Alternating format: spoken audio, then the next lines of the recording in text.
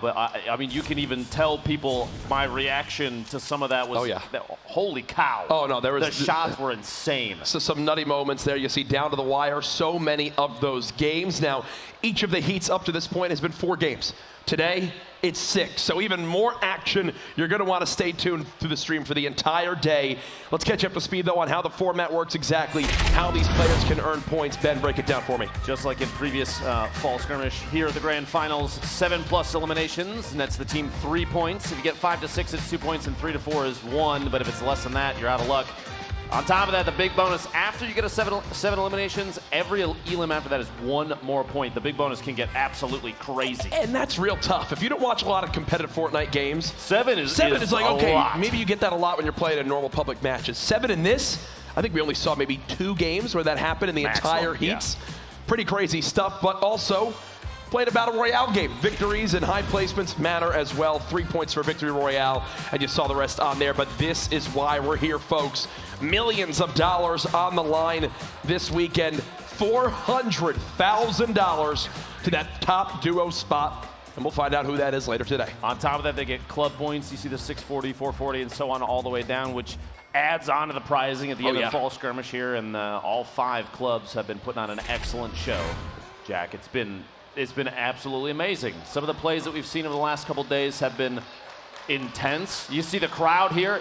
Dude. It is literally standing room only. Oh, it is actually nuts. And you mentioned the points of the clubs. There's obviously even prize money involved in that. Coming into the weekend, we had our club standings up to this point. You see at the bottom of your screen the breakdown of where we're at, and of course my group, the Lucky Llamas, are still in dead last. Listen, I still... was it my fault? I don't want to tell you, but potentially, Jack, potentially. If it makes you feel any better, I guarantee it was my fault that Bush Bandits are not in first anymore. But that's just life, man. That's how it goes. That's why we're here, and they're all out there playing. That is true. That is true. They're playing for a lot of money today, and you saw some of the prize breakdown there. That's not the only money on the line. There's also the Make It Rain bonus, which takes place every game. Here's how it breaks down. $10,000 will be awarded to the duo with the most eliminations during the 3rd and 4th circle. Don't worry, if you're bad at math, we'll keep track of that for you. You'll see a timer in game. Exactly. If no eliminations occur in that time, the prize rolls over to the next match. Now keep that in mind, because any prizing that remains will be added to the finals. Well, guess what? We're here now for the finals. The Make It Rain bonus for game number 1 will be $50,000. So basically, during a 5.5-minute window, you get the most elims, 50 grand. And on top of that, like you said, if it doesn't happen, that's going to keep rolling over. And we have 6 games for this to go through. We could be looking at 6 figures by the end if no one claims it over the course of all the games.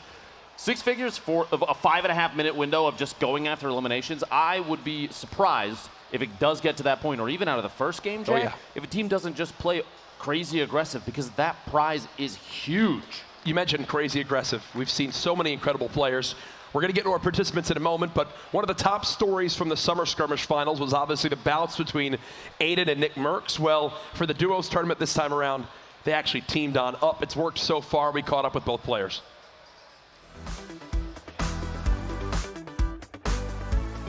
We had a little rivalry going, and you know, we both know Tilted together. It's our favorite spot to go. I think we have really good IQ, third-person shooting games, stuff like that. So I thought it'd be good to team up, you know, and just we work out great together. We're good at adapting to what's going on around us. I think that's a pretty big strength for a Fortnite player, because you can't control 90% of the stuff that's going around you. You just got to make do with what you got. So what Aiden and I have been real good at doing is just being first to the punch. Just be first and attack. Go until it's over, baby, you know? You know, I'm not really used to my teammate being more aggressive than me. I'm not used to it, but the way Aiden plays, his play style, it's very aggressive, and it's smart aggression, you know? You just got to follow it up, and if you don't, you leave him at risk. So there were a couple times where I had to go. You know, there were multiple times where he put someone down or I put someone down, and I have never moved faster to secure an elimination in my life, not even for a second. We're moving. Especially with the new gliding mechanic in the game. He got some snipes. He got some snipes. We were bolting right after. We built upstairs. We were gone. Sniper. Yeah. I'm not known for my sniper, but I've been putting work in. And there's a lot of little things that I think we do that we never really talked about. It's just happening. And I'm not even gonna talk about it. We're just gonna keep doing it. Don't break it, you know? All eyes will be on that duo right there, Look at NICKMERCS and Aiden, and you The hear the crowd crowd, going the wild, strong. Jack. These Now, guys are a lot of fun to watch. in Nick's stream, actually, often they discuss grizzly bears and gorillas fighting each other. Who Yes, would win. who I'll will be win. honest, that duo is like their powers combined. It really is. I'd never heard that reference, but I totally believe it. Now, they're just a couple of players participating here today. Obviously, 50 duo teams, 100 players battling it on out. Now, everyone who's made it, you saw in the prizing graphic, they've made some sort of money, but they all want some of those top 10 prizes. Hell, that first place spot for 400 grand sounds great to me, but there's a lot of big names here today. We're about to get into game number 1. Ben, who's your favorites? Who you looking out for? I mean, we saw in Heat 1, TFUE and Cloak put on an absolute, just a show and then some. One of the only teams, actually, even mentioning the name, it sounds like the crowd's kind of picking up here. Yep. 20 eliminations during their Heat. Oh, but gosh. The list is This is disgusting when you look at this. We said at the summer skirmish there's never been a more stacked lobby. I take back everything I've said. We have never seen a more stacked lobby in Fortnite history. You are about to watch the most skilled players in the world battle it out for 6 straight games for just shy of $2 million in prizes. I would say, Ben, who stands out to you? But honestly, every other player on that list stands out to me. It's that intense here. You have some OG duos like Nate Hill and Funk Bomb showing up. You have multiple teams from Ghost Gaming, Liquid, C9. It's absolutely wild. And it's great you bring that up as we take a look at our Players Lounge. One key thing to note, for player integrity reasons, skins have been randomized during these matches.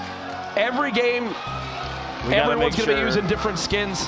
There's TFUE. Ladies and gentlemen, here we go. It is time. Game number 1 of the Fall Skirmish Grand Finals, live from Twitchcon. It's standing room only. 100 of the best Fortnite players in the world, and the battle bus has launched. Good luck to all. Make some noise. Looks like we've got a southeast to kind of mid-north bus path. You see the players jumping out, just kind of finding an even spread. You see in that southeast corner, Jack, too, people dropping over the water to get as low as possible before the parachute, their glider opens so they can float on in. The little set of even just looking at the minimap, who do you think that pair of red arrows is down there in that set of houses? I'm going to bet you anything. I'm going to say it's TFUE and Cloak, and I'm pretty sure a lot of these guys, they scrim against each other. They play those custom games against each other. They know where they like to land. Chap's probably going to go towards Whaling. TFUE and Cloak's probably going to play that southeasternmost town, as some reference it as Westworld. Well, Aiden and NICKMERCS. You see, even flying over here right now, looks like Tendon's already having taken damage from that little pair in there. J-Love and Punisher dishing it out in Dusty Divot, but there are still players floating into it. NICKMERCS and Aiden trying to establish dominance in Tilted Towers, but Super Epic and Gottnick took the large gray building. We'll have to see a little 2v2 in the town here. And NICKMERCS and Aiden, they're part of the Controller Gang. Hey, who's repping Controller Gang out there in the crowd? Hey, there's a lot of people rooting for him for that reason. Off the break, you see they land together. They mention their aggression. 99 players remaining, now 98 in the lobby as Cease goes down early. Having seen NICKMERCS and Aiden both play separately, it's impressive to me to hear Nick in that interview say that Aiden might be the only player he's ever encountered that is more aggressive than he is, and he's shown it many times in the past. Both of them mixing it up together, but they're on the same team now. Back here, we saw that early damage as we were flying over the path of the bus, and J-Love, Germ setting up here in Dusty. These players, you'll notice they'll harvest even just one single piece off of a roof. Going for the snipe shot, and just barely misses by the ankle of his opponent as it rotates away to the north. Tree going down, not often seen though. The trees, typically competitive players leave those up so that they don't kind of throw up a signal flare as to, hey, here I am. He's looking at the shot just on the corner. He knew the tree was weak, tries to predict it. So as you mentioned, most times players don't fully destroy those trees. They get them down to 50 health. Well, guess what? Hits it with the clean burst, tries to immediately follow it up. Heads up play doesn't happen there as of yet. Now remember the point system and breakdown, folks. 3 eliminations is what you need to get at least 1 point. Right now, no team with 3 as you'd expect. We do Quick have shot 2 there on teams attendance though. and 2 elims though. He's kind of trapped in this back room with only enough materials to build one more wall. This could spell disaster as these 2 players are split. That's the last wall. They've made it on in. The pump, the help from the teammate, knocks on either side. Germ down to just 12 hit points. Securing that elimination. Not enough, though. Punisher without a teammate now, but 150 HP to his name. That 50 shield there, pretty important. Gets a pair of eliminations. Teammate in striking distance of their first point. Meanwhile, Nibs and Korea, we mentioned this is a replay from earlier, how they picked up their first pair of elims. Barely holding on, Jack. Doesn't get much closer than that. As we check back in with Tilted Towers, we knew earlier on from seeing the overall map view that there was only 4 players here in total. Now, it does look like a slight health advantage would go over to Godnick and Super Evan. You'd know Aiden's got his eyes on that big shield right inside that new building. As they'll just continue to rotate, work together, farming up those materials. 89 players left. And this is, as you mentioned, if you're watching maybe for one of the first times one of these events, these games play out much, much different. Why are there still so many players remaining? What is the main difference here, Lupo? Players are looking to earn points, and it's based on eliminations and placement. And so putting themselves in bad positions, you know, exposing themselves just by being overly aggressive, going for eliminations is not necessarily the best play. In fact, I'd say it's probably the worst play. The crowd behind us as we switch between the POVs of Super Evan Godnick and makes some noise every time there's someone you recognize, folks. Yeah. But players, they're going to try and play more for position in a situation like this because you don't have to engage every single fight. You don't have to be aggressive. You play intelligently, you play strategically, and sometimes that includes waiting. So the player count right now is still 89 left. Only a few teams have gone down as we've seen people fight for the same POI when they land. And that's going to be pretty common, like you said, in a competitive match like this. Ooh, and a nice suppressed epic assault rifle right there as they'll keep this high ground for the moment. They know that there are more enemies in Tilted. The question for them right now is where? Do they have eyes on? I do believe so. And the first shots come on in. And here comes that aggression. It looks like they're going right for it. The glide now for NICKMERCS. Aiden with the follow. Who will claim Tilted Towers in game number 1? The build-up just narrowly missing the pump. As Aiden will continue to fight for this high ground. Another great pyramid placing to block that shot. There's one shield tag there as well. This is where Aiden is most comfortable as a player. And again, this aggression, hunting down their opponents at every waking moment. I believe Aiden didn't want to drop all the way that far down as he'll have to build back up. You take a look at the material count. Only 120 wood now remaining for NICKMERCS, so 12 walls he can place. Godnick a little bit split from his teammate. Evan just trying to stay alive for now. It looks like they're going to go for it. Aiden hopping right on down. Stinks come in. There's the knock. You challenge them in Tilted, and you might play with fire as they look to push down on the final one. Will they strike first? They've got him weak. Nick still chasing shot from Aiden. They've got him pinned in the stairs. This could be it for Godnick and Super Evan. Aiden, there it is. Aiden and NICKMERCS saying this is my Tilted Towers. Pick a different POI to land at. As you'd expect. They claim it, and there's that aggression. Using the new glider redeploy, flying right on in. Remember, we're still using those most recent updates with some of the new weapons in. We just have the Fortnite disabled, so you won't see the cube monsters, you won't see the spawners here today, but the redeploy is still in. The 6-shooter will still be in play as well. It wouldn't surprise me after that little play there if we see a rebrand of Nick and Aiden's towers. This is getting longer and longer. Back on over to Nibs and Korea. This is Spookles. And R7, players from Rise Nation getting those quick eliminations. Doesn't get much easier than that. We are west side of Salty Springs. There's still 87 people left. Sorry to cut you off. 87 still remain. The shot goes for it and just barely misses. Trying to catch players rotating out the east side of Salty. It looks like there might be 4 teams in rough proximity here, and Windwalker might have taken a shot at a totally different player as well, trying to catch somebody rotating away. You see there on the right side of your screen the format, just a reminder, especially that big bonus, super important. 87 players left. Just trying to go for the shots every single time. And you know, he's got actually a great inventory right now. He's got the swap weapon. When we talk about swap weapon, it's when you have that pump with maybe an SMG of some sort to swap on over and consistently put out damage. Here's Baldy and Gunfly, members of Optic Gaming, trying to push on forward. They've got 2 players nearby. They've got some great utility as well. Not a lot of ammo right now for Baldy, so he's got to make these shots count. He claims the first wall. Will he be able to claim a second? It does appear so. The build battle continuing. Grapple, possibly back up to the high ground. Nothing as of yet. One close. Whips the pump shot.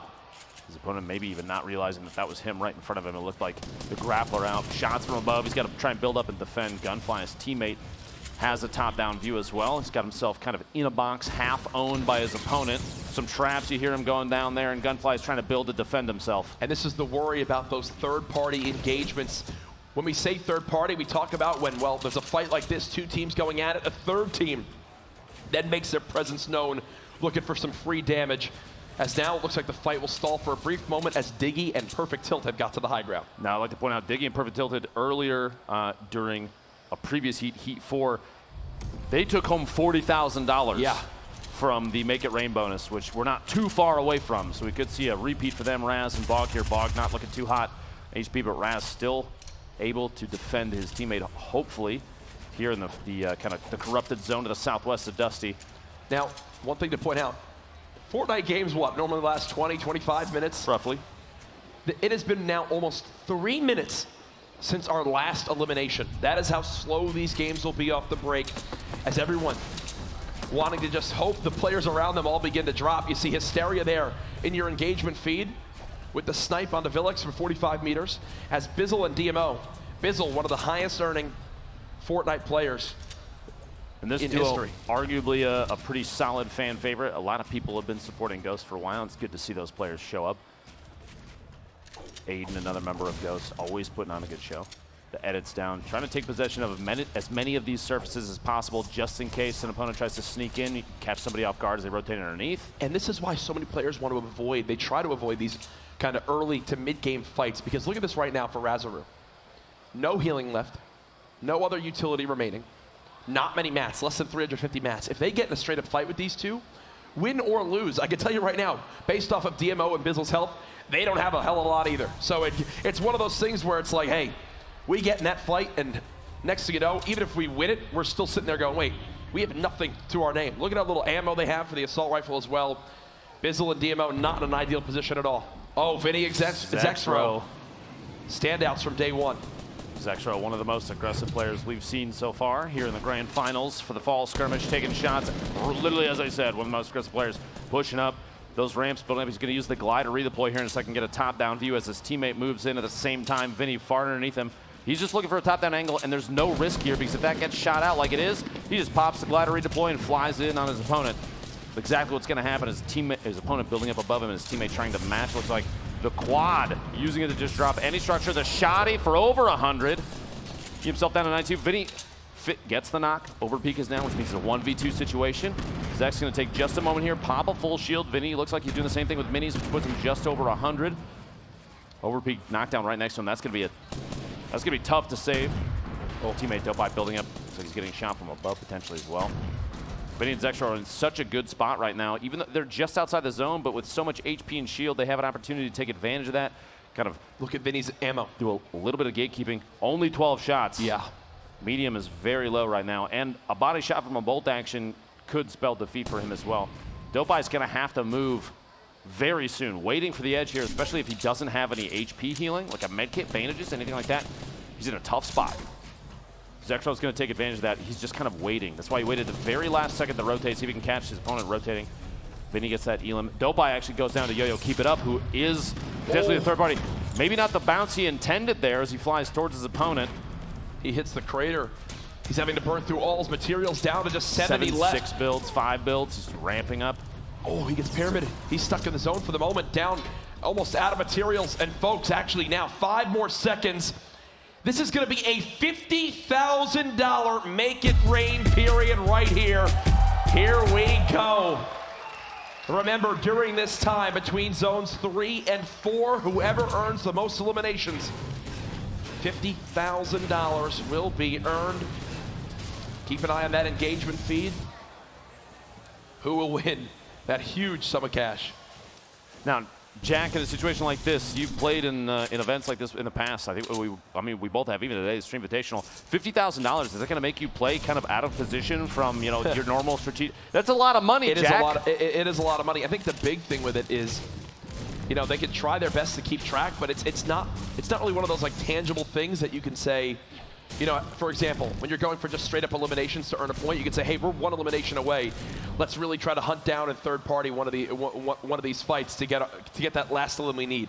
In this, you're kind of just hoping other fights don't happen. You're trying to do all this addition in your head for these elims. I think you just have to play and keep it in the back of your mind like, hey, maybe we can get a couple extra during this, but if not, they can't let it change their game too much. Looks like Linane and Skatch moved into tilted as Nick and Aiden are rotating away. And you see on the right side of your screen, Fuzzy 301 and Enigma already have 2 eliminations. If no elims happen during the time, it would carry over no matter what, which means now if 2 teams do tie for the most eliminations in the next 4 minutes and 8 seconds, then it still carries over. But put another $10,000 on the Make It Rain bonus. Every time that thing grows, I get a little more nervous for the way these players are going to change their play style. Here we go, Fuzzy. His teammate Enigma is out, but 2 eliminations. And 2 of them looks like they may have finished team 6 grenades. He's got a pretty good setup here. 142 medium ammo, surprisingly quite a bit for a competitive match where players are playing a little more strategically. So there's 81 players left still in this circle. DMO, Bizzle stuck right there above Raz and his teammate Bog.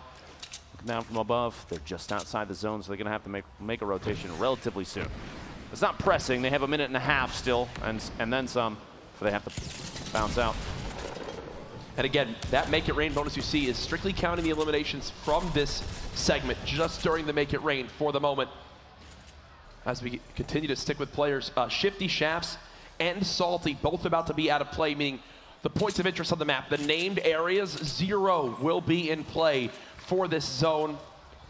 Half the zone is in that kind of river in the ravine where you get stuck down there, you're in a pretty poor positioning. You see everyone try to sprint on out. Yo-Yo keep it up, Zexro and Vinny gatekeeping as well. They know someone's nearby. Yo-Yo keep it up, ticking down to that zone. He's trying to edge it as long as he can. He doesn't want to get too aggressive. Look at this, he can't even run out. Might be kind of a trouble here. 24, 22 HP. He's got 2 bandages to pop before he's forced to move in. He's got to glide.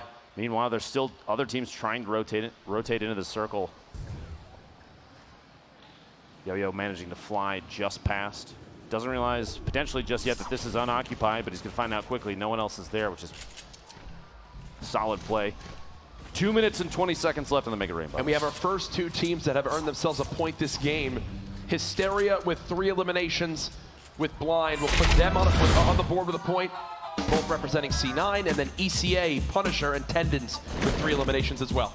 Laser there from Yo-Yo on Delphi rotating in. Wanted to take a look at that. His 1 elimination thus far. Donald Gamebro, his teammate, knocked out. Now, folks, just to reiterate, there's 76 players remaining in this game, and that's the entire zone on the top right of your screen. That's where we stand right now. 2v2 here. Sword, two members of Sword, Devious Frosty stuck up above, having the top down on Aiden and Nick. Those stink grenades, you're trying to use those kind of to try and root Nick out of the little structure he's built up in. Any of those ticks of damage, players are going to try and move away from it. And if they're used correctly, you can force opponents to make moves just the way you want them to. Ghoul from Ghost Gaming with a knock on Diggy. And 75 players left, and this is probably going to be one of the last zones before everything's going to go nuts. 1 minute and 10 seconds on the Make It Rain bonus as we keep track of that as well. Cloak in the feed. Cloak and TFUE finally showing up in the feed there. In your elimination feed, remember this is arguably the most stacked lobby in Fortnite competitive history. Here at the Fall Skirmish Finals, you wouldn't expect anything different as Devious and Frosty still on that high ground. Are they looking to use the new Glider redeploy? What will the answer be from Aiden and NICKMERCS? Linane and Scratch on the top side of the map too, beginning to move, and there's Cloaksy and TFUE right in the heart of the zone, healthy as ever, looking to strike early in game number 1. Like you said, this is almost to the point where the circle is going to start claiming quite a few players' time here at the crowd every time TFUE and Cloak show up. A lot of love for FaZe. Again, to stress, players. For player integrity, skins have been randomized during all these matches. Oh no. Aiden and Nick. Oh no. On the verge of elimination. Aiden just barely holding on, 5 HP, trying to defend against Zexro. They got 3 though. They did get 3, so Aiden and NICKMERCS officially on the board with a point. Might not be the ending they want, but you know what? They're on. They've got themselves 1. I know in the bottom right corner as Vinny gets eliminated there, it looks like they might have been teammates, but Vinny and Yo-Yo actually opponents basically in the same box next to each other. The number of teams now that are in line of sight of each other it's going to be insane. You have Funk Bomb, Nate Hill here. We cut across. They're just outside the zone. They're going to have to rotate northwest ever so gently, sharing the ammunition, this little base they built. Nate trying to go for a snipe shot, just watching for any team to rotate. Now's the time to do it too, because he doesn't have to, these two, they don't have to move very far. So if they're looking to build up some eliminations just for point's sake, this is a good time to do it. Hopefully they realize Payne, Vape Jesus, Marksman, and his teammate are all stacked above him on that hill. It's going to be a tough hill to move away from. Earlier we saw Bog and Raz actually, for a little while, had the most eliminations during the make set 3, but DMO and Bizzle caught him from above here. Was getting the knock on Bog. Those clingers so important too when used correctly. You saw Bizzle drop 2 on the structure just above and then immediately swap to shoot it out so that once the explosion of the first one happened, the second one fall in on his opponent, and that's exactly how it played out. Well done there. Cloak and TFUE. Shots coming from multiple directions while they're editing holes, windows, and walls to try and take shots of their own. Looking for parties rotating away. 87 medium ammo. A handful of shotgun shots. TFUE gets sniped 39 meters from Nate Hill. The riff from Cloak just trying to make it away. And he's just got to accept it's gone. That's how TFUE goes out. Nate Hill, fellow FaZe member with lightning quick reactions, hits the shot, and now Cloaksy's left by himself. But he had 2 rift to goes. I feel like we've seen Cloak every game he's played so far, at least carrying one. You see a team way up in the air over there. Hysteria's gonna go for a shot here. The hunting rifle just looking for any sort of movement. Peek over the top, he's gonna try and take a shot, and that team does know that he's there. Very quick peek there as Hysteria and Blind in an excellent position, the very top of this hill. They have a top down on everybody. Cloak still plays their shield. Position is good, but look at Hysteria's health especially. Tough. Rough spot. At 72 hours now in the elimination feed, Tenpo and Jamak. Hysteria wants this shot so darn bad. He's got a lot of materials, which I'll definitely say is a great spot, but here we go. This is where you're about to see over half this lobby drop like fries. Fries. Flies. It's an all-out race, and here we go. In front of Hysteria, multiple teams moving up the same ramp. Oh yeah, gets a quick tag on one. He's got to watch that zone, only 35 HP like you pointed out earlier, but he has a chance here to just take free shots essentially on teams that are rotating into the zone. Look at this, they're scattered all in front of him. They continue to try to keep this high ground. 30 seconds as this zone continues to shift. Saint building on up. Morgossi now there as well. Funk Bomb and Nate Hill on the low ground. Blind with the pyramid on the top. There's someone up top as well. You see Hysteria frantically trying to stop that high ground from his opponent. 53 players remaining now as the elimination feed begins to light on up. Horrified drops to the storm. Hysteria still inching forward. Oh gosh though.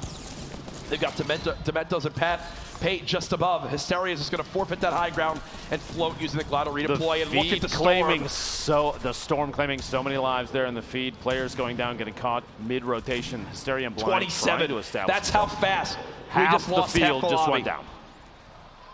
It's because of these mountain plays, and now they've got to go right back. Literally the opposite direction. They have to move through this structure, which Hysteria catches an opponent who doesn't even realize they're in the same box together. The Storm starting to tick for 8 as Hysteria is trying to push up, getting caught. Another player shows up right next to him. It was Ghoul from Ghost. The Storm claims Hysteria, but he got one just before he went out. And Blind just got another knock as well, so that with Hysteria's 4th elimination, Blind's also got one. I just looked at the engagement feed right now. Frosty has 6 elims now at the moment there from Soar 2. So many players racking up the points now. 15 remaining in this game. Morgossi, who is the winner of the summer skirmish, still alive in this game 1 alongside his teammate. This spread here, a very vertical set of players, 15 remaining. Pate and his teammate all the way up top. Morgossi and Saint trying to basically spray out the surfaces, looking for an opportunity to take a shot here. Still in this as well. 14, no shield on the target. They're just going to go for the elimination. As soon as you see a white marker, that's called immediately by players at this level. Instantly. Nate Hill and Funk Bomb now drop. What an angle. 55 shield tag there. Can't chase it. There it is. On the way down. 8 players remaining. 13 on this zone. Remember, you begin to get towards the top 5 when you earn the points for placement as well. Cloakzy still in this one. He's earned multiple eliminations as well with getting him and TFUE a point. Pate and Dementos on the high ground. It's all going to come down to this. 8 players left. A quick shotgun tag comes in. Saint Morgossi still playing, looking on down. No materials left. They're going to have to chase this one as he looks for any bit of damage he can get. He takes some fall damage as well. The stink drops him down to just 10 HP. He's going to float down the mountain. Everyone on one ramp. It's all out warfare. As as he's down to 31 health. Floating to the low ground. These stinks are so good in this last might zone. spell defeat there. You've got Saint now playing the high ground. He's got The a reload. Cloakzy's still in this too. 4 players left. Oh, he's got this. He's got to have this. He's just playing the healer zone. Kits. You saw the smile as well. I think he knows he's got it. I think he knows he's got it. There's no way. Cloakzy's done all he can. Cloakzy's done all he can. That's it though. Make some noise. Paint with the heels. Well played. And just like that, they get it done. But you know what? Cloakzy's hyped by himself. The man goes all the way to top 2 with, I believe, he had like 5 limbs on his own. A valiant effort, honestly, but Pate, yeah, I mean, we saw at the end there 3 med kits, was sitting on a campfire, and there were multiple layers built between him and Cloak down at the bottom. It was basically unlosable at that point. Look at this. Look at this view. He's just enjoying the time. Not a care in the world, Jack. Cloakzy just fought off like 3 duos by himself, and Pace is enjoying life up in the sky with a med kit, a campfire, staying warm there. He could have done that all darn day, but what a game number 1 to kick things off here from our grand finals. 100 of the best Fortnite players in the world have qualified from these heats. Obviously 50 duos with just shy of $2 million on the line, and if that's the start we're gonna have, then we're in for a great day. Remember, we're playing 6 games during this grand finals, and that's just the first one. At the end there, like we pointed out, there was a clear from 50 down to almost 25 or less players remaining with 1 Storm rotation. We saw a Storm move basically back the direction it came, back across the hill, and the players at that point, as they get kind of smeared around the edge, they have to fight each other off for even the same ramps. We saw Hysteria following teams up their build as they put it down. It's the mountains. It's the rise in the elevation that you can't push through it. It's not like normal when you're outside, you can just continue to run flat. You've got to go up these awkward angles, and you can only take so many paths, and you saw that's kind of how Hysteria's game ended there. We saw a few teams with at least 5+ elims in that one. I know the Sword duo had it with Frosty and Devious. I believe Hysteria and Blind did as well. And then at the end of that one, TFUE and Cloakzy. TFUE didn't have an elim, I don't think, but it was Cloakzy who by himself began to pop off, and I think got them second. A number of eliminations, simultaneously at the end, because multiple teams were falling down on top of each other. We saw Saint and Morgassi basically clamoring for any surface. Morgassi was hit multiple shots as players were falling down out of the sky and utilizing their builds against them, because otherwise he would have, I mean, as soon as you pop your glider on the way down like that, you expose yourself, because players look for that. We're going to take a look back at number replays from the previous match there. Game 1 of the grand finals, the fall skirmish here. Aiden and NICKMERCS establishing dominance in Tilted Towers. Yo-Yo keep it up in his teammate. Game Road catching the second of that pair. They'll buy off guard there. Bizzle and DMO. The usage of clingers there as they drop in on Bog and Raz. A 1v2 situation at that point from above is tough. It's going to be difficult to get out of that, and they don't. Bizzle, DMO claiming that pair there. Hysteria and Blind. This moment was so nuts, as everyone was just trying to chase up the side of this mountain. Dean, see Lyle as well. Yo-Yo keep it up, finally goes down, and look at the transition back. These ending zones that continuously move. Hysteria just kept getting caught. And the shot there, 170. Just huge as he drops Ghoul. Morgassi and Saint, you thought they had it. This was a great little flick. The headshot there, but paid at the end. And folks, I just received word, something we forgot to mention actually, to even sweeten the prize a little bit more. Every Victory Royale today, the winning team wins 50 grand. So, surprise! Paint for the heel at the end. Congrats. $50,000. You and your duo split $50,000. So we get to keep that in mind as well. You see the crowd alive and well, enjoying themselves here live from TwitchCon. A sold-out event. A massive crowd enjoying all the different Fortnite splendors that we have here. But Lupo, great game number 1. Absolutely. As we look back on it, you saw, we talked about in the Heat 1, too, on the start on Friday. There were some games where 0 teams landed Tilted Towers. Which was surprising. Right? Oftentimes you see players, especially competitive players, they analyze the drops of their opponents. They'll watch out the back of the bus and see where people are floating to. And even on the way down, if you watch the mini-map, you can see some of the arrows spin like tops on the way in, because they're looking to see, they're trying to figure out where might be safe. And you've got to think now, Godnick and Super Evan, as this goes on, they landed tilted. They knew, you know, NICKMERCS and Aiden are going tilted. You made that conscious decision to go and face them. They lost this fight. do they change it up as this goes on? Do they go there again in game 2? I'm going to be honest with you. I want to see a repeat of what we saw at PAX West between Nick and Aiden. I would be disappointed if they did not try to respond in kind in Tilted Towers. That was really how Nick's day went south in this game as Frosty tags it up. He tries to throw it away. At that point, you saw Frosty just waiting for the rotation out. Aiden stuck in that box. And yeah, at this point, there's just so many people everywhere. I mean, look at this.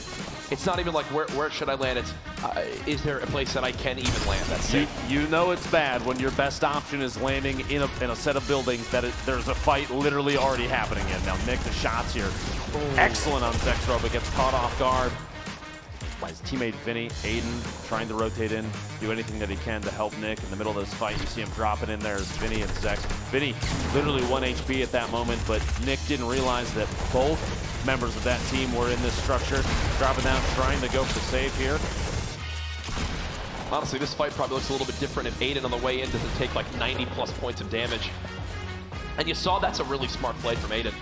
They knew they were at 2 eliminations. He knew his game was basically done right there. And you see, he goes, I got him. He turned and hit that shotgun shot onto the down player. And because he does that extra damage, they are immediately bleed on out. And that puts it in the point there. Yeah. You see the crowd getting behind him. Oh, he says he can hear you. Folks, we've Make got some our update. noise. There we've got it our is. update for you. The game 1 standings. Let's see who's on top. Where do we stack up in this ridiculous Fortnite lobby? Right at the top, it's Cloaksy and TFUE. No surprise there. The gentleman from FaZe showing absolute dominance during Heat 1 and doing the same thing here. Got 6 elims on his own. TFUE dropped. 4 points for that team. Snood and Thweefo from Ghost with 6 eliminations as well. A number of teams there, a third team. The team from Soar, Devious and Frosty both putting together 6 eliminations total. And a solid spread of points across the entire board. There's your top 12 thus far. Here we go. Get to the second half of the standings. There's NICKMERCS and Aiden. 13th place is nothing to bat an eye at, especially 3 eliminations, like you said. Yep. That secured, even just a single point to put you up on the board can mean everything towards the end. And every single point counts. I would not be surprised, though. We saw the Korea Nibs drop 2 eliminations. A number of teams on your screen there, Bizzle and DMO, Vextro and Vinny, that we saw absolutely dominant in previous heats, Jack. Yep. Would not surprise me if they show up and put points up on the board this next game as well. Well, that was his game number 1 in the books. TFUE. You know he's probably not happy with how he went on out in game 1, but you know his teammate Cloaksy made up for it as the hype at the end. Just when you think they might be down and out, no. The man goes and gets 6 elims by himself, puts him in that 2nd place spot.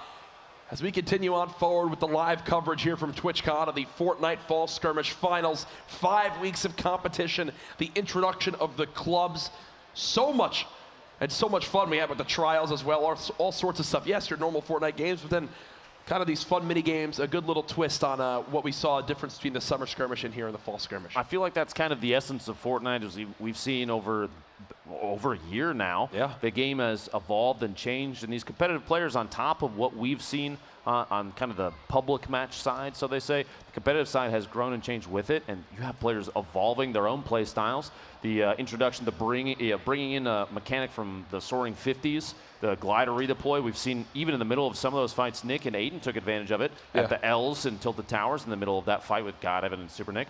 We've seen that repeatedly from these players in almost a glorious fashion. Yeah, and again, there's a lot to look forward to, but I've also just received word about something for the Make It Rain bonus.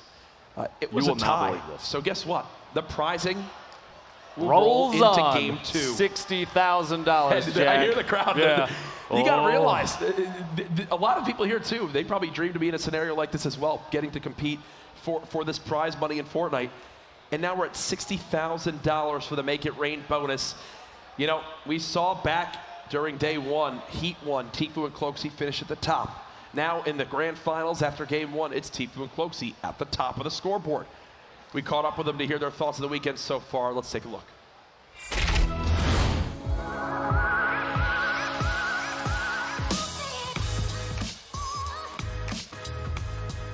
I've known him for so long. Yeah. Like 3 years, I think. Probably more. 2 or 3, 4 maybe. Yeah. Coming on 4. FaZe reached out to me, and was like, hey, we're really interested. We want you to build a team. And TFUE was shining at that point, and I hit him up, and we tried a couple duo tournaments together, and we ended up winning like a bunch. Yeah. So we're just like, let's just keep the ball rolling and let's go. It's probably just getting to end game and not taking unnecessary damage. Yeah, the biggest challenge I think would probably be safe zones. We haven't figured those zones out yet. I don't know, they just pop up wherever they want, and sometimes they don't go near us, so I don't know. We end up having to rotate across the whole map. There was one moment where like we were in a really bad position. Yeah. We probably would have died if it wasn't for a porta fort. So do you want to bring us play back a little in? bit aggro, and with the current safe zone, it didn't really work, but we still secured second. I died off a little bit early, but he clutched up and took us second. Yeah. So. Jack, name a more iconic duo than TFUE and Cloak. I don't think you can. It's tough. I mean, some come to mind right away. Tim, fall damage, you know. Me and you. You and I. You and I. It's a You and big me step forever. for us. But, you know, you and Tyler had something special, but you know what? Had to come on in right there and It's the way of the swoop road, that Jack. away. It's the way of the road, as we hit a little bit of everything on the branding right there. But we get ready for game 2, about to hop on in. As we do get ready, some Cloaksy replays because we missed some of those eliminations. Going down that mountain, I really learned something big. Stick grenades late game are everything. And look, right here, he had 3 elims with 8 players left. Now everyone dropping down. He uses his glider, floats down early, and then he just looks up and begins to fry. Look at his face, too. He might be one of the most calm players in a situation like this that I've ever seen. Literally, there are opponents falling on top of him, and it's just confidence the whole way down. That gold double barrel coming in absolutely massive, but here, trying everything he can to survive the last second. He gets to a point where he realizes he's not going to be able to med kit up, so he's just got to look up and begin to spray. And unfortunately, as we mentioned, look at how high up their Pate is. Just hanging healing out in the zone. Cloaksy did what he could all by himself. That's the beauty of duos, right? It's different than what we've seen from solos. We talked about it a little bit the other day, Ben, but again, reiterate for the viewers at home. What are some of the key differences between some of these solo competitions we'll see and now something like this in a duo format? With solos, if you put yourself in a position that maybe a trade is going to happen, one player is going to be gone. You're eliminated immediately. But with duos, you kind of have a chance to push maybe a little more aggressively, put yourself in a situation where a trade isn't a big deal, especially if you have an opponent team split. You can take one down. Maybe your teammate gets knocked. You pick your teammate up and finish that, just secure the elim, and then it's a 2v1 situation depending on positioning. You can push yourself. You can set yourself up for plays like that far easier than you can in solos. The huge thing as well, the communication factor. Oh, absolutely. Knowing exactly where the greatest threat is, being very clear on what your intentions are, on where the enemies might be looking at you from, when you plan to edit a wall, when you plan to release the edit back and kind of reset it. It is so key to make sure you are both on the same page, and communication is also something that completely changes the outlook of a game. The big thing we mentioned from Aiden and NICKMERCS, they both know aggression, pushing forward, that's their plan at all times. We saw when they hunted down Godnick and Super Evan back in game number 1 that there was no hesitation ever to chase on those glider redeploys. It's little things like that that help them claim Tilted Towers with ease. And that's why these players show up here and put on they put on an absolutely excellent show. Yep. And there's quite a bit to pick up. So if you're at home and you're watching, if you're here and you're watching, make sure you're paying attention to how these players are playing, because there's a lot of information coming out every single time we watch anybody, even just down to the movements that they make. Now, every once in a while, you'll see a mistake, and maybe that's an opportunity to say, yeah, this person failed in this way. But it's also a chance to see how they recover from those things. Yeah. Because that is absolutely important. Now remember, folks, there are not only thousands and thousands of people live watching here in San Jose, but there are hundreds of thousands of people watching online. We want to hear your predictions. We want to hear your thoughts, your live reactions. There you see on your screen. Use the hashtag #FallSkirmish or hashtag Fortnite Twitchcon. Tweet at Lupo, tweet at me. Do it. Just do it. You don't have a reason not to. Just do it. Because I need some. I think we're ready, though. I think game 2. Are you ready for game 2, momentarily. Jack? You see our players there. I am ready. Difference. We got people using controllers. We've got people using mouse and keyboard. 6 games being played today. Game number 2 about to be underway. The Fortnite Fall Skirmish Grand Finals. We're having fun. Let's get it started, baby. The battle bus has launched. Game number 2 begins right now. time around, we have a northwest, kind of mid-east, headed towards Lonely Lodge, bus path, players jumping on out. This is quite a stretch for some typical drops. You might see a later drop from the gentleman from FaZe, TFUE and Cloak. We'll have to see here where they end up landing. And there on your map in the top right, you also can look at where the Llamas are scattered. You got two very close next to each other there, one in Dusty and one to the immediate southwest in that corrupted area. That one actually probably going to be pretty exposed. I'd almost bet you, though, the one in Dusty is in a tree. And up in Wailing Woods is so secure. Look at this. You always wonder how a llama gets in a tree. You made a paper mache. What are you doing up there? You see all these POVs all at the same time. Jack, that's a lot of information to take in. Actually, one thing I'm noting, though, if they're not still floating, immediately harvesting as many materials as possible in every single location that they may have dropped into. Aiden and Nick, you see up there in the top middle. Already in Tilted. The red apartment building, a pretty common drop. You hear the loot boxes popping open. And you can tell, even just by landing on the roof, audio cues are strong so that they can hear immediately what might be inside, if there's a chest or not. Got Nick and Super Evan back in their building as well. Looks like I got my wish, Jack. I wanted a rematch, and it's going to happen here, assuming they run into each other. Super Evan, for a second there, flipping through, has a trap, which has come in extremely clutch in Tilted in the past. Yeah. So many surfaces, even just natural surfaces you can place those things on. And this is the same fight as last time. This is the same fight as last time, too. Punisher slowly ticking out there. It's like Germ playing in the dark potentially in his webcam. This sums up how, you know, these beginning fights are a base pistol, an epic scoped assault rifle with 10 shots, and that's the whole loadout. Two gray SMGs as well. It's just so scrappy. I saw in the elimination feed again, Cease goes down almost instantly, and whoa, Tendons.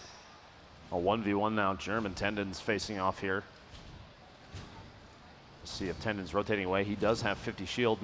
He might not have the knowledge of whether or not Germ has shield of his own. I think that the common shotgun that he's got is the difference here. Being able to get close with that tactical shotgun when his opponent has no shields, that's when the weapon's at its best. And another HP tag, that might be the kind of call to go. He wants to close the gap. Tendon's looking to get revenge for his teammate Punisher. Jumps on over, will he spot the players? Doesn't appear so as of yet. Has he lost track of him? The wall there, there's the knockdown. Finishes J-Love, a 1v1 now. Still trying to track down his opponent. The last of that duo, the shots going out. He's just kind of defend himself slightly. Has a chance to put the trap down if he needs it, if he feels like he's going to be invaded, but he doesn't have to. Quite a bit of ammo for that 1v1 situation. Back here, Nick looks like he's been knocked down already, but Aiden, 169 gets the knocking out. Like a 1v1, the shotgun, the crit, Super Evan goes down, and Aiden saves the day. Don't worry, Nick. Aiden's got your back, bud. And I can tell you right now how that happened. I noticed it in the feed. NICKMERCS got knocked by a trap. Aiden left by himself to clutch on up, and that's why Nick wanted a team with this incredible player right here. He clutches it. 2 games of Tilted, 2 victories in that area for NICKMERCS and Aiden. EK and TJ out here, the little soccer stadium, watching for a rotation from a team that looks like they were just engaged with. TJ not doing too hot on HP. The heavy snipe. In DK's inventory there, you see 19 heavy rounds. That thing often used for more than just long-range shots. The Gunfly Baldy here. Engaging the shot. Oh. Instantly eliminated in Baldy with not really much to his name at all. Only 1 wall can be built. Basically just needs to hit a flick pub shot. As if is weak as well, but has at least enough metal to build a box and maybe can try to get the res on his teammate. And yeah, Baldy's got nothing to show for it. Looks like he might be going for the bush here, waiting just long enough that the revive is going off. Stops the revive and catches him on the edit there. Baldy falls in, and 1 shotgun shot is all it takes from Ziff to save his teammate and secure the 2 elims. And I mean, even that was calculated from Ziff, right? Doesn't release the res the second Baldy gets there. Doesn't panic. Knows it takes 3 hits with that pickaxe to break through the metal, which was just enough time to finish the res.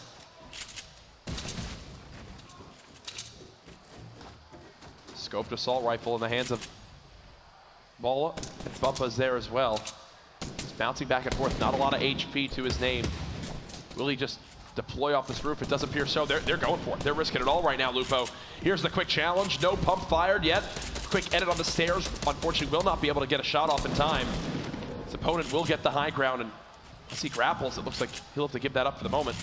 Quick edit again. Fall on in. Nope. Nice little dodge in that shield. Might just be the difference. A great crack of the shotgun there. Oh. Be very careful. Just barely gets clipped. Linane and Sketch. Nice little victory there. But man, another scrappy fight. It's these early fights, Ben, that it's like, yes, you want them, but at what cost? But at what cost? It all depends on kind of the situation that you and your teammate might be set up in. Even early game right now, so long as there's this many players left on the field, you don't necessarily know who you're up against unless it's a drop like this. Aiden and NICKMERCS securing Tilted as Zextra and Vinny look in from the outside. But you have an opportunity to secure a couple early game elims and maybe put yourself in striking distance for a point. I think one player over by Kevin just did the extreme like boost launch. You saw him way up in the air. Yeah, that boost they use to get that high up, yes, it does 30 damage to you because of Kevin's shot, the cube, people call it Kevin. It launches you so far into the sky that you can fly anywhere on the entire map. Talk about the ultimate rotation. Exactly, literally going anywhere from one pivot location is pretty crazy. JDW and Ronan barreling down towards C9 Blind and Hysteria. Team floating in northeast. Don't. I thought he was going to try to take the shot. I still want him to. He's got 25 heavy rounds, minus exposing your position. Is this versus Vinny and Zextra? I'd assume so. It almost has to be based on what we saw earlier. And they were the ones who got in the fight earlier on. Zextra just gives it up. He flies away. And, oh, going for it, though. Aiden's chasing this, and Nick is nowhere nearby. And you can tell that's their communication. Nick is saying, whoa, whoa, whoa, whoa, whoa. Another team shows up. Aiden might have playing out of position there is going to be tough. Hopefully he can save himself inside the factory building here west side of Leaky Lake, but we'll have to find out. Nick finally making his way over. Slowed down a little bit based on the building, and this split could be tough for Aiden and NICKMERCS. You got to wonder, did Aiden bite off more than he can chew? Nick now there, doesn't get any tags with the assault rifle, and Aiden, look at the health. Down to just about 30 left. He's got some minis he can pop in time. And the zone's now there as well. Nick's just going for it. He's in a fight by himself, gets attacked twice with the pump shotgun, no limb yet. Pops the rift to go and drags one player with him as he's basically just trying to reset this fight. Scrappy stuff all around Leaky Lake. Players all over the place. Nick with no healing left, no shields he can pop. Aiden very low as well. Sees one just below, but can't get a tag again with the assault rifle. That second mini, anything to build up as much of a buffer in terms of taking damage as they can.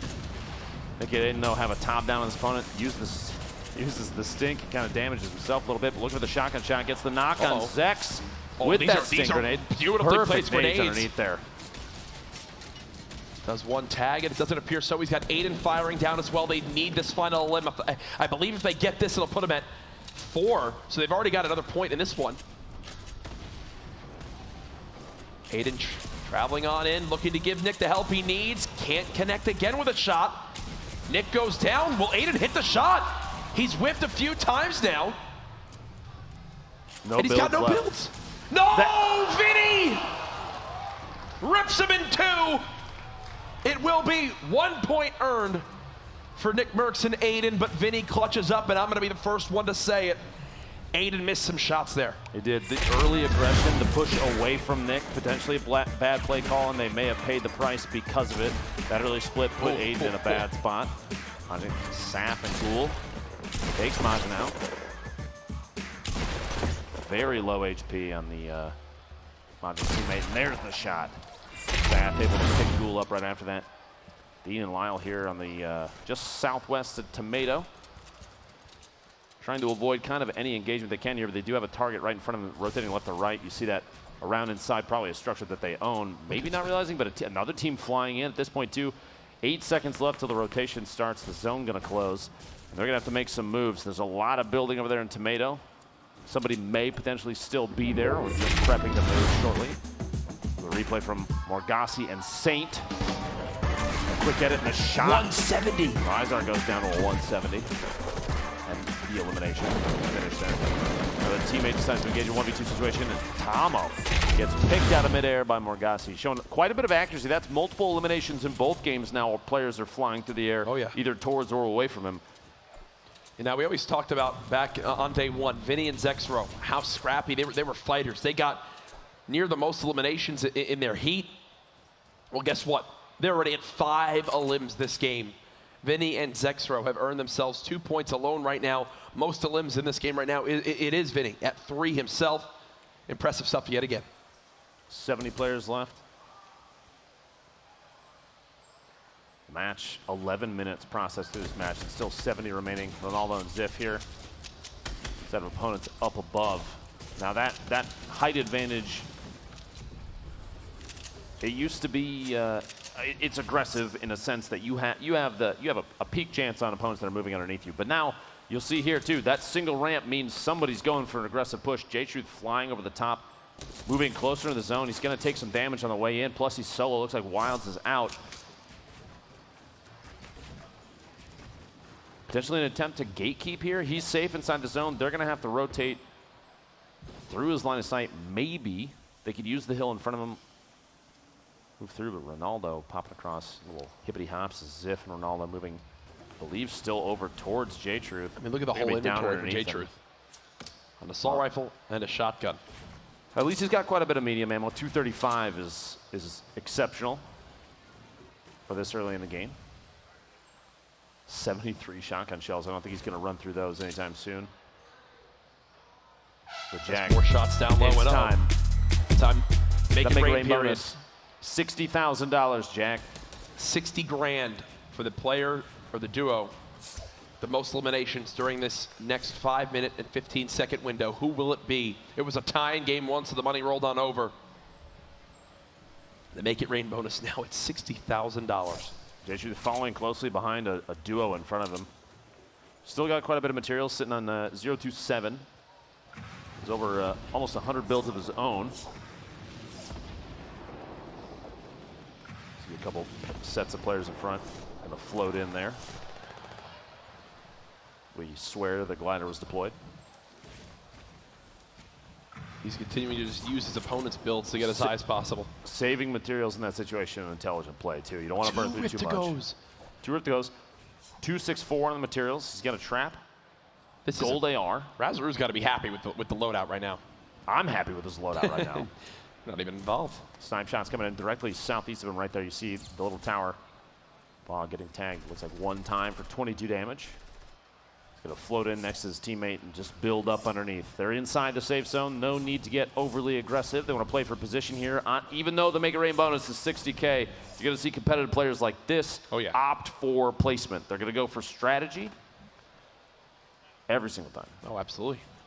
This is the most populated, I think, retail row has ever been. New people are moving in. A number of strategies. We discussed this previously, Jack, but remind people watching at home or here in San Jose, why do you see players replace the walls of houses? Yeah, I mean, it's pretty simple. It makes a lot of sense when you hear it. They want to be able to edit and peek out of wherever they can. They want to have control over as many exits as possible. It's a battle royale. You can get pushed from anywhere, and they know this, especially with this many players left. Instead of leaving those old walls there, you replace it all with your own. And just like that, you've used the natural cover to be able to farm materials.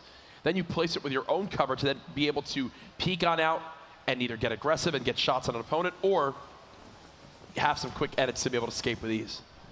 Ghost, DMO, DMO and Bizzle in the small structure on the side there. You see a ton of teams kind of building up here. Morgassi and Saint have kind of an elongated structure there. They do have 1 shadow stone inside, so they need to sneak out. One of them, it appears, Ken. Not sure if there's a second one nearby or not that they could kind of build a tunnel to secure 2 if needed.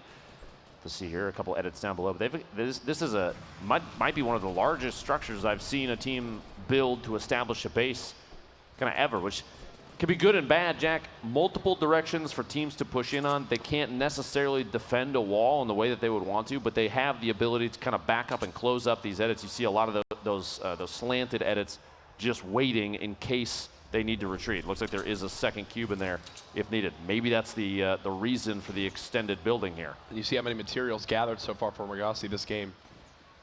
Or 1,000 wood, 621 brick, 400 metal. Still sitting on quite a bit.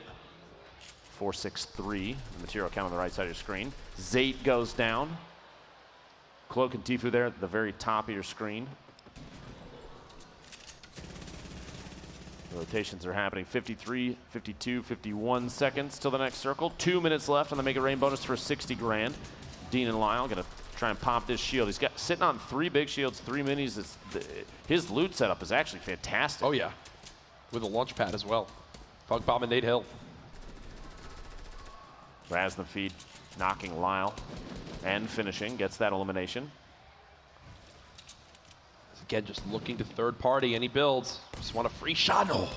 Intelligent play, putting the wall up, kind of, you saw that player on your screen that Nate was going to take a shot at, was ramping and walling, knowing that to his left side there was an opportunity for opponents maybe to take shots at him. Defensive play, burning materials, not sure how many that player was sitting on, but that's covering your tracks while you're moving is a good call every single time. How many Raz getting bodied, it looks like by Nate Hill, the snipe shot there and looking for the finish, but builds themselves in. Raz and Bog on the move. Now Nate and Funk. We've seen these guys. It was Nate that sniped TFUE in game 1 to eliminate him. So again, Nate Hill moving into the zone, wanted to make sure he stays near his teammate. You saw how he was building up, and then his teammate began to take control of the low ground, so he followed real quickly, but now a player just behind him. The speed at which Nate just turned around to replace that wall is impressive. Right? Spun like a top. 40 seconds left. The Make It Rain bonus. Fuzzing the feed, eliminating Yo-Yo, keep it up. Couple points left and right. No team that is alive right now, though, Jack, has 3 or more eliminations. Saf and Ghoul have 2. Scruples R7 and and R7. Scribbles. Yep. Morgasi and Sane have 2. Vinny still with 3 eliminations of his own, but they're no longer in this one. 56 players remaining. 17 seconds till the circle closes. 15, 14 seconds to Make It Rain bonus. We'll have to see here. And look at Satan Morgasi's build now. You'd almost think that was 2 teams. It's large enough to be that way. Right? I wouldn't be surprised if one team forced on a rotation moves into the other half of this building. And that's it for the Make It Rain, just like that. So we'll keep you guys updated on if that prize money was won, the $60,000. Jack, the first circle move is coming up here in 40 seconds. Half of the new safe zone is still inside, which means there's a number of teams up there on the north side, just inside of retail. They're going to stay safe. And that's a good opportunity to third party, wait for teams on rotation, try and build up some eliminations. Maybe a big bonus during this game. We'll have to wait and see. I know that Cloak and TFUE, based on our previous views, are inside the safe zone, and they're notorious for excellent third party opportunities. And also remember, for every victory royale, that team that wins it wins $50,000 too. So that's in the minds of everyone as well. The zone about to begin to close. Everyone gonna frantically have to go, and now it's Shadowstone time. They're gonna go ahead and clip right through these walls, use this launch, and just go for it. They're trying to get up as high as possible. When you bounce, you can just continue to launch in the air, and you'll actually keep going higher and higher up. This is such a smart play. They're inching towards the zone, and they're so high up in the sky, no one's even going to think about them. Did you see the smirk on Morgasi's face? They're just floating up there. And even when this thing runs out of time, they're going to fly all the way to game 3. Exactly. They're going to end up there. They're going to land on a different map. I mean, they just keep to go. They just keep on climbing. Well, these last 45 seconds should be running out relatively shortly. A very intelligent play from these. This was so smart, man. Dean dropping Hysteria and finishing, getting an elimination with the SMG in the feed there. And the setup on Saint, you saw on the bottom right, very good. Nate getting the knock on Fuzzy, which means his teammate Enigma should still be in there. Ghoul going down to a trap from I Don't Game Bro in the feed, the knock and the Elim. Saf, R7 both knocked by the Storm. TFUE picking up an elimination on Bizzle. Nate secures that Elim on Fuzzy there. Nate and Funk are going to have to... Actually, they're just barely safe. They're right inside the edge of the zone here. They have a number of teams that are neighbors. Depending on what this next circle looks like, they might be in a perfect position if they have to move the direction that they're sitting right next to the Storm, or they might have to move quite a bit. Babe and Payne have a top down on a number of players. Here we go. Funk and Nate looking to pick up some eliminations, catching teams rotating from underneath. We're now 20 minutes into this game, and there's still 45 players remaining.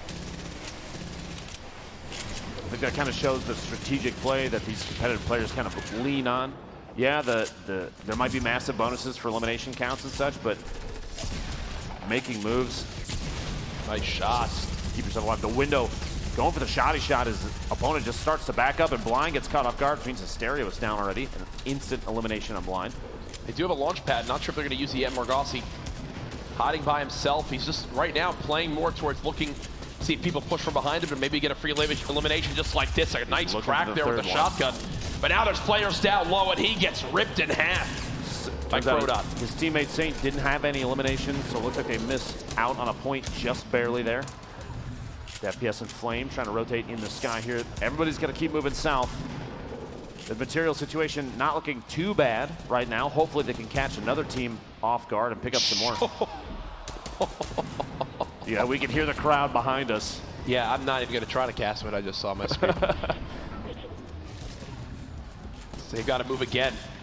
I mean, look at this. It is an all-out sprint as the lobby is going to begin to drop like flies to FPS and Flame, still near this mid to high ground. Definitely above more than 80% of the lobby. Jaganza up top with Villix. We saw them do well yesterday. Base Soldier and Marksman still in this one as well. Payne on the low ground alongside TFUE and Cloaksy. Chap still alive too. We haven't talked a lot about him, but we know just how good he can be late game. Lanane drops to the zone. Bogdan drops to the zone.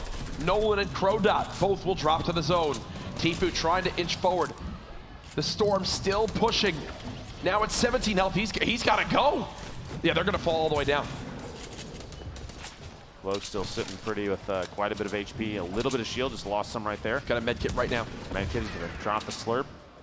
Cloak can pick it up. The play here, looking to secure Cloak, is basically a tank in this situation, trying to top him off as much as he can, while TFUE uses the med kit. Top 13. TFUE and Cloaksy still alive. Remember, coming into this, they were already first in points after game one. There's one for Cloaksy. 11 players now left. How about another as more begin to drop on down? He's going to grapple up to the high ground, trying to chase these elims. There's more players still above him. Great job with those roofs. 11 players left. Who will begin to earn placement points in this game? He's going to rain down grenades as he still has two more in his inventory. Not a lot of mats left. Base Soldier with an elim down unprovoked. 9 players now left. Base Soldier and Marksman are so weak. And with grenades floating on in, you've got to think the end could be near. TFUE eliminates Payne. You've got Snood on the high ground as well. He's got no walls! TFUE and Cloaksy with another.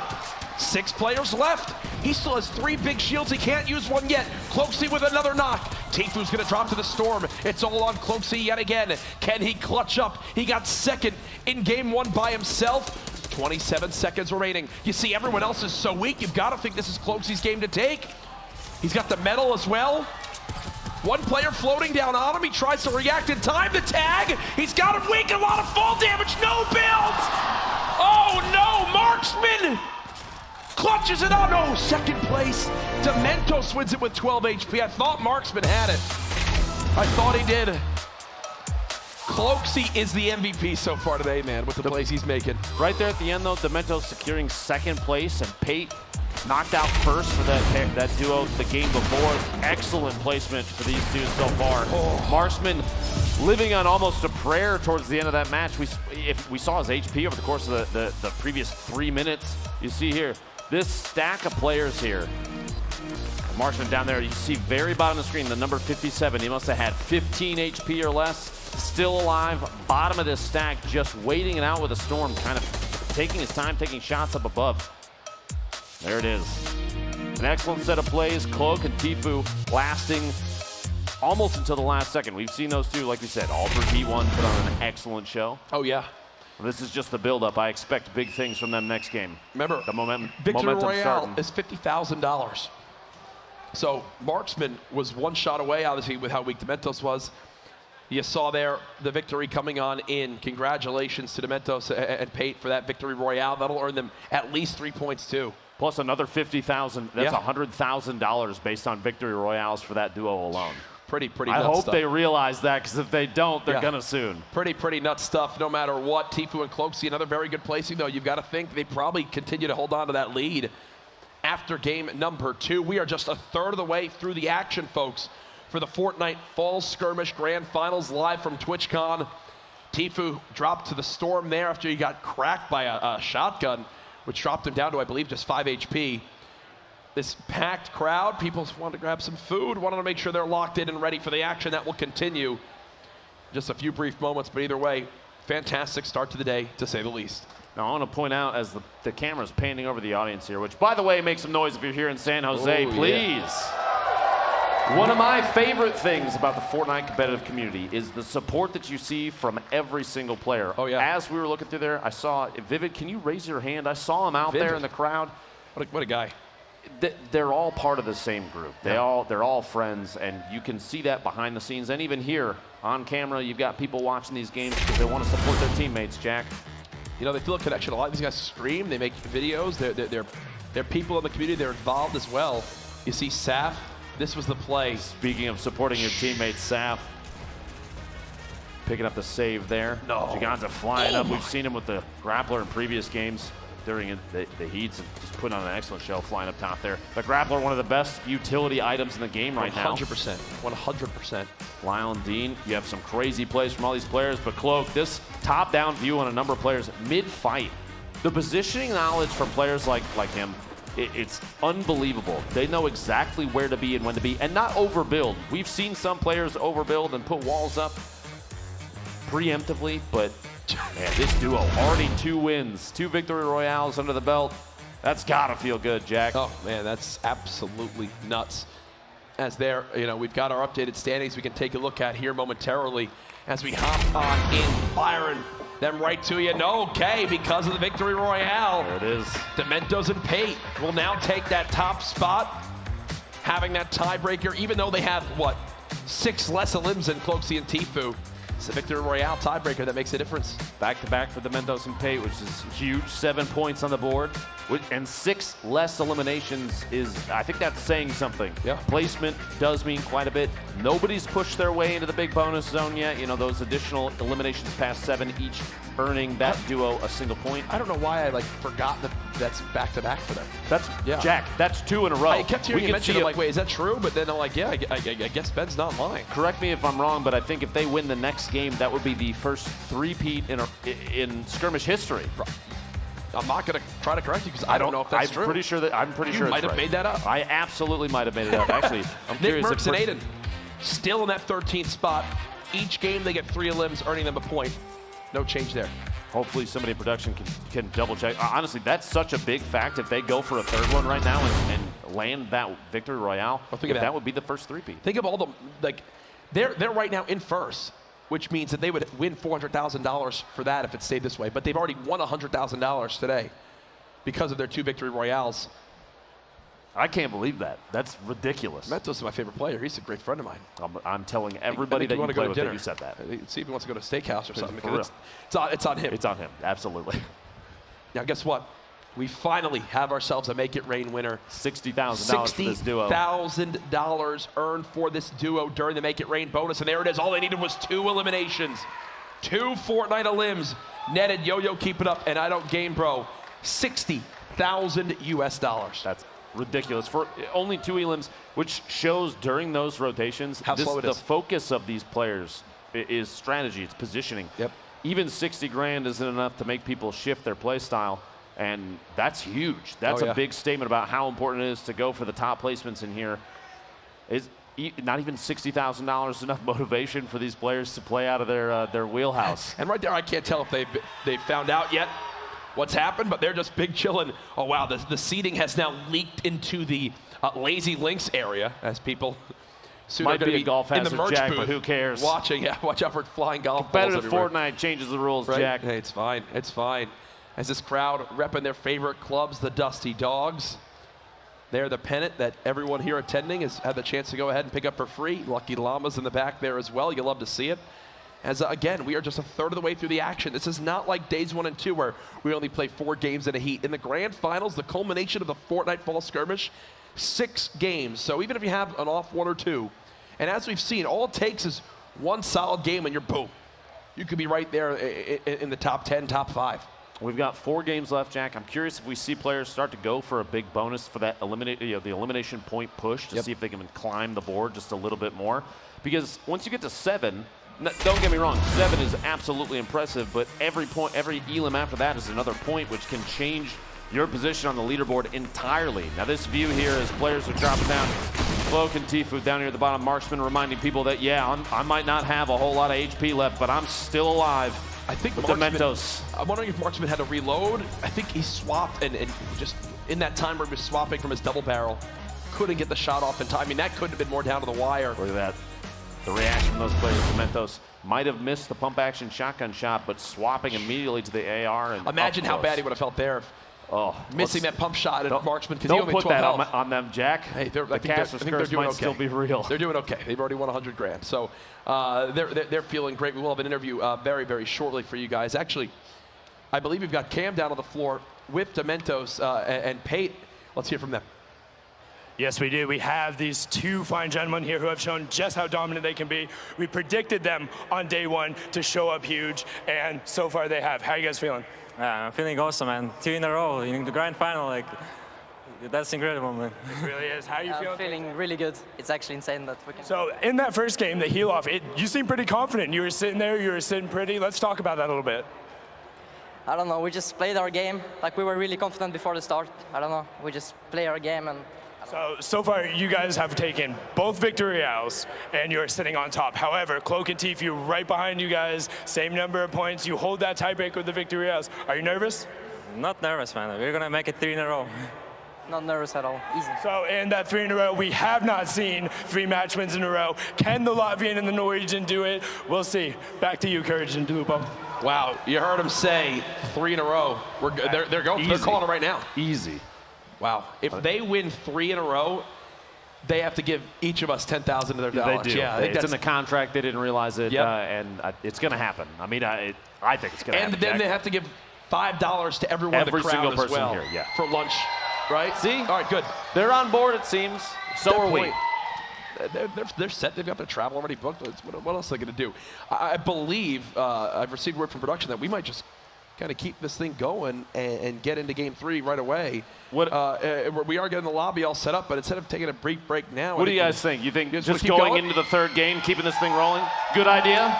That's what I thought. I think everybody here in San Jose is on board. We're at TwitchCon. And I've had an absolute blast of weekend, Jack, but man, more Fortnite, I'm not going to say no. No. I won't complain. Not at all. I will not be upset about it. So far, from what I've seen, haven't talked a lot about Chap and that duo there with 72 hours. When, will they begin to make more noise as this goes on? We saw some, critiques of certain players from the previous days where maybe they played a little bit too passive, and that came back to bite them from other people that didn't qualify. You got to think some of those teams that are lower down on the leaderboards right now, do they start going for more of those early eliminations? If you're Super Evan and Crazy, who have been landing inside of Tilted and have lost both games nearly off the bat to NICKMERCS and Aiden, is it time to change things up? I feel like Super Evan and Godnick are in a position now where they have to have figured out the rotation path that these two take. They know exactly which building they're going to drop in. So even if they still want to go to Tilted, they don't necessarily have to play aggressive towards them. They can land the large gray building, rotate away through New and down to the pawn shop down at the bottom. Couldn't remember what it was off the top of my head for some reason. There are paths that they can take if they want Tilted to be their landing zone, but are potentially intimidated, not in necessarily a bad way, but just want to avoid that fight because like you said, it hasn't paid off the last 2 matches, and I feel like they had to have learned from that by now. Oh, for sure, and you've got to think that comes into play. I do see the lobby filling on up here, folks. What a start we've had to the finals so far. We're just 2 games in. Game 3 about to be underway. Can't stress it enough. Use those hashtags if you're watching Fortnite TwitchCon. You see as well Fall Skirmish. Get involved in the conversation. The question I have for you, will TFUE and Cloaksy take back the top spot from Dementos and Pate? Tweet us. Let us know. And give me your reasoning. Even as you're mentioning it, Jack, the crowd behind us kind of going a little nuts there. Yeah. I love to see the support for all these different duos, and a lot of these duos have become very rooted in the community. There's a lot of people that are out here. Look at that. Everybody T-posing. The T-pose. Starting in the crowd. All the T-pose. As everybody knows there, man. They look great. Just the nods. Slow nods. As again. One of the creepiest emotes in the game, man. I'm just saying. Oh, for sure. Freaks me out. Scariest, one of the scariest emotes by far. It is. Because when you least expect someone T-posing. I feel like you're the kind of person, like if we were mid-conversation just out at like out on the town or whatever, you might just do that while I'm talking, and I wouldn't know what to do, Jack. Did you just think I'm gone and you stop talking? You're like, if I'm Jack, bored of where what did you're you saying, go? I just T-pose in real life. And You know my vision is based on movement, Jack. Oh, it does happen with old age. It does happen with old age. Thankfully for everyone here, Ben and I can stop talking about T-posing and can start talking about game Absolutely. Because here we go, folks. The battle bus has launched. At the end of this game, we'll be halfway through the action. You think we'll ever be able to explore that mountain out there one day in Fortnite? I think anything's possible if you dream big enough, Jack. All right? Why doesn't the mountain have a name? We'll call it Courage Mountain. Okay. Deeming it right now. That's not Epic approved, by the way. Don't actually refer to that anywhere official. Thank you. Here we Players go. starting to drop out, Jack. Chap in 72 hours. They're going whaling. You know they are. Don't blame them. It's one of the best locations right now, early game to drop. The cabins have a number of chests in the attics and down in the basements. You also have the giant bunker underneath where the maze is. It's interesting, too, to me that the surface there, that floor is wood that is painted green. Did you fall for that at first? Be honest with me. I had no idea. I had to be told by my chat what was going on down there. Not surprised in the slightest, I mean, then again, the other memes, I didn't know what to believe because bunker and whaling has been the going meme for 4 seasons now. Every single time an event happens, guys, the bunker's open, go check it out, and it's not yet. The bunker is where my hopes and dreams lie. A couple of these players already picking up big shields there. Vanitize and Windwalker both going to sit at 150 in a moment there. Dementos and Pate, the back-to-back winners, actually with a split drop, which is relatively surprising, at top of the hill and down at the corrupted area. But you know what? If nobody else is around, which they aren't, you might as well. But they're not the only split duo here. We have actually a handful of teams that have landed in relatively separate areas. The play there, Jack, if they know that there's nobody around, they have a chance to build up resource, weaponry way faster than anybody else. Even TFUE and Cloak right here. Cloak building up as he's ramping back up to the bridge there. He's going to go for the glide in to TFUE. Going to grab that slurp up top. And if you're a FaZe supporter here in San Jose, make some noise, please. Oh, yeah, Jack. Round 3 potentially here. Jerem and J-Love at... Oh, it is Tendons and Punisher, which, by the way, if you recall, Tendons actually won a game of Summer Skirmish solos with a trap. Do you remember that play? Because it was crazy. That was actually nuts. Jerem getting the knockdown on Punisher, the pistol, the hand cannon, tack, and green burst here in J-Love's inventory. Not too bad early game. FaZe have such a health advantage. I mean, already with 177, there's the elimination. And these early game fights, I mean, these guys, they know they're coming to this point. They know what to expect, but it's just got to be so frustrating. Like, most times, these fights, both teams have been either, like, one team is elim, the other team has one player left, and they just never let themselves be in good spots. The quick wall replacement into an edit. Tendons down below, just sitting, waiting, biding his time, maybe throwing off. Did they lose track of him? No, looks not like anymore. J-Love has an idea here, looks through the surface there in the corner, the tack shot. Tendons goes down to his teammate's rocket launcher, actually. You hate to see it, but a good position there for Jerem and J-Love. Oh, wow. Aiden already down and eliminated as NICKMERCS says, yeah, you guys don't get to finish together either. Whoa, Superman, or Super Evan, Very and Godnick. They get a point on the board, and in Tilted, not a point yet for the score. They need one more limb, but they have won themselves Tilted Towers this game, it appears. Now, do you consider dropping into the same location, which they lost that 2v2 previously twice in a row? Is that confidence, or is that them just being stubborn? I'll tell you, you know, game 1, it wasn't that close. Game 2 was absolutely close with Aiden clutching up. Game 3 goes down to a 1v1, and oh no, the Clingers drop over peak just like that. Dopeye will be left all by himself. Does pick up 2 elims of his own. Dopeye looking at down another. Maybe he didn't realize there was a gold AR under that ramp back there that he did not pick up. Nolan just fell to his death. He didn't pop or redeploy on the glider. And that's something that we've actually seen a couple times. It's like, when you're still in those panic moments, you've played a year of Fortnite essentially, where there's no such thing as glider redeploy, where you fall from those builds and you were like, oh, I'm done. There, had the chance to redeploy the glider so that it didn't, you know, die to the extreme fall damage, but actually does wind up dropping to it. Might be a little bit of a panic scenario, nerves getting to him on the main stage, who knows. Swapping on over to Retail Row now as Enigma and Fuzzy are playing from this high ground. Fuzzy actually locks himself there. Does get the shield tag, and that difference in audio tells Fuzzy that this player has no shield left, and that's why he gets so darn aggressive. One more just above. His shield now gone as well. He needs help from Enigma. A little bit of fall damage there. Fuzzy, without a shotgun right now, makes it a little tougher to play up close. A lot of players leaning on that shotgun. The amount of damage you can deal just so fast. A quick burst of damage can mean the difference between knocking your opponent, getting knocked yourself, and without one, it's tough to make aggressive pushes. But Enigma, the tack, great tactical shotgun, taking some shots there. 67 shield, gets the elimination on Imperial Howl. Nice cleanup there, and that's the help they needed. I mentioned Fuzzy was getting weak. Enigma had to step in and soak some shots, and there you go. Good little bait and switch now over to Blind and Hysteria. Early on, they did well back in game number 1 of this grand final. Had more of a quiet game 2. At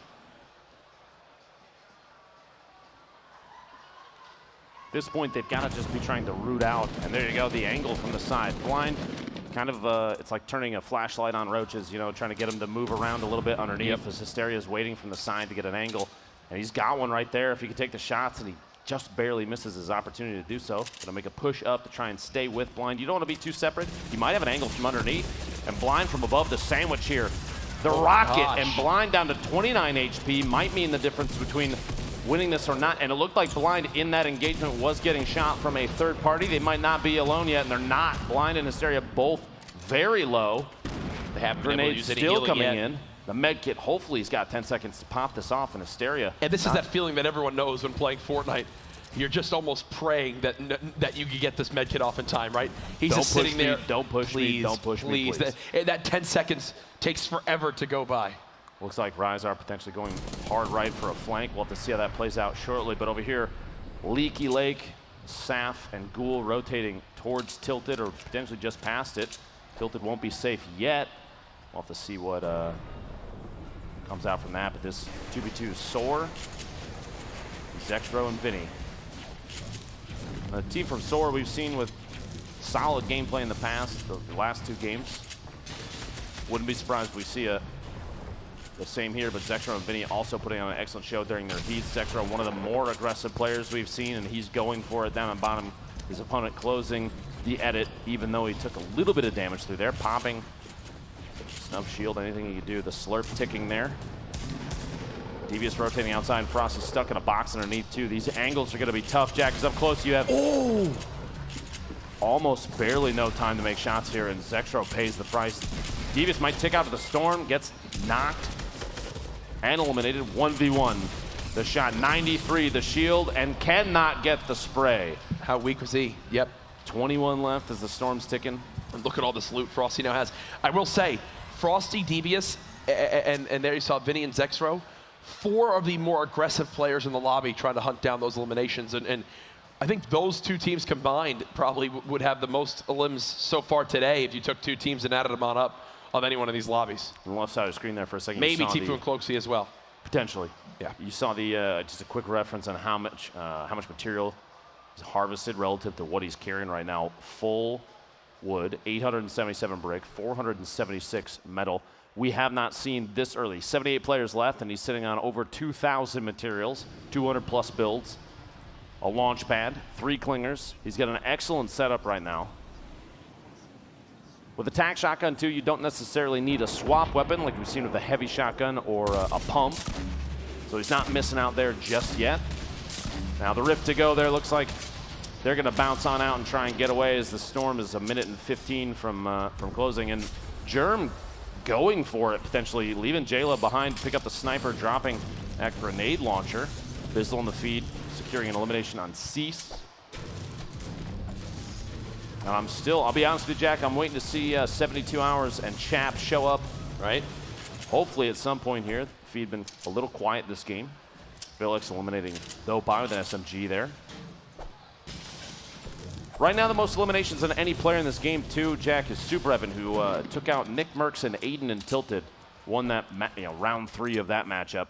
Saf and Ghoul go for a little pop here and fly across through the corrupted area. He's going to try and grab, the Shadow Cube. We've seen players use this to fly through the air with ease. Now, I did just receive word from production that player, if you remember from that Frosty, the Frosty and Devious fight earlier, Frosty was in the zone and spent about a minute and a half in the zone healing, looting, and was so deep and now has to go so far that he flew up to the top of the Kevin Island and used the super boost from Kevin to fly all the way to this new zone.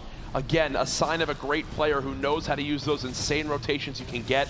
Spent all that time healing, and because he knows that little tactic, could wind up getting everything he wanted and then getting to the next zone with more than enough time. Now that materials used list there on the left side, honestly significantly lower than we've seen a lot of other players, but it might not matter. A Chug Jug to carry. Do they see it? They have Quad, seen they it, picked right? up a campfire as well, some minis. Low on materials though for Gould. Here's Nibs in Korea again. They're always down towards the side of the map now at Racetrack. It looks like Perfect Tilt and Diggy had him trapped in this back room. He sneaks on into the walls. With no trap to use, Nib goes down. Pro, the top-down view on pretty much everybody here. Tilt and Diggy taking shots. We saw them yet again. Just a reminder, the Heat 4 Make It Rain bonus. These two took home 40,000. Launchpad just to rotate away. At that point, I think the decision was made that we are in a bad spot. Yep. You have to make a move, and Paradise, potentially a good opportunity to do so. They can use these buildings like we've seen players in the past just replace the walls if they need to. Might be exactly what we see happening here. Just going to establish a base. And the first thing you want to do when you do this is break down any walls that have windows, openings to the outside that can begin to shoot you in the back when you're least expecting. Another replay now from Villix and Jaganza, who took down Dopeye. We saw Dopeye again earlier on with Overpeak, of how Overpeak dropped. Dopeye left by himself. It's always tough when you're in those 1v2s. And yeah, again, you see every wall that gets taken down first is a wall that has some sort of opening to the outside world. They'll claim that building.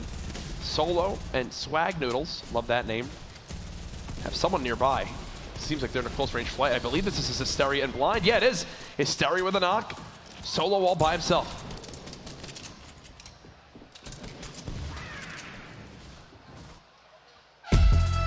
Make it rain time. Make it rain time. It's reset back to $10,000, but still a nice chunk of change. We're just getting some limbs during this. Solo has knocked out Blind, and now Hysteria is by himself. As I think he's trying to run away from a third party who wound up running on, and it looks like he's leaving Blind behind. Yeah, yep, it's Nate Hill and Funk Bomb who have 400 combined health versus that health on Hysteria, which will be now 75. Absolutely back out as well, Jack. I mean, that is just tough. Heavy shotgun there, but... And look at the inventory for Nate Hill. 663 on materials, legendary assault rifle, both with heavy shotguns, legendary compact SMG as well. Here's the Make It Rain bonus right now. 3 teams tied at 1. He blew himself up. That's rough. The wall bait there to get Hysteria to take himself out. It looks like that knockdown on Blind, going uncashed in to the team that got the knock, was eliminated, I believe, by these two. Funk Bomb and Nate Hill secured that duo. We have 3 teams with 1 there. 4 minutes and 20 seconds left, $10,000. We have 2 teams still in the running right now, still alive. Actually, 2 teams total, based on what I'm seeing. I did not realize Hysteria and Blind being eliminated. They have 3 eliminations. Perfect Tilt and Diggy have 3 eliminations, so those 2 teams pick up a single point, but everybody else that's close is at 2 or less. Came from Ghost, Bizzle, and DMO. Cloaksuit and TFUE TFUE. with 2 elims. They love this zone. They have not moved from where they started at the beginning of this game. This might be the lowest movement of any team thus far. I mean, they landed that set of houses down there and have moved northeast only slightly. Yep. North and Mr. Mowgli very split from each other. Mowgli down below, but at 175. We've got a team stuck probably the highest hill. Top-down view on everybody. Nate Funk rotating in ever so gently, floating underneath. And it looks like something happened there with Nate Hill as you see the frustration. We'll have to receive word on what exactly that was, as it definitely didn't look ideal from my perspective, as it seemed like his glider was malfunctioning a little bit, so we'll wait from League Ops on that one. But for now, we'll shift our focus towards Lefty and Jebber here, as they're just kind of gatekeeping as they are right on the edge of this zone. That's a lot of metal being used by those players in the low ground. You can tell just how panicked they are. There's Chapin, 72 hours still in this one. Baldy and Gunfly, as well as Diggy and Perfect Tilt, all inside Paradise. That's not all there. You see, this is further on the west side, the kind of a wider angle there. You have Margossi and Saint still alive on top of the hotel building. Ziff and Ronaldo here in the very southwest corner of this gas station with their own little base built up and going. Just for quick edits to take a look through, and typically you'll see teams like this, they'll edit a door and then instantly set it back so there's nothing there, just so they can look through and watch for any teams rotating on the outside, going for a little loot sharing here, some materials back and forth as Ziff goes up to 0.44 in this material stack. Flame with FPS, Ziff Ronaldo, Saf and Ghoul, all three of these teams right next to each other, just kind of waiting on this rotation. 54 seconds left until the next circle starts to move. 2 minutes remaining on the Make It Rain bonus, and no other team has gone past one elimination, which means if there's still a tie, that rolls over to the next game and will be 20,000. You can tell maybe going for an early move here, trying to get into an engagement so they don't get caught rotating, and J-Truth catches Baldy there, but it looked like Diggy actually got the knockdown, so that's their elimination. So that means that they've got to be real close. And oh, gosh. Down though, Diggy's got to look out here. 31 HP. He does have a med kit and a campfire. All sorts of HP healing. No shield buffer to build up there as Tilt's going to try and move in with his teammate just to make sure he's safe. Stay inside the same box during like a med kit usage, because the timing, 10 seconds is quite a bit of time, Courage. And if a team pushes in at that moment, your teammate can protect you just by building up walls or ramps, anything to prevent you from having to cancel that heal. Make it rain. 1 minute and 10 seconds left. You know that this zone will inch forward. Still 70 players remaining in this game, or 60, sorry. As a Rift to Go's been used. Who was that by? Couldn't even tell. Potentially Diggy and Perfect Tilt. Now, one team, Ronaldo and Ziff, have 2 elims during this Make It Rain bonus, so we might see them pick up $10,000. Pate. Oh no. He's got an elim right there. Still 200 HP. Ziff. And that pair still alive, by the way, so they're looking for their 3rd win in a row. It would be a Skirmish first if they can pick it up. Ziff by himself now, though, 96 HP. 3 victory royales in a row in this lobby is just, it doesn't matter if you get 0 elims, you're doing something right. Obviously, they've had multiple elims in each game, but still absolutely nuts. As Ziff getting some great shots down range. Currently, they're at 2 elims in this Make It Rain bonus, so no one else ties it. They'll earn themselves $10,000. Got to be smart on this rotation, Ziff. You don't want to put yourself out in an exposed position. Only 40 HP, but it doesn't have the ability to heal at all. He is barely on the edge of the safe zone. The storm might actually stop halfway through the box. We'll have to see here in a second. Flame, the FPS still both intact. Flame, 200 HP. He's just hanging out. Has a lot of materials, but my goodness, look at this next zone. So south on the map, I think that's where Cloak and TFUE had their old builds. Margossi and Saint done well so far today. Getting tagged on up. A lot of shields from Saint have been shredded off. And oh my gosh! Snipe 89 meters from Mr. Mowgli, who we saw down on the south edge, just waiting at the bottom in terms of elevation. Gets a shot. Margossi, as he's rotating across, looks like Saint might be able to save him. Dementos goes down, which means that might be Pate, and that's Pate and Dementos eliminated. No 3-peat for that duo. Perfect Tilt picks up a pair of elims, puts him at 4. His teammate Diggy is at 2, which means they're 1 elim away from 3 points. After that, every elimination is an additional point. This could be a big, big bonus game for Perfect Tilt and Diggy. Diggy and Perfect Tilt building on up, and oh no, you see the shred of those ARs. Turns back around, 1 player just drops to the edge of the zone. 51 players remaining now. They've got to go up the side of this mountain or go around it. And that angle is just so tough. He's building right next to other walls. Enemies could be lurking on the other side of that. Who even knows? Looking for some sort of hip fire as he hasn't gotten it yet. 2 more players nearby, and he gets dropped real quick. Diggy and Perfect Tilt, I believe that looks like more aggressive gameplay, because they've got to be going for this elimination just to secure that extra point. 45 are left, which means they're well outside. Are they at 6 elims combined right now? Yep. Any sort of placement point, they're not close enough right now, which means if they get the elimination, Perfect Tilt gets a knock on provoked in the feed there, gets the elim. That's number 7, which gives them 3 points from this game. But TFUE and Cloak are there too. They're going to have to look out. He just wants whatever loot there is here. A great upgrade for both weapons right there. The heavy shotgun in hand. the Epic assault rifle in hand. You've got a rocket launcher you can pick up if you'd want to as well. 2 slurps right now for Cloaksy. I mean, you'd expect him to drop one. No, TFUE's already got one ticking, and they have a Rift to go. How? Absolutely. How do these guys always have all this? No idea. I want to point out super quick, Perfect Tilt and Diggy are sitting on 7 eliminations, which means if you see in the feed even a knockdown from Perfect Tilt, every single elimination, if it gets finished, that means another point. They're going to save the Rift to go as well. They're using another team's Rift to go. The number of players in the air right now, it's nuts. Funk Bomb in the feed there. This is Perfect Tilt. Remember, they are on the verge of big bonus. Every elim he can get right now would be just +1 point for his team, and they know it as well. He's looking to try to drop on down, maybe catch an opponent off guard. Cloaksy landing down on 1 Perfect Tilt for now, just staying alive. He's built his little 1x1 box. I believe Chap just got eliminated from this game. Not sure if 72 Hours is still alive. Balla drops as well. Perfect Tilt waiting for the opening. He's going to push on out, getting up towards this high ground, getting into the zone. He'll live to see another day. Oh my gosh. Smack dab in the middle of the group here. This Storm smearing players off at the bottom. I expect the Storm to claim a number of players in just a moment here. And there it is. Look at the feed. Bumpa, DK, Vape Jesus, Left Eye, Windwalker, Wilds, J-Truth. Everybody going down here to the Storm.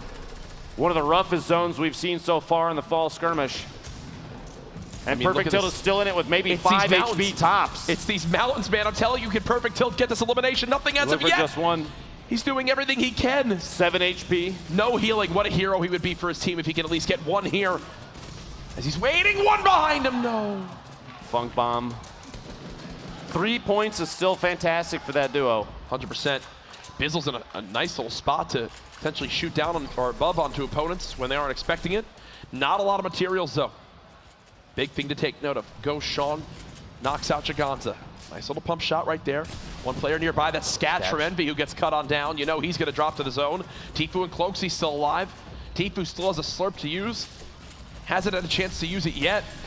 And now he's down to the low ground. This could be the end of the game for TFUE. Cloaksy's still a lot more healthy. There you go, slurp now being popped. We'll slowly begin to tick that health back up. At this point, every bit of healing could change the game for that duo. The consistency of TFUE and Cloaksy, it's impressive. It's now 3 straight games in the top 10. Still with an excellent kit, a ton of ammunition for everything. 10 rockets, 110 shotgun shells they'll never use, and there's one coming out, tries to get that, but it looks like Goshan actually picks that. Goshan's down 5 elims himself, and look at 3 players in the high ground. Flame, the FPS, all up top. Cloaksy, the shotgun on Goshan there. Picks up his 3rd elim. That's 6 total, like you said. So 2 more. 1 more puts him at 7. It's those 2 on the low ground, and the rest are all going to float down from above. They've got to move with this zone. And now they've got to, trade back with rockets of their own.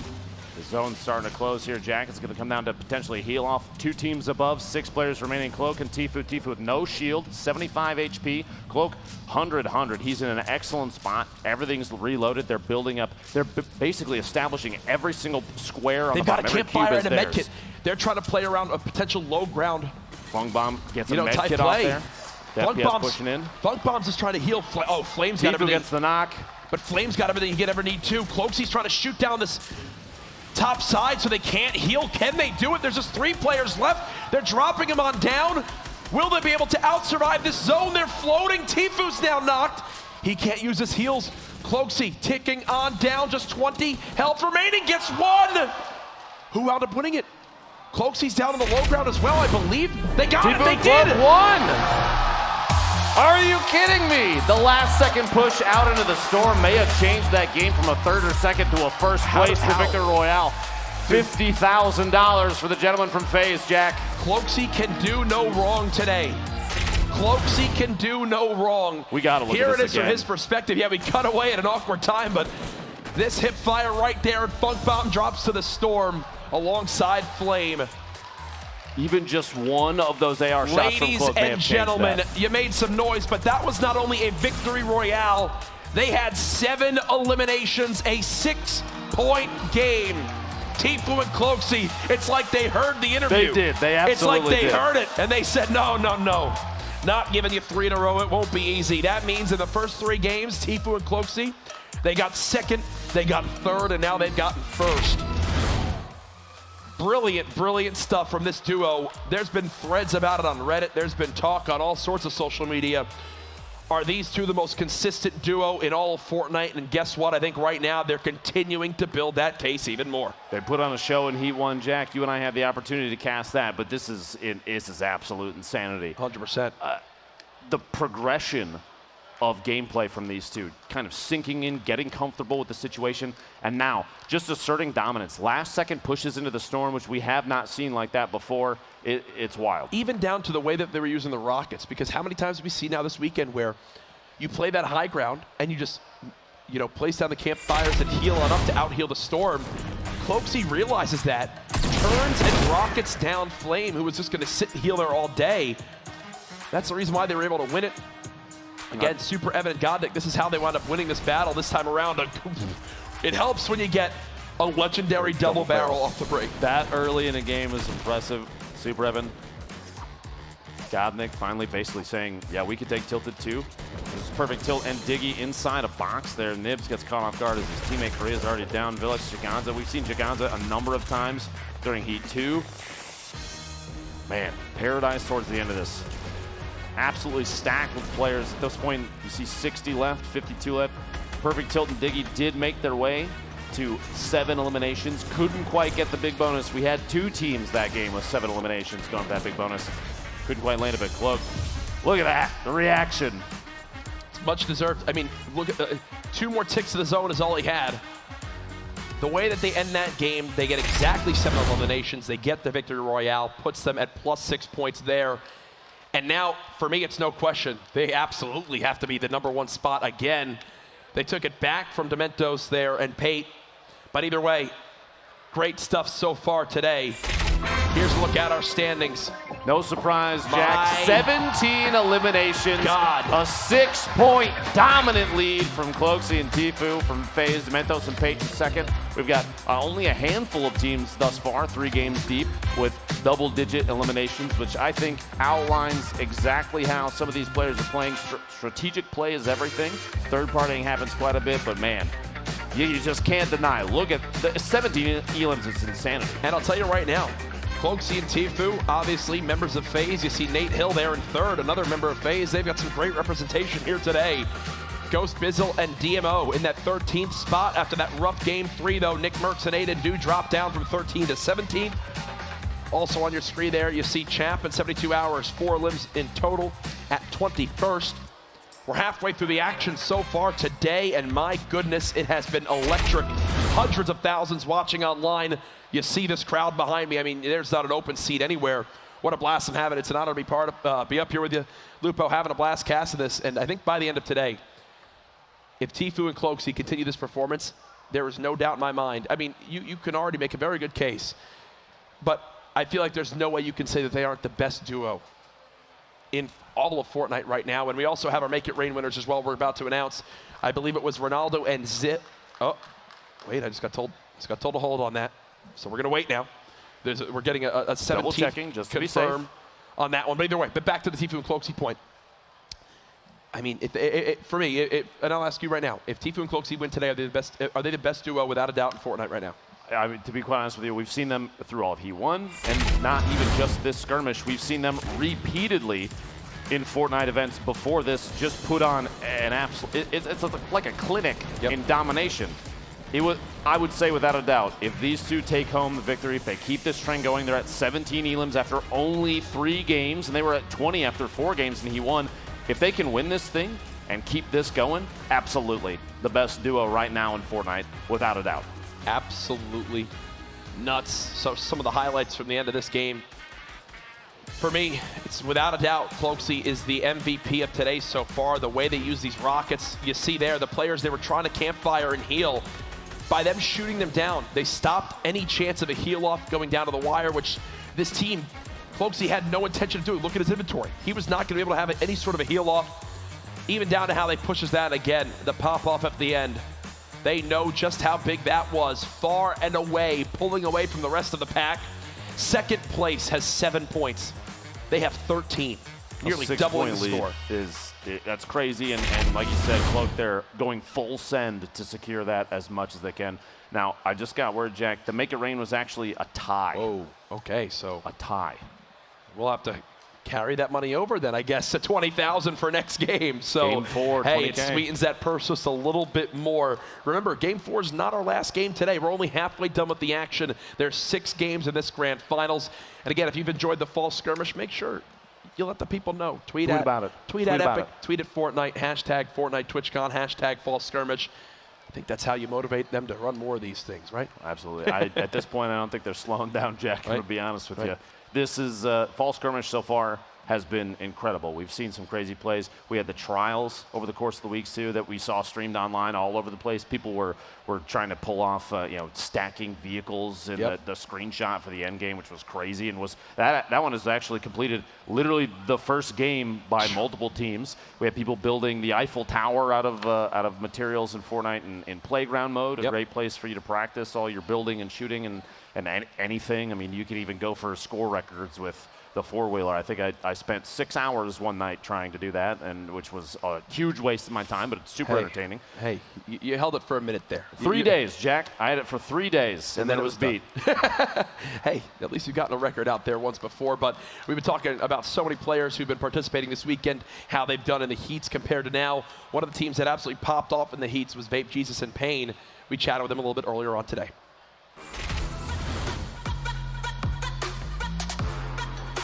Top 3 moments of my life, winning this. Like being at Twitchcon, being my first Twitchcon with my teammate. He's West Coast, I'm East Coast, and we play from different servers. So coming together and it working out perfectly, it's such a good feeling, man. Honestly, I thought we would have been 3rd. That was what we were going for. Let's place, let's make it to the finals, and the finals we go all out. But when they were Pain and Vape first, I was like, wait, what? Yeah, I had "Let's go" in capital running through my head. Let's go, dude! I was so happy, man. Yeah. So we had the 1 point coming into the final game, and then we hear shots. So we're like, all right, cool, let's go rift, take a kill. And as we're rifting over there, it was perfect. So he starts cacawing. I'm like, I'm gonna start cacawing. So we're both birds just flying in. We swoop in, take the kill, and just jump off the top of the tower that they had and just start cacawing again away. Yeah. And we just go back to farming. Don't give up to that final game because Don't even give up the final we had game. 1 point and jumped to first place from that final game. It's insane. So it's always try, always do your best. Even if your teammate dies, because I died and then he came in and still did it. It's just you can't tilt yourself. They had 1 point and 1 monster game from Pain made all the difference there to wind up putting them into that top spot, securing their spot here at the grand finals on Sunday, the last day of TwitchCon. What an event it's been so far.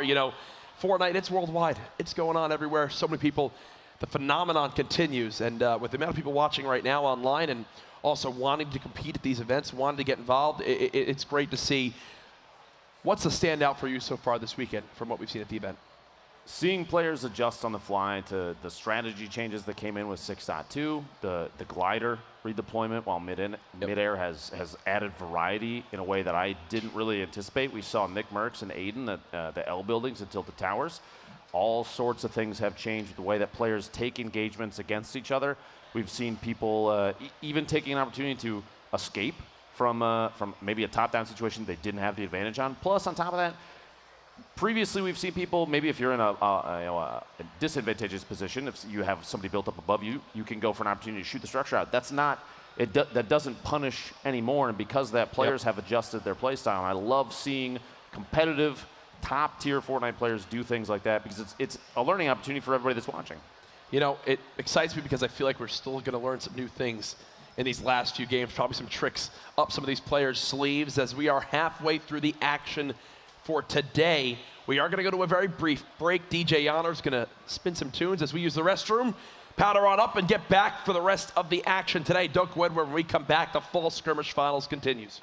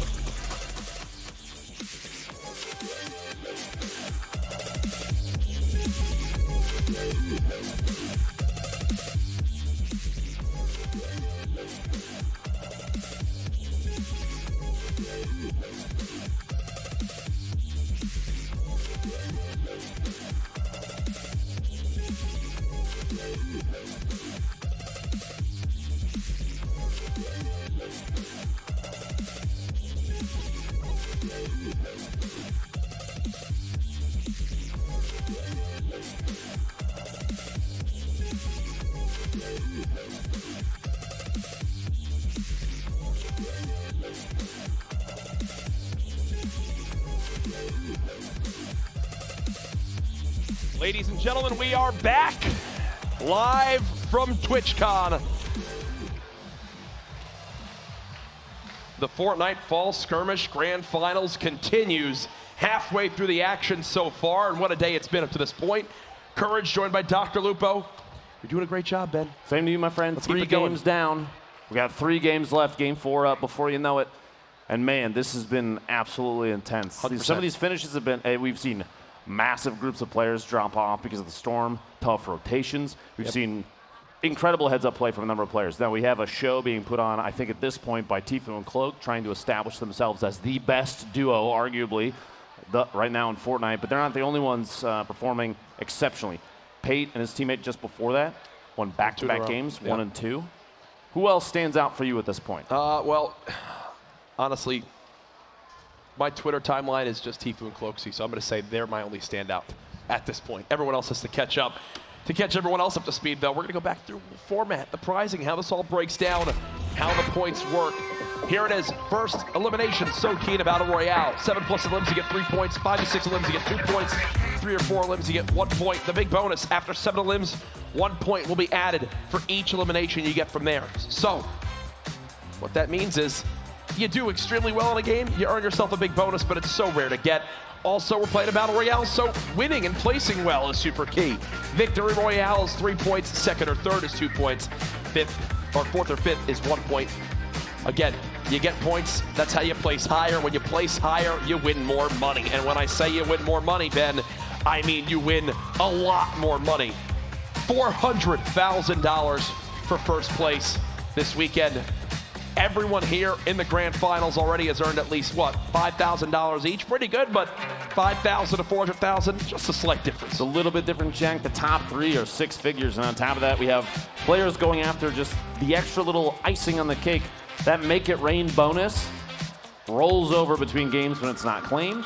We also have a Victory Royale is $50,000, which TFUE and Cloak just secured their first 50 of the day. We have 3 games left. Now, if you're watching from home, if you're here in San Jose, keep in mind, these are the finals at TwitchCon. There's no more Fortnite here after this, so if you're not here, I think you're doing it wrong. Listen to the people and how excited they are. Make some noise, y'all.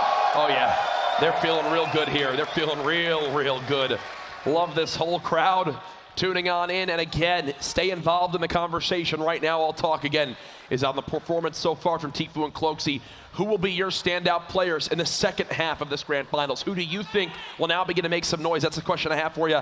Hashtag Fall Skirmish. Hashtag Fortnite TwitchCon.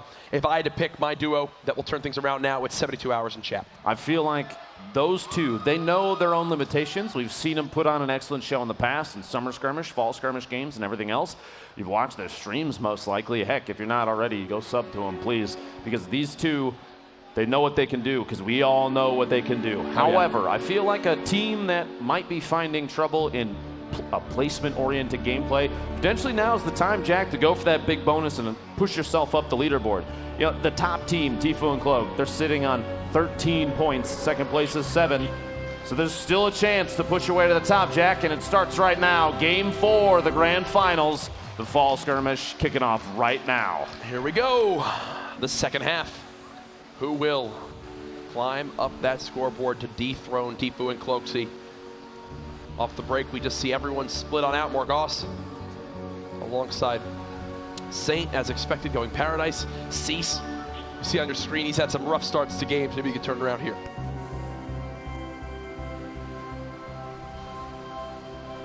There we go. One thing I've noticed, Jack, while we've been watching these games, the grand finals, a majority, if not all, of the POIs have been occupied by at least one team. We've had a couple teams early game. We see here Attendant and Punisher. I'm curious if, no, there you go. Germ, J-Love are floating Tomato this time, so we won't have a rematch there. Look at the map, though. How many teams are landing tilted? Is it only one? It's 2. We got the second pair floating past that orange set of arrows there, so I would bet you Super Sean and Godnick versus NICKMERCS and Aiden again. Unsurprisingly, TFUE and Cloak, look at these handsome gentlemen on your screen. 17 elims. Look at the damage dealt to players, 2,378. Only 2,000 damage received. Tons of wood acquired. But did you see the gap there? The material used was 5,000 different. My gosh. They picked up 5,000 materials from either chests off the ground or, unsurprisingly, their opponents after they're eliminated. Wild.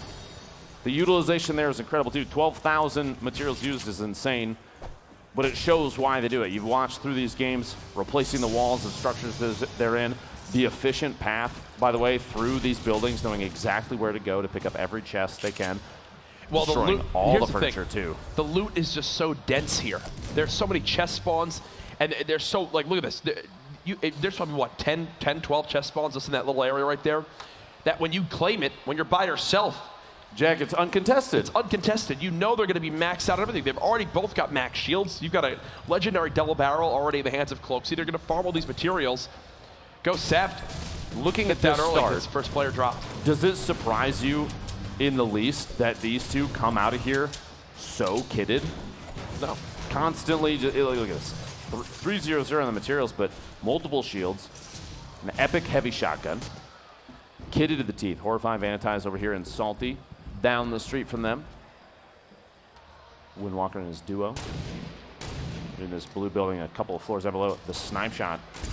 130 meters going for the elimination there. His teammate is able to wall it off. Windwalker going to try and save. As I'm surprised he didn't didn't see, like, right there. Right there, I think is a perfect example of a player still not used to the new mechanic of the Glider redeploy. Horrify now using it, but Bandits could have closed the gap way quicker. Oh no, he blocked his teammate, this player. Vile immediately dropped. You got Horrify still challenging. Nice 40+ tag on the shotgun there. They want to clean up the second player as soon as possible, give no chance for another team to come third party this fight. Chasing it down, 33 health tag. Now the end might be near for this player on the other side of this wall. Windwalker is still doing everything he can to try and make it away. All this noise being made right now, you've got to think somebody has eyes on this somewhere. Almost not landed, 10 HP left.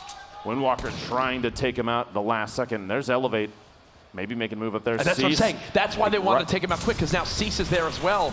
Super Evan and Godnick fighting Aiden and NICKMERCS again for the 4th straight game now, I think. Aiden's got the knock this time, which means a 2v1 situation as Aiden's healing, but NICKMERCS has a top-down view on these two, and he could go for the elim there. SMG securing that first elimination for this duo in Tilted.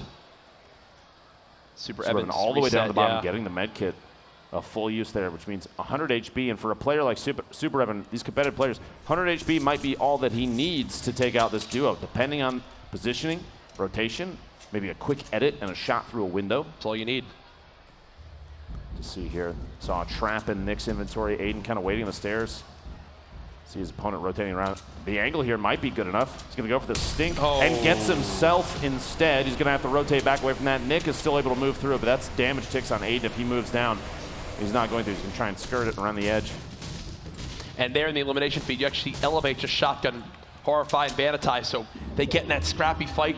It takes them just so long to get that other elimination that they draw all this attention. That gives Elevate time to push on in before they can heal. And just like that, they're dropped. Oh, Aiden just got chunked. Shotgun there. Nick's going to try and smack out the roof above. A pinch here, kind of a sandwich. Looks like a third team. Vinny and Zexro, we've seen very aggressive in the past. I saw a legendary heavy shotgun in the inventory, I believe, of Vinny, as Nick and Aiden are trying to build inside this building.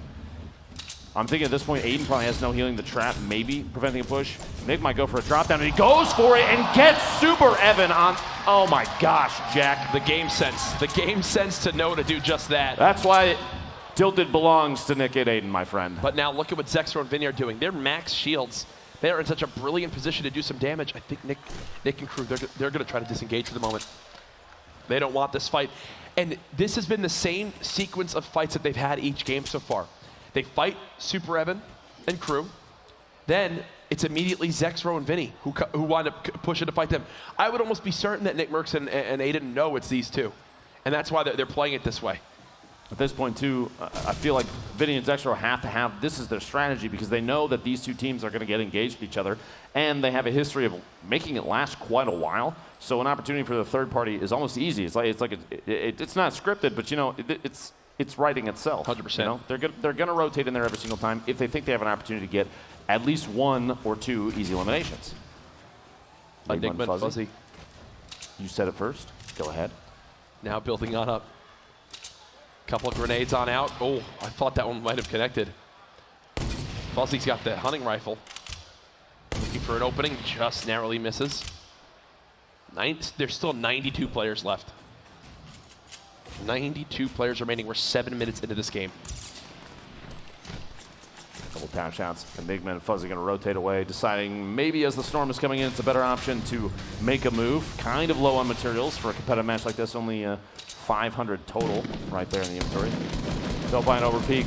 Have someone trapped in a box down here. Greasy, the shot from behind, the pinch from both sides. SMG spray coming out as building against that. It's going to be tough, but it might be able to pull it off. Now Yo-Yo keep it up, and Idle Game Bro go down to over peak. Pair of Elims there. Greasy. Curious if there is another team. They are pretty far towards the outside. The zone. Greasy, one of the kind of the edge POIs, so oftentimes you won't have somebody rotating from the backside. Vape Jesus in pain here and Shifty. It's like only a slurp in terms of shield between the two of them thus far. In the feed, 72 hours, picking up a knockdown and an Elim on tempo, which means Llamas should be nearby. Here's your zone thus far. Basically, nobody's stuck outside in the storm. Still a llama on the map. It's actually 2 llamas, one well outside. Nobody's going to find that one. And the one by Dusty probably going to go unclaimed as well. Free 600 materials is disappointing. Yeah. They chooses a bounce pad. Sorry, the launch pad. Blue SMG, blue pump, green AR. Not a whole lot of ammunition. And they're in the elimination feed, actually. The Atlantis duo. That was a team I was going to talk about here soon. All we could do the other day in their heat was speak about how great they were. Today, quiet to this point. Seems like they've got 2 elims so far this game. We'll keep you up to date on if they earn themselves a point to potentially begin to move up these standings. I would almost expect that team from Atlantis to go along the same path as Liquid. 72 Hours and Chap have that kind of forward mindset. They're going to put the previous 3 games behind them, 4 eliminations between the 2 of them. Atlantis sitting relatively similar. A combo of bounces. Look at that. Nice movement just right there. Floating up top. NICKMERCS and Aiden still in tilted, a 2v2, and both of them with quite a bit of shield and HP. 100, 100, 195. So no trap, a tap from above, a team maybe not realizing that they're up there. Builds himself into a little bit of a box. He's going to edit his way down. Trying to escape this. This point probably looking for Aiden for a little backup, and there it is. Aiden taking shots as that other team starts to float down, but somebody lands up top of this red brick building and able to deal 30 damage to Aiden. Looks like another team coming from the basketball court, the northwest corner of Tilted. Nick, bottom floor here. And look, you got a couple teams coming in here, Jack. Pate, Dementos, Sexro, and Vinny up top. Diggy in perfect tilt over just past L's. The most eliminations for any player in this game right now, still only 2 for Horrify. I say only as if it's not very many, but right. 85 players remaining, only 15 have gone down, and Pate and Dementos. Look at this, any material they can get. They're in the bottom of this building, and it's the floor, but they're gonna knock it out in an attempt to get every little bit, every build they can pick up is important. Yep. Seems like that's now their home. Still chill down there for the moment. That teddy bear didn't deserve that, Aiden. He doesn't even give materials, Jack. Yeah. Dang. You know, shows Aiden's true true colors coming out. It's again, the people, you just tell how horrified the viewers were. Nick just staying in it. It's crazy to think that Nick having 62 shield and Aiden having just about near that as well is the least amount of shields of the players in Tilted. That's how healthy everyone here is. Look at this. That, yeah, literally. Them with that much shield is the least amount of all the 4 teams there. Now shifting our focus towards the south side of Pleasant. Zoof and Crodot, Jamok nearby, and grenades soaring on in. Not just 1 or 2, like 10. A whole handful. Zoof trying to build against it. Able to do so, it appears. He has 3 clingers of his own, might respond with it. But J-Truth, 1 HP, full shield. But any fall damage looks like it could be an Elim there. Reminder, as you see on your screen, this is match 4 of 6 of the grand finals here in San Jose at Twitchcon. The finale for the fall skirmish. If you're not watching, if you don't have friends watching, tell them to watch. Get in here. NICKMERCS and Aiden is knocked with almost no HP. The save might be impossible. Nick's going to try and defend against this. His own trap above him, boxes himself in. He's going to go for this med kit. Even he's only got 39. At this point, if he feels outclassed, he needs to pop that rip to go, and he's going to do so, taking both opponents with him. A full reset, and there is a team up top.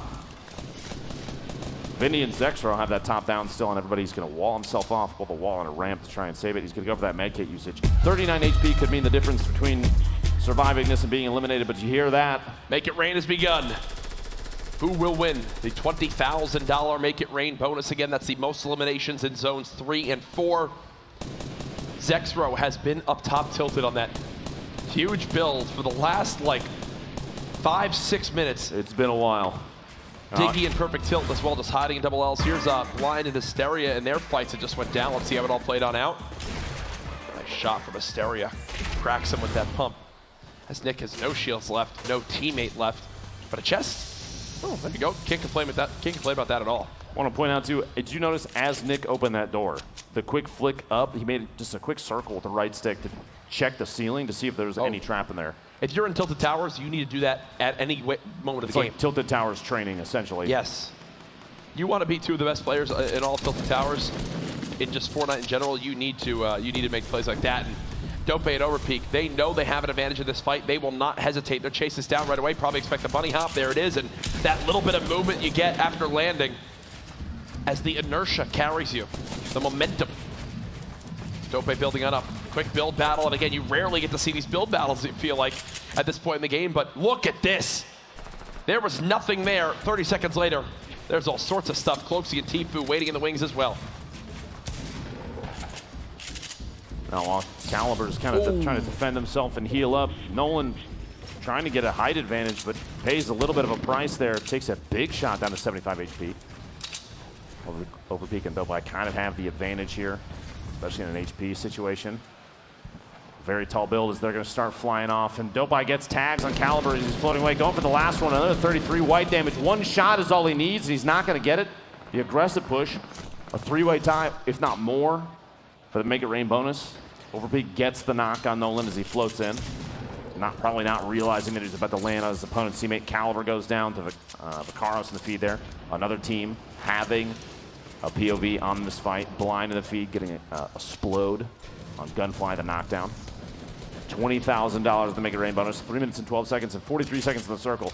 And Blind and Hysteria actually in their heats yesterday, they wound up winning the $20,000 Make It Rain bonus, so maybe they can run it back again. Would not surprise me. As they are right there on your leaderboards. 3 minutes left in the Make It Rain. 77 players remaining as this third zone closes on in. 26 seconds until all players want to make sure they're inside that zone barrier. Vicaros and the General.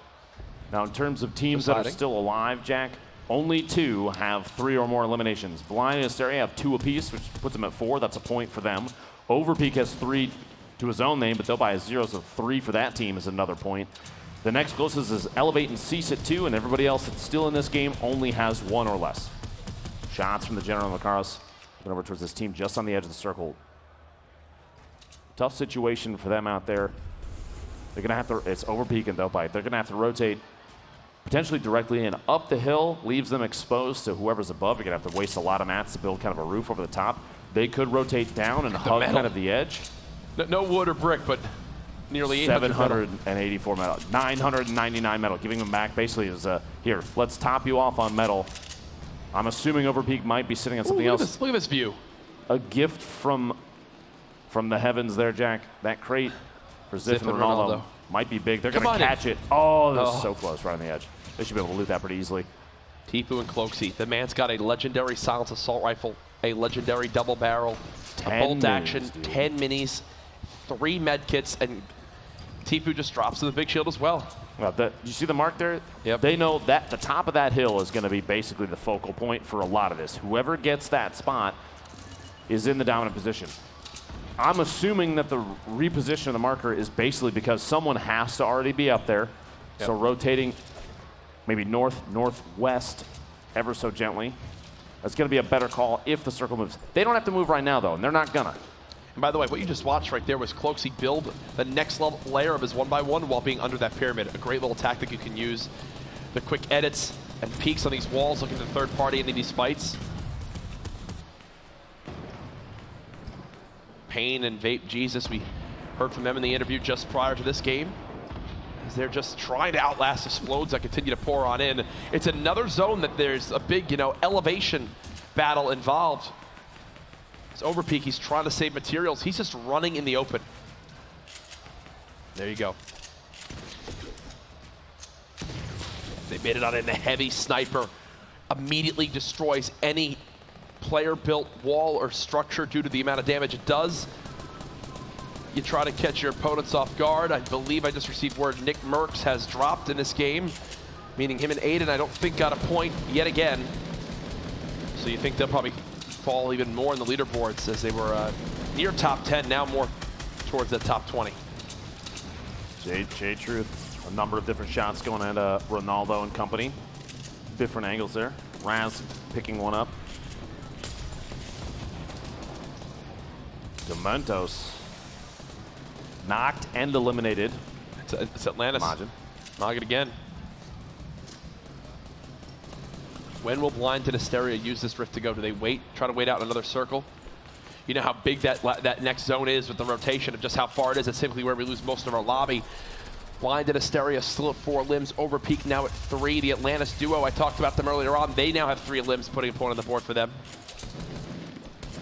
Another high player count game, 69 remaining as we're 15 seconds from the first circle move. Everybody's got to go north, northeast, but half of that next safe zone is safe. And here's your list right now, the scoreboard.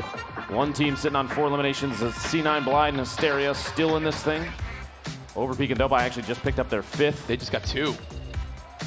Overpeak sitting on 5 of his own. That's 2 away. That's 2 points for them, but 2 away from 7 would be 3 points. Then every elim after that would be that big bonus. We haven't seen anybody take advantage of that yet, but it would not surprise me if we see a team soon push for some eliminations.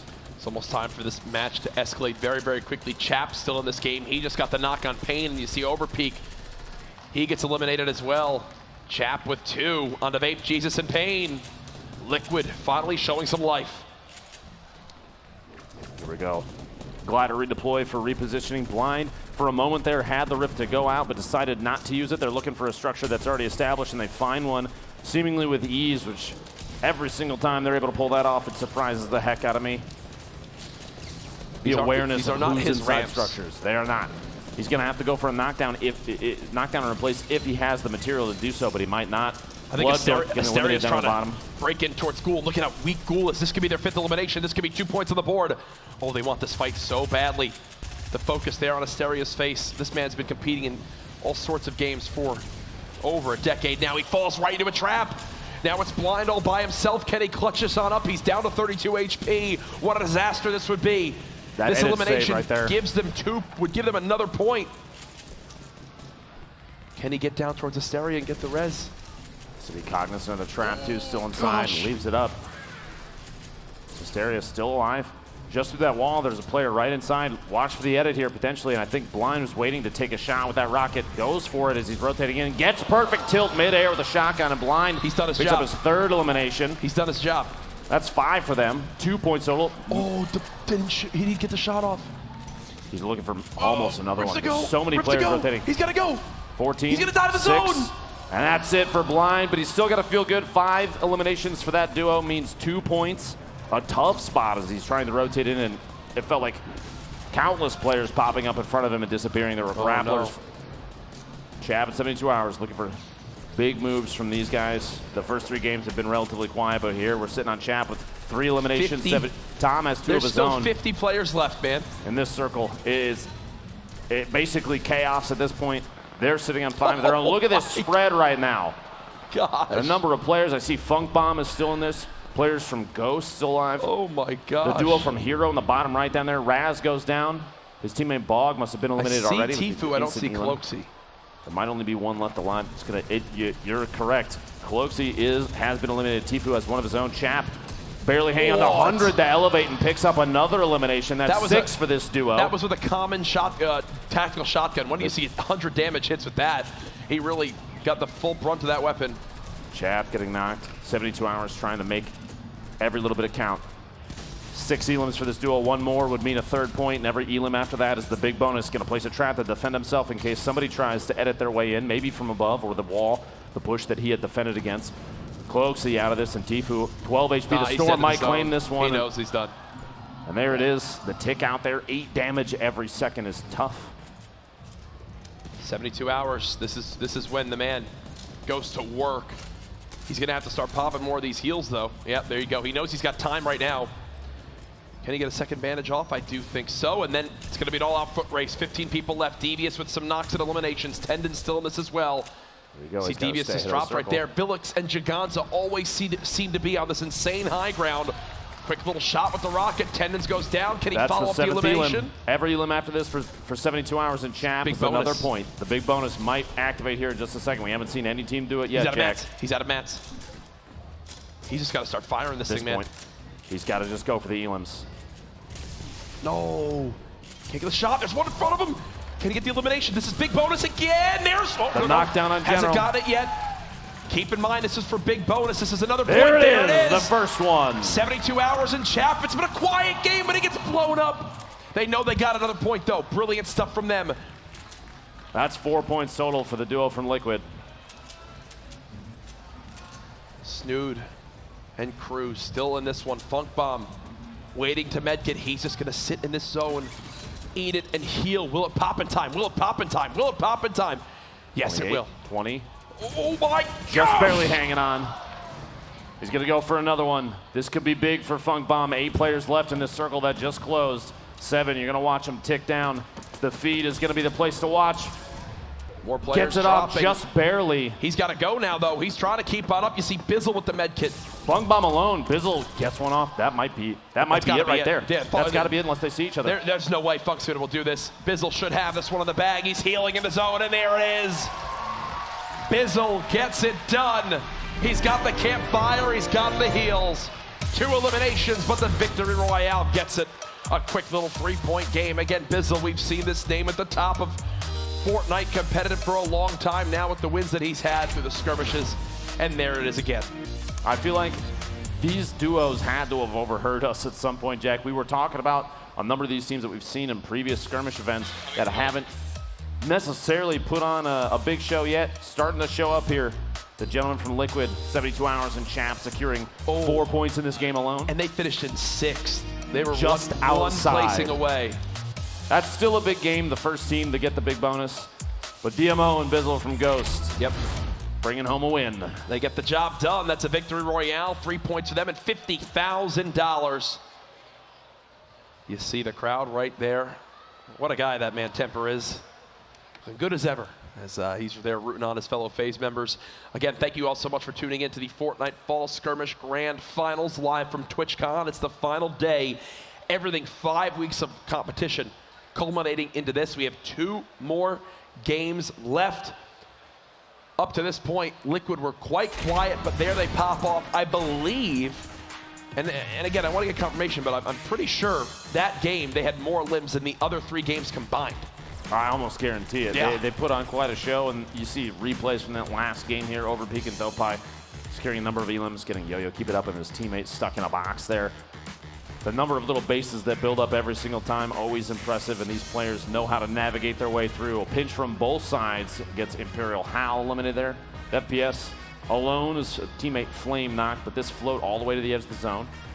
Blind trying to calculate the shot on perfect tilt, and he does so. Man, all those players pushing up the same ramp, Jack. And one of the common techniques we've seen in situations like that, whoever has the lead on the ramp up will occasionally place walls behind themselves to prevent other opponents from following all the way up. What that does is it forces them into the storm. Those little ticks of damage could potentially eliminate players. And the goal there, it's not for, let's say you're in the lead up the ramp and you have my team right behind you. You're not trying to eliminate me yourself.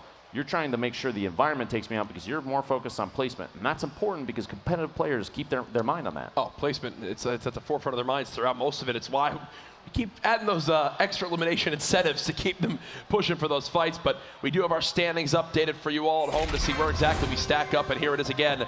Uh-oh, Nate Hill and Funk Bomb. Uh-oh.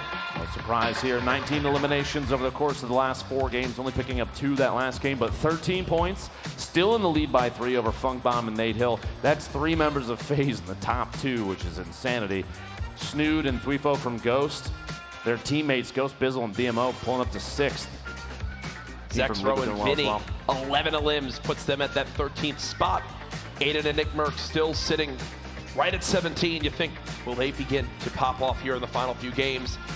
Also there's Zoof and Crodot, but that's our standings up to this point. No movement there from TFUE and Cloakzy, so their 6-point lead down to just 3. Now, I have to be honest with you, Jack. During our break, before the last match, I had a conversation just real quick with 72 Hours. And I told him, now's the time. If you want to start putting yourself on the board, you have to go for eliminations. You guys, you know you can do this. So I'm just going to say this. I take a majority credit for that last game. Brilliant. It's mostly me. So can we get a round of applause from me here, please? Thank you. Really proud of you, Ben. Always adding so much to Liquid strategies. It's what I'm here for, Jack. You really did a lot there. That's what I'm here for. I literally saw you walk past him and said I two didn't words do to anything, each other. Jack. Please stop lying to me. But we do have an update for you on the Make It Rain. It's rolling over.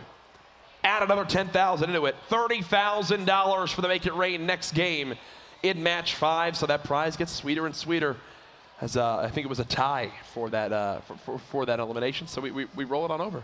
$30,000 still. I mean, we've seen it multiple times in the past. I don't think that's going to be enough to motivate players to be more aggressive and go for eliminations because, man, it is tough to say no to try and go for $400,000 for first place at the end of these grand finals for the fall skirmish here at Twitchcon.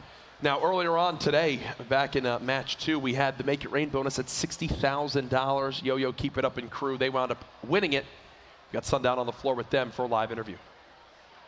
How you doing, guys? We're here with Yo-Yo, Keep It Up, and I Don't Game Bro. I would say they made a raid, but in all honesty, you guys made it poor. How do you feel? What was your reaction to that? I don't even know, man. As soon as it happened, they called our name. We just freaked out. We jumped up. We started screaming. I was hugging them, dude. It was crazy. I just didn't even know how to feel. So did you guys end up changing up your game plan at all? Were you just looking for some safe elims, or what ended up happening? Basically, we noticed that I had the frag grenades, so we saw the 2 people that were below us getting just like lasered. So then we decided to throw all our frags at him. I hit them both with grenades, and then I jumped down while he covered me, and I just got the elims. Wow, so those frag grenades making a huge difference there. So you guys, how have your lives changed in the past year? How has Fortnite been to you guys? I mean, a year ago, I wasn't even streaming. I wasn't even a streamer. I started February, late February, and ever since then, you know, I started out just like everybody else, 0 viewers, just on the grind. And then the solo showdown came, and I performed well in there, and that's how I got to meet Lumen. Most people know him. And from there, I got a chance to compete in the summer skirmish, and it's just blown up from there, man. EpicGames is doing a fantastic job at just giving everybody a chance. How about you, I Don't Game Bro? Basically, a year ago, I actually didn't start playing Fortnite till season 3, and but it still changed my life. I play it all the time. Right as soon as I get off of work, it's just a fun game. Well, congratulations, guys. I noticed you got some interesting merch there. Would you like to talk about that? Yeah, I mean, I just want to let you guys know, like, if you're not qualifying for these events, all you need to do is make sure you use my code and you'll start qualifying. It's as simple as that. Do you have any shout-outs you want to give I Don't Game Bro? I just want to give a shout-out to 2 of my NCOs, Sergeant Martinez and Sergeant Busta, and Echo Battery at Fort Bragg, North Carolina, for letting me come out. All right, thank you very much, gentlemen. Congratulations, and go see if you can get another Make It Rain bonus, all right? Oh, we will. Don't worry about it. Back to you, Courage and Lupo. You know, I love someone who knows how to plug. I do plug Twitch Prime all the time. I'm literally wearing the shirt right now. And that man, I love a good sellout, and there it is right there. Brilliant job, Yo-Yo, keep it up. I'm definitely not going to use your code because I'm going to use mine. Yeah, Jack is very much about himself. By the way, Dr. Lupo, if you're in the item shop, feel free to put that one in there. Okay, we should probably move on from that either way, though. We're moving into match 5 here momentarily. Appreciate your patience as well as we just keep this on rolling, baby. It's been a great, great final day here at TwitchCon so far. I know it's all going to come down to the wire. As you can see, since there was no movement there by TFUE and Cloakzy, the first game today where they haven't gotten any points, that huge lead that seemed insurmountable by some of these teams has now been cut directly in half. If that happens again here, match 6 could go down to the wire to see who can wind up taking home that top spot, the $400,000 in the title of Fortnite Fall Skirmish Champions. At this point, I feel like players like TFUE and Cloak, they should just maintain the path they've already taken. I mean, one misstep, game 4 maybe didn't go the way that they wanted it to, but look at their history already in game 1, 2, and 3, just absolutely destroying. Now, this last game. Look at this. This is what we talk about when they're having to go up these elevations. Watch all these people begin to drop to the zone. Because they're all kind of turtled on the same side of the map, and because they have to go up in height, there's no direct path, and because of it, TFUE's dropping there. You see KU and Chap dropping there. Even more about to fall here. It's so crazy to see. If there was a make it rain bonus every game, the Storm would be the winner. Absolutely, and it's tough to kind of predict what's going to end up happening here, as we've seen. We were just talking about TFUE and Cloak, and right there, even the Storm can claim players like that. Yep.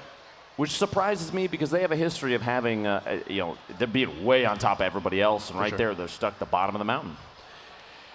About to get into match 5. Predictions again, folks. Use those hashtags. Hashtag Fortnite Twitchcon. Hashtag Fall Skirmish. Weeks have led up to this. Will 72 Hours and Chap continue their climb? Through the first 3 games, sorry, they had 1 point. In game 4 alone, they earned themselves 4, putting them at 5 points. They're now into our top 10. They're trying to climb back in. There are our competitors in what is the most stacked Fortnite lobby in history. Everyone getting ready. Aiden and NICKMERCS, they've had some quiet games as of late. They're still in that 17th spot. They're like within striking distance, Lupo, but they need to really begin to climb here if they want to get in the top 10, top 5. Now we're about to see the bus deploy as Game 5 of the Grand Finals. Here it is. The Fall Skirmish here at TwitchCon kicks off. Can we make some noise if you're here in San Jose? Oh yeah, baby. Oh yeah. All right, Jack. Question for you. Yeah. You know you are an absolute dominant player. Do you go to Tilted and make it your own, or do you avoid, because you know that those two teams have sparred back and forth repeatedly, which means you have maybe an opportunity to third party. As a player, would you go there? I'm almost more worried now at this point about Zexro and his teammate coming in. Vinny, yes, thank you. I'm more about them coming in, because it seems like each game they've looted, gotten full shields, and then rushed into Tilted and tried to third party that fight or get involved as early on as possible. I don't think that strategy from them is going to change. We'll see how it plays out here. The map obviously getting filled on in everywhere by those different arrows, by people landing and looting on up. Basically every single area getting touched here. And we've seen a number of players hit the same spot pretty much over and over again. We saw Dusty Divot, the same teams landing there. Ghost, Aiden, and NICKMERCS. Straight out of Tilted Towers. Those are your cumulative stats. By the way, 9 elims, 2,758 damage dealt. A little more than that damage received. Quite a bit of wood acquired. The materials used, only 5,180. It does not surprise me because Tilted Towers has quite a few wall structures that are already built. Yep. Nick looking like he's already picked up some shield, rotating around inside. Aiden, Nick, not shielded just yet. That 6-shooter picked up for only a moment and then replaced. Gray burst, now the gray AR. He's got a legendary heavy sniper rifle, good for, I mean, a body shot with that still does 157 damage, so Gomnik's not safe from that. Neither is Super Evan. They have to be over that. You know, another full shield or anything can make them quote-unquote immune to an instant knockdown. The grappler, though, here from Nick, I would not be surprised if when they both feel ready, that grappler is going to be utilized to get all the way up on top of that big gray building that the opponents have always landed in. Yep. Try and get a drop down on him. He does have a trap as well. They're going to rotate away, actually, towards the basketball court. Maybe looking for more loot because Nick doesn't have any shield. No shield yet means probably no push, and they're looking for any. I think that's exactly what they're thinking, right? Instead of pushing forward at the enemies, they're pushing away to try to see what they can get Nick. And there you go. Aiden drops a big shield, and he's got another grappler too. So 2 fully charged grapplers. And is that a grenade launcher too on the ground as well? Potentially, or maybe a tag. Oh, no, blue tag. Blue tag shotgun. Sorry, there. I thought that was a grenade launcher. I need both to get look at reference in the med kit. Oh, and Evan and Godnick, they're changing things up a little bit this game. They're just flying away. That might be maybe going over to the pawn shop down there at the bottom. Yeah. Both teams may be opting to say, we don't want to engage until we're both 100-100. Horrify, Vanitize. We've seen these two teams spar here in Salty in the past. Or just a quick update. Ronaldo TV and his teammate have picked up 2 eliminations. Looks like the first pairs. Only 98 players remaining. Here we go. Tempo, Jamok. Jamok knocked down, which means Tempo's in a position. He's got to clutch up here. 1v2, and there's rocks down below, and still shield on that target. 18 and 42. Still shield on the target. He's sitting on 26, a quick bandage, but he's not going to have time. His opponent's going for an aggressive push from above. Makes a ton of sense. You want to catch this opponent off guard. And there it is. Tempo goes down. Razru and Bog stay alive and pick up 2 eliminations. I do have to give a shout out to Tempo, though. Razru had over, I think, 175 HP, and that's how close Tempo got him with only 40 health left. If Razru really didn't get the shield he got off the break, that's an easy fight win for Tempo. did what he could. Just like that, Razaru gets it. And yes, Evan and Godek, they just straight up left. They did not want the fight this time. And I'm literally thinking it's less about the NICKMERCS and Aiden fight and more about the Zexro and Vinny rotation. Opting to not get third. It's a guaranteed third party based on the previous games. So they're saying, okay, we'll go somewhere else. It's not, like you said, it's not necessarily because of Nick and Aiden, which is an intelligent play there. Riser and Tomo having a top down on R7 and Scruples. The very southeast corner, quite a bit of metal here. A little bit of brick, a little bit of wood, but a tough position if they're low on materials. The team from Rise, if they're not kitted here, there are not a lot of options for backing out of this. A little bit of materials, 2-1-0. Not a lot of ammunition in R7's inventory. They're biding their time. See the feed, Delphi knocking and eliminating Godnik, which means Super might still be up there. Here's his play. R7 going for it. Tomo's going to drop down to the ground. No materials left and only a common assault rifle in his inventory. Rizar now knocked. You got to think this is not looking good. Cannot build. Cannot really defend himself. Not a lot of ammo left for R7. And there's a player with a sniper on top of the mountain. There goes Tomo. Scruples there with the elims. That's 2 elims for them, but there's already another team here already looking for another fight. Will they glider on in is the question. How weak do they think Scruples and R7 are? It depends on what kind of visual cues they saw. If they saw a shield break from that distance, which you can see it, maybe you're not close enough to hear it, but you can see it. If they saw that, it wouldn't surprise me if there was a push. Scruples having no shield now. R7 still sitting on 20 there. It looks like it might not be happening, which maybe that's a good call. At this point, Jack, pushing in, you could potentially put yourself relatively far outside the zone if they don't have enough materials to build back up on top of this hill. It's J-Love and Germ up there. No shield between the two of them, but yeah, that's semi-auto sniper rifle, 10 rounds, and a heavy shotgun. Single trap, 6-1-0 on the materials. Quite a bit with 89 left, but it's not going to be enough by the end of the game, so they can't stay up here forever. Nope.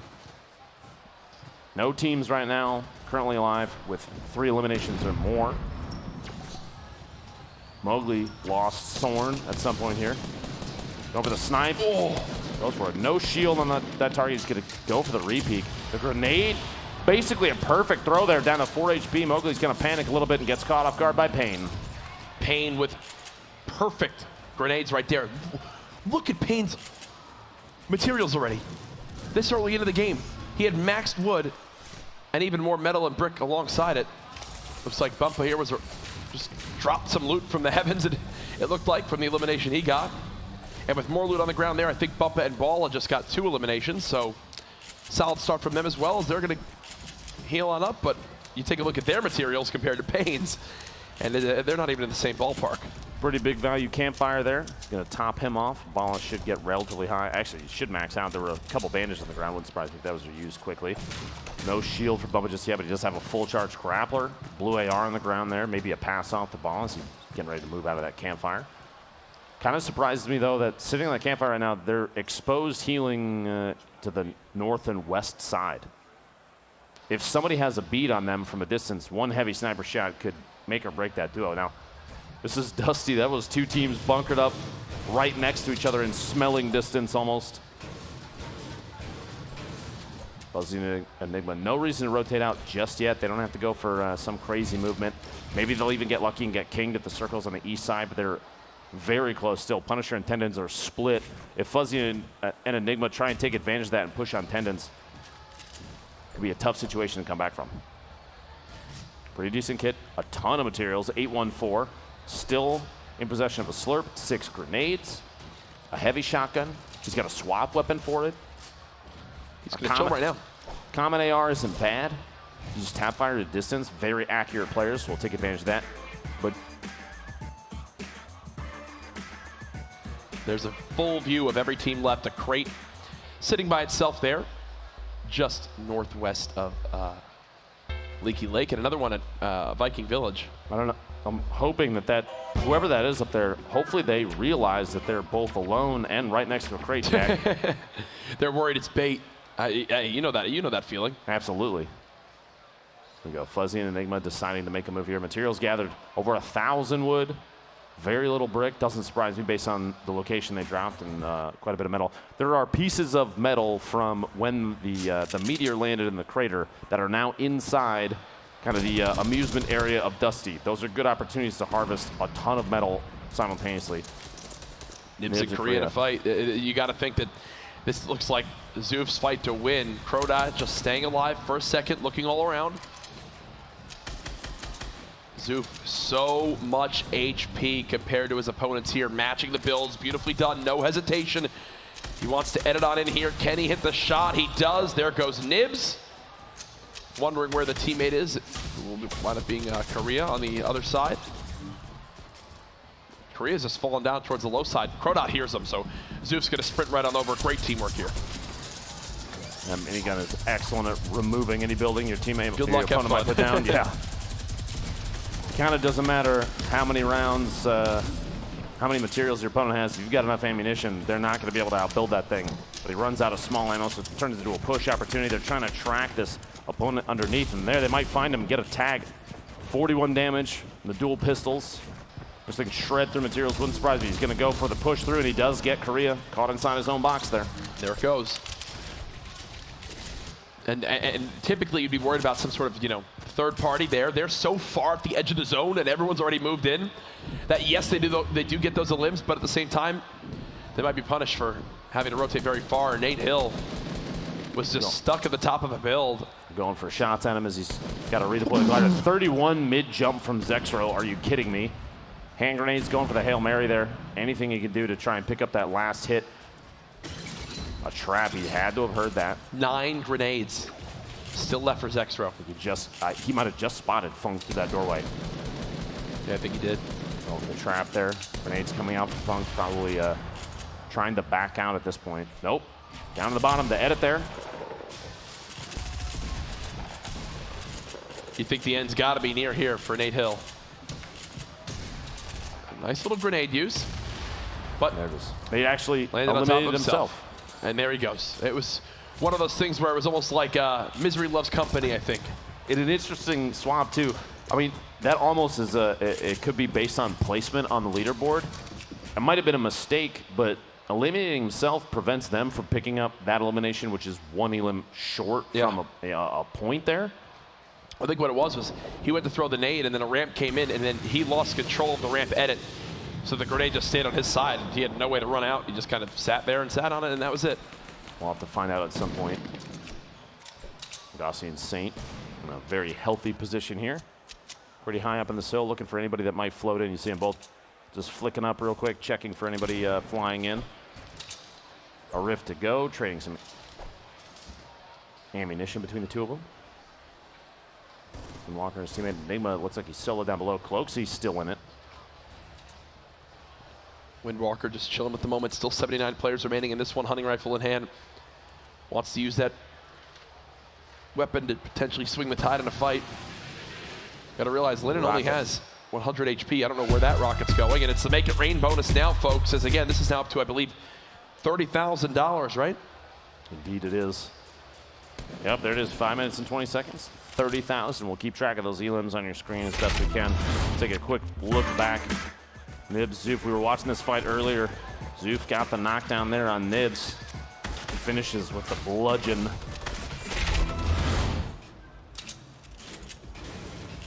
J-Truth and Wilds. We'll fight here. They're going to go for some replacements on some of these structures just to see if they can catch whoever's in the bottom of this off guard. You see there just a couple smacks from the pickaxe. The jump and build. And they're looking, trying to root out whoever is down underneath. They're claiming everything. Semi-auto sniper from somewhere. Is that, what is that? Is that NICKMERCS and Aiden and Tilted shooting that? I'm trying to tell. I think it is from top Big Gray. The most eliminations in this game right now is from Villex at 3 single eliminations. That's obviously in the game, not the Make It Rain bonus. Exactly, exactly. Who knows who will win this $30,000? Still 4 minutes and 15 seconds left on the clock.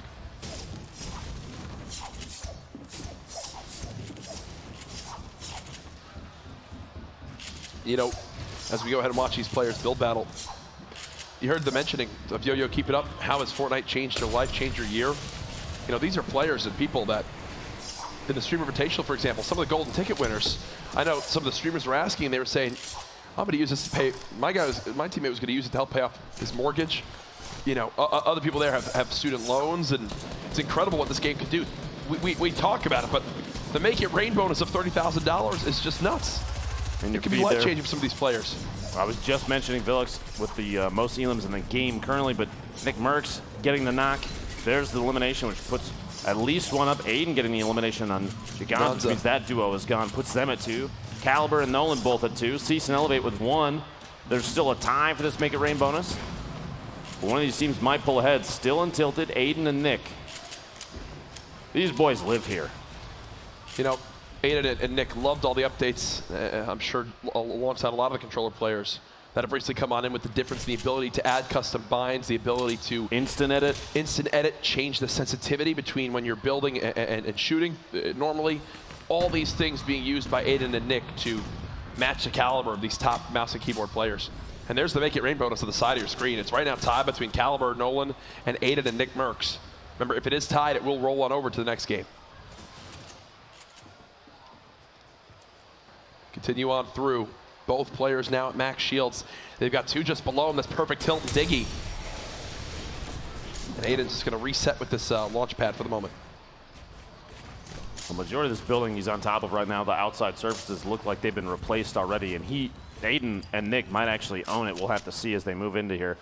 Nick's looking, you know, stink grenades. He gets a tag. You could hear the audio cue there, which means he knows there's somebody in the bottom of this. He's going to try and go inside. He doesn't own the surfaces. He had to knock him out. There's that, oh my gosh, the laser from the side as the sandwich happens. You got to watch out just potentially if there's a trap in there. Got to be careful, but Nick pushing inside. Maybe misses. He doesn't realize his AR isn't reloaded. He has the double barrel, gets the knock on perfect tilt. The trap, though, he's got to be very careful. He's going to hug that corner so it doesn't go off. Gets that elim. Diggy is still alive somewhere in here. That's at least 3 limbs now for NICKMERCS and Aiden. That's another point for this duo. The crowd behind us cheering for this duo. They're making sure they hold on to this. Nick has his eyes on Diggy. He's going to try and push up. I wouldn't be surprised if there wasn't maybe some drop down from underneath. Oh, surface replace. He's got to hear him. There's one thing you know about playing with NICKMERCS. There it is, the shot on Diggy, and he gets another elim. There's one thing you know about playing with NICKMERCS is this man gets the double barrel, and now on the right side of your screen, look at the Make It Rain bonus. They've got the lead right now as time's ticking down. Here's some earlier on. Lands right on 1. This Villix didn't even react. Basically makes Villix eat that double barrel. Meanwhile, Aiden, this is still earlier, sneaks inside the box and gets Giganza, catches him off guard on the inside. That's 4 elims total this game, all 4 of them in the Make It Rain bonus. And inside this box, NICKMERCS with the number of traps gets a knock on Cease. This could be number 5 and gets it. Elevate goes down to the trap as well. Ladies and gentlemen, they're coming to life. Absolutely dominating this game. 58 players left. 6 elims. They're 1 away from 3 points based on elims away. And I got to say, Jack, I think this Make It Rain bonus is in the bag for them. 24 seconds left. These 2 boys are about They're not done yet. They're pushing up top. Aiden's got more players above him. The comms between these 2 we were watching earlier, you can see Nick Nick huge build battle right now. It's Morgossi and Saint versus NICKMERCS and Aiden. Nick and Aiden trailing, getting some damage done. If they get these 2, they're in big bonus territory. Aiden matching this. Look at what he's doing right. Absolutely stunning. He's got the high ground for the moment. The shot comes in. Are you kidding me? By Saint. Nick fighting out. There's the other, and Nick's on his feet, folks. It's big bonus as the duo has made this arena erupt. Look at NICKMERCS materials at this point as well. He's sitting on over 2,500. The share with Aiden's got to be coming up here in a second. They take a moment to recoup from this. And Jack, these boys just showed up big. And they are not done yet. Tilted Towers, it's theirs. Build battles, it's theirs. And they are hungry for more. Already a 4-point game for NICKMERCS and Aiden. And they've got the high ground, they've got the health and mats to do it. This could be how they rise back up the ranks. We mentioned how they needed to come back, and there it is. I mean, they've got double the amount of limbs a second. Nick is just firing on down. You got Every players other elim they rifting get in. from here is big bonus. Every elim is another point. They know this. They know how key this is right now. Jack, 50 players left at this point is a little bit of a heart attack there, I think, for everybody. As Nick drops down just a little bit. This man doesn't stop. They're not even together anymore. Aggressive push. He doesn't even care. Aiden see what they've been doing this entire time, but it might cost him. We've seen this before, though. Happened in the previous match. A little bit too aggressive. Yes. Aiden's gonna, at this point, most likely slow down just a second. Catch his breath. You have to realize he's got to push when his teammate is available. Now's the time to take advantage of this. Nick, they both know that. He's right on the edge of the zone. He's got to move on in. There you go. Still doing it. It's all materials. Aiden needs material backup from Nick. Nick's sitting on quite a bit here, so material share is going to be. He's also got shields for him, but this is the downside of them being so split, you know? Aiden's just got to get. Aiden needs to get lost for a second here in all these builds, and he couldn't be further from the next zone. That's another big worry now, too. These hand grenades might come in key. He's just going to huck some grenades as high as he can. I think he's trying to drop them in on a structure from above. And he's doing so actually really well against the knock-on. Cool. The heavy snipe swaps. Here it comes. He's going for another pair as he pushes in. Gets the ELIMINATIONS. There's one left from that duo. Still alive. 65, and there was a rift just in front of him. He's going to go in for it. No way. Can he make it in time? No. He can't. He's got to rotate with the Storm Jack, and he's got to stay ahead of it. He's got tons of players in front of him. He might actually get this one as well. No! He gets shot in the back. Nick is still in this, though. Nick can fire from above. He's got tags on one. He's got eyes on another, but Nick's got to move. He still has a ton of materials and shield. Nick now, though, he's in the fray with everybody else and no longer can just aim down on others. He's getting tagged by this zone down to 33 HP, down to 25 HP, down to 17 HP, down to 9 HP. And that's 9 eliminations total for this duo, though, Jack. Brilliant 5 game points from them. The crowd going absolutely wild for the show those two just put on. 30 remaining, 8 seconds until this circle closes, and Nolan is missing his teammate, taking shots there as he catches players trying to rotate. This storm, next one's going to be punishing. 50 seconds, and it's already moving. The far south. Everybody's going to have to relocate, and you're going to want to pay attention to your feet quite a bit. Tendons didn't stick a landing in the middle of that, and this spread, top to bottom, we have a pair all the way at the top. But Carlos and the Generals, they're starting to drop down, and they may have just caught the team from Hero off guard. No, General actually got knocked by a fall, 29 meters. He missed deploying the glider on the way in. Bog looking for an Elim here on the outside. Maybe a player very low. Looks for the Elim. 34 shield tag. It gets shot from the back as he's trying to rotate in. His teammate Raz might not be able to save him. The circle is still rotating a player directly above him. A heal. This seemingly in the open. How is this man not getting spotted? He's just got to go for it. He's just got to go for it at this point. As Raz is just sneaking on up. So little health. Might actually be someone inside the box. There's immediate right back there. 39 HP. He's got an opportunity here just to heal up. Cloaksy's still in this thing. Looks like TFUE may have been eliminated earlier. But Cloaksy's got 4 limbs. And as I think that's the 5th. That's 5th. Cloaksy now at 5 limbs. Cloaksy has been putting out a show already. I'm telling you, he's the MVP. He is the MVP so far today, absolutely. Oh, and an awkward fight. Didn't land the trap. He's getting ripped up from everywhere, though. He's the target of multiple players at the moment. He's just going to reset with the glider. Scoots out in the storm just barely, landing right next to this tree, kind of hiding himself in the structure. Blood and Raz both looking for a med kit. A shot through and Raz goes down. Only a handful of players left alive here, 11. Geber solo has 2 med kits, a mini, 2 campfires, which means this heal off might be his if nobody else sees him. Marksman checks out early. Nolan only bandages. We've got rockets coming. Base Soldier secures an elimination on the Mentos. Kayun gets knocked by a rocket. And was that Geber who had all that healing? It is indeed. Because he just got eliminated. He just got eliminated. Cloaksy's still alive. The shot he shot up close. Are you kidding me? Base Soldier with a rocket.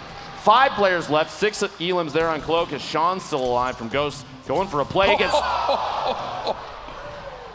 2 versus absolutely 1. annihilated on the way up. Here's the end of the game. They're dropping. Fornite falls. He falls down. They don't know where the final player is. He must be sitting out in the storm healing. Oh, there it is. My gosh! Yeah! Ronan wins it. Just barely staying alive, hugging the center of that circle. The team from Hero brings home a victory royale. And that's the downside. There's that. It's a double-edged sword. If you stick in the zone and try to out-heal it, and the other player is moving with the moving zone. There's just so much damage you take there if you can't stay ahead of it. That's the difference. He had enough time to keep moving with the zone. He did his job, and there you go, Ronan with the victory. Raz and Bark both took home 6 elims that game. Cloak with 6 to his own name. But 5 teams had 5 or more elims that game. But I think the elimination story in that one, NICKMERCS and Aiden, but these gentlemen from Hero taking home the Victory Royale. Brilliant, brilliant stuff. Here it is again. Look, Blood trying to out-heal the zone. Hero just Way sticking with the outside moving the zone. And they had a couple more seconds to go, but there it is. Ladies and gentlemen, 5 games through as we continue to push along to figure out who will be our Fortnite Fall Skirmish Grand Champions. Man, I'll tell you right now, what an incredible moment that was, watching NICKMERCS and Aiden just pop off in that one. Now, we've seen multiple teams start to do that. That's 2 teams that have secured big bonus elimination points. Yes. The game before, 72 hours, Chap from Liquid, now NICKMERCS and Aiden. I think, to me, that speaks volumes about how Fortnite can just swing. Single games can make all the difference, as I guarantee you, Nick and Aiden have to be higher on the leaderboard now, but substantially. And when you think about the amount of elims they had even in the heats, plus the elims they're having here, I know that there's like an extra bonus for like total elims across the weekend too that we'll probably wind up discussing later on when it gets all figured out. But they're in a running for a lot of stuff right now. We think we'll have an update soon, but I'm assuming they won that Make It Rain. For that game, I don't see how they did 6-7 it. at that point. It was insanity. Let's take a look back. I believe it replays from that match. We watched Payne, Vape Jesus. Payne here, very accurate shots on Mowgli from underneath. Then feeding in. Here it is. There's the knock on Norse just before. This spread of players, top to bottom here, is absolutely crazy. NICKMERCS, you see here only 3 in this replay, which means there's 3 more elims inbound, and those traps paid off multiple times against multiple players. The knock there on Cease, and just moments after, Elevate drops in and eats the traps. Hero, JDW, and Ronan. And there, look, they know it too. It's one of those things where when it comes down to that last second heal battle, it's like, here's to hoping. And he just didn't have it up, right? It's like, he's just moving with that zone. He knows he's maybe got 5-6 seconds left before he's done. Hopefully the opponent runs out of health before then. That's exactly what happened. So congratulations to those two. Again, every Victory Royale is 50 grand. So they just won $50,000. I wonder if in the moment, as soon as they see that screen, what's the first thing they think of? Is it the point values? Or is it the Victory Royale prize bonus? There's so much money up for grabs in these prize bonus and prize pools that like $50,000. Like we talk about it like it's nothing. That's like tournament ridiculous victories in other games. Like it's just nuts to see that that's what they just got for Victory Royale there. Now, as we move forward, we know this is the final game. TFUE and Cloaksy absolutely just put more points on the board. But we have to look back at how NICKMERCS and Aiden just did this, my friend. The best part about that first replay is as you were talking about NICKMERCS with the double barrel and how efficient he is, they literally, production cut to a clip of NICKMERCS with a double barrel and how efficient he is. Yeah. There it was again. These trap plays, just insanity, and feeding Elevate. Elevate must have walked directly into that pair of traps. Oh my gosh.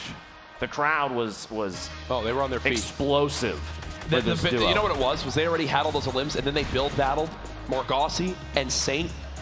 And obviously, Morgasi won the Summer Skirmish. I mean, look at this from Aiden. This is ridiculous. Aiden, please stop, dude. Honestly, think of how different this game winds up being almost, too, for this duo, if Aiden's able to get into that rift.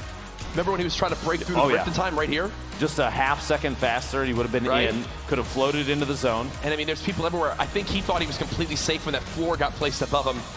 Unfortunately, not the case. NICKMERCS did what he could, but with the zone at his back, he was right on the edge. He just couldn't make it on in. So he knows that they were dropped on out, but either way, 9 eliminations. Even still, I mean, you could see just between the two of them, the chemistry. Because Aiden immediately is like, dude, it's totally okay. Look, there it is. Yo, make some noise from Nick. I want these gentlemen to hear you in the back, please. Oh, they do. People are happy. They put on a show. That's what's up. They know now. Oh, wait, let's have to make it rain. Oh, they just won the 30,000. They know.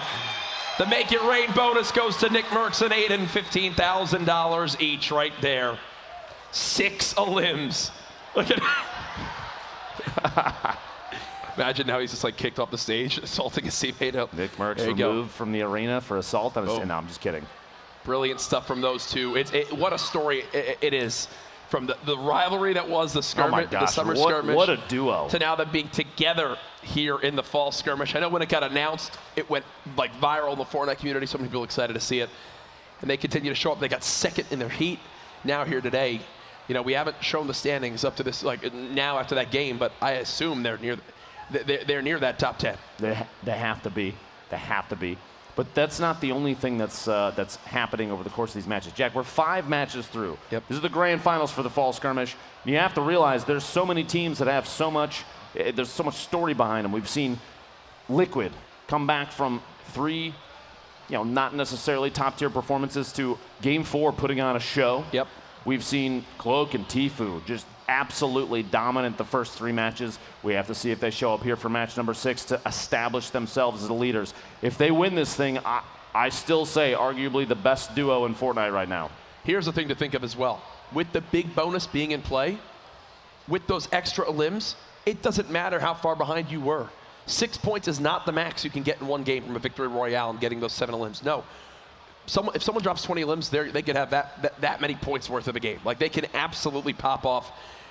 Don't count anybody out. I don't care how poor their first 5 games went. Literally, anyone can place in the top 10 from this point. I think at this point, Jack is just trying to say, if you're back there, if you're in the players area and you're listening, please, someone just drop a 20 bomb so we can all lose our minds, because we want to see it. I want to see it. I want to see people play absolutely out of their minds, because this last game, Jack, this determines the winner. $400,000 for the first place duo. You've got to think people are going to put themselves in positions now to push for a lead, to push for the win. Well, we're not going to take a look at the full standings right now. We're going to look at the match 5 results to see where we all kind of stacked up at the end there. Remember, this is the match 5 results. This is just from this game alone. NICKMERCS and Aiden at the top at 5 points. But the big thing to take note of in that 4th spot, Cloaksy and TFUE with 3.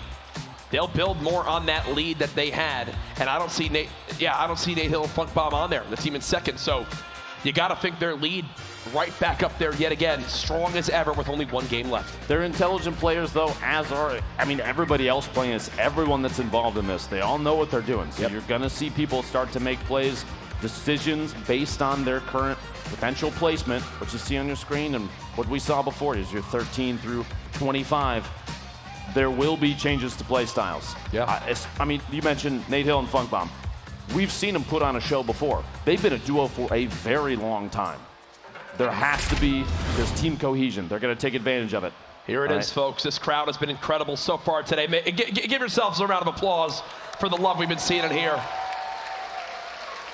The best audience in San Jose today, my friend, easily. You want to hear something crazy? Tell me. Lay it on me, Jack. Fortnite's doing crazy stuff all over the world. There was actually a Guinness World Record set today at the Paris, or the Paris Games Week for the most people doing a video game emote in person in one area. Here's the video. Oh my goodness. Gosh. Are they all Cuddle team leaders? They're all Cuddle team leaders. This is an official Guinness World Record, folks. Let's just beat it right now, you imagine? We just re-break it here. Before anybody goes crazy, I'm pretty sure you have to have a Guinness World Record official on site to witness it. But they did establish, they got it. They locked it in, Jack. Impressive. I was just out of breath looking at that. I think you should go for a dance world record. That's the longest, the person has emoted longest in person a Fortnite emote ever. Stop. 24-hour I'll do the eating justice. popcorn emote. That's the one I could do. That one would be probably the only one that I could do. You have to resupply the popcorn, though, otherwise it doesn't work. Hey. That's a lot of wasted popcorn, Jack. I'm all for it, though. Either way, though, we are 1 game away. I'm looking down at my screen here. I see movement in the lobby. I believe it should be starting here momentarily. Ben, for you, is this TFUE and Cloaksy's tournament? Are they taking this home? I think based on what we saw last game, you've got to have confident gameplay from a number of these teams. They put on, and NICKMERCS and Aiden destroyed. Yeah. Everybody here agrees. I'm sure, even the other players, like I said before, the Fortnite competitive community is very supportive. I guarantee you everybody over there just went, oh man, you two are out for vengeance today. 100%. But the team from Liquid, they did similar in match 4. We saw TFUE and Cloak just dominate the first 3 games, and even that last one, bringing home 3 points with 6 eliminations, which means they got a top 5 placement as well. Oh yeah, let's make some noise for all these teams. Folks, One final time, hashtag Fall Skirmish, hashtag Fortnite Twitchcon. This is it. Millions of dollars on the line in the last 5 weeks. Everything culminating into this epic event where the best players from around the world came to participate. They've qualified for their heats. They've made it this far, putting everything on the line. All their practice, it all leads to this. It is the final game of the Fortnite Fall Skirmish. After this, we will crown our champions. Ladies and gentlemen, the battle bus has launched. One more time, make some noise. The final game. Who will take it home in this packed arena? Oh man, I cannot wait to see how this all plays out. Well, this bus path looking like it's cutting the island basically in half. Southeast to northwest, from Paradise Palms to Junk Junction, we've got a solid spread of players. You can see there, don't forget those little icons, the Llamas. There's one in retail, one just east-southeast of Salty Springs, and one just south of the little soccer field, sports complex there, west of Tilted Towers. I look forward to maybe match number 6, the duo, the 2v2 of Godnick and Super Evan versus NICKMERCS and Aiden. We got Bizzle and DMO dropping down into Dusty Divot, including a team, Tendons and Punisher. Tendons and Punisher have gone to the warehouses at Dusty all 6 games. Yep. You have to realize some of these players, I mean, TFUE and Cloak, again, looking at the mini-map all the way down there. I've grown accustomed to seeing those red arrows down there, Jack, every single game. And still, surprisingly to me, no one trying to challenge that. At some point, they've got to just send 10 people there. I mean, realistically, how about this? If we ever end up playing in these, I'm going there. I want you to know that right now. Yeah. Solo. I'll see you there if I have to. No, you won't follow me because you don't want to run into Cloak or TFUE either. Nope, not at all. As already, NICKMERCS getting this extra Quite bit a of materials. And I believe, is this the new skin that literally just came out with the randomized skins? This is new, right? I think this is it. Didn't this come out? I think that came out with the Earhart skin as well. Oh, okay, maybe I'm wrong. Do you even play Fortnite, Jack? I'm kidding. Oh, my bad. I've been a bad skin buyer in the shop. You'll make up for it, I promise. Don't worry. Aiden and Nick rotating across that north side there. Super Evan trying to get a top-down view, probably calling out to Godnick right now that they're in the open exposed, but Nick's got that grappler, so elevation might change. Shots from the top of that tower. Here we go, Nate Hill and Flung Bomb. It's a duo we're expecting this to see put up some big numbers. My goodness. 17 eliminations from these two. Look at the materials, 15,000 and almost 10,000 wood acquired between the two of them. 700 more damage dealt than they've received, which I think that explains clearly why they've been picking up so many elims. Yeah, why they're near those top spots. Nate Snobby Hill Shores. Popping that mini. Moving back over to Nick. He's just chilling right now. For the moment, doesn't have a lot of materials, but they're all in the same building. Godnick and Super Evan. I'll give them props, man. They have not backed out from any of these fights. Can NICKMERCS and Aiden continue this momentum they earned from last game with the 5 elim they put, with the 9 elims they put up, sorry, the 5-point game they had. Those two just dropped down. You saw Super Evan and Godnick falling down the middle of that stairwell. Is how they got to the bottom so quickly. It wouldn't surprise me if Aiden maybe potentially looking for a peek and angle from up top. With them running away and trying to like just get back from these fights, I think Aiden and Nick are thinking maybe these guys don't have as much shields as you know they'd like to have. Maybe they're most confident in their ability to fight right now, and I think that's why they're trailing this so hard. Almost surprised. I'm kind of surprised Aiden hasn't hooked Nick up with that 50, even though it would only give him 25 shield, just topping him off. And this 2v2 has happened so many times. You know, Dopai over peak in a 2v2 of their own in Shifty Shafts. The shot from underneath, and Dopai loses all the shields, but Villex goes down. The duo, Villex and Giganza, eliminated in the final game here. Dopai missing all of the shield. Overpeak still sitting at 75. Saint Morgassi, the tack shotgun, takes the team of Atlantis out. Paradise Palms, a pair of eliminations for this duo as well. I feel like we've had a couple more limbs off the break right now.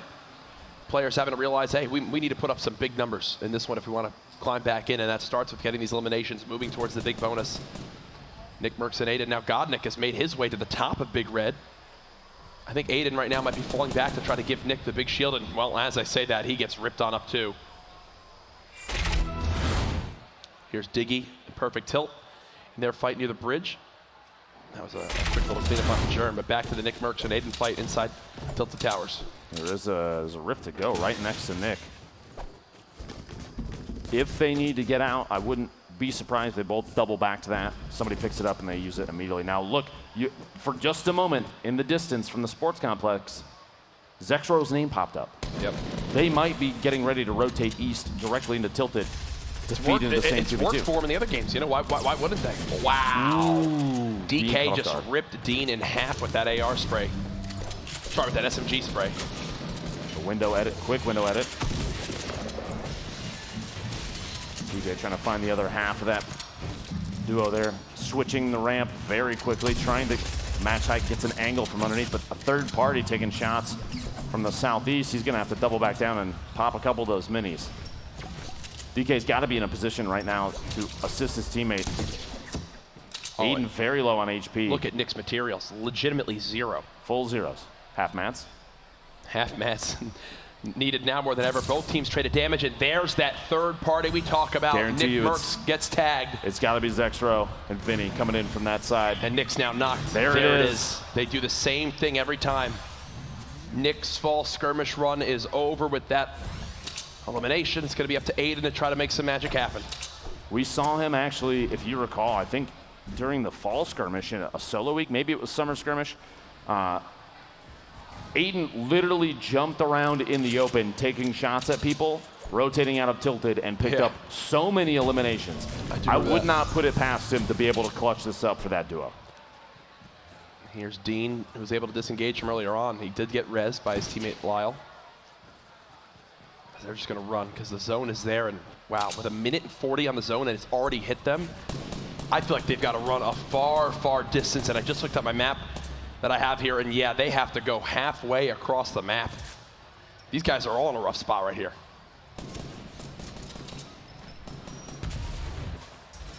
Here's Aiden. He's used one slurp, looks like he's found another. Only 184 wood in his inventory.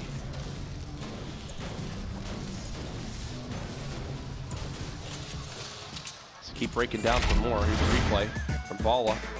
Dropping on down to 1. Quick swaps to those epic dual pistols. A nice shot on the Sketch. Did he find the second? Oh my goodness. Beautifully done. Winning that 1v2 with only 25 health. Cloak and TFUE in retail. Must have rotated.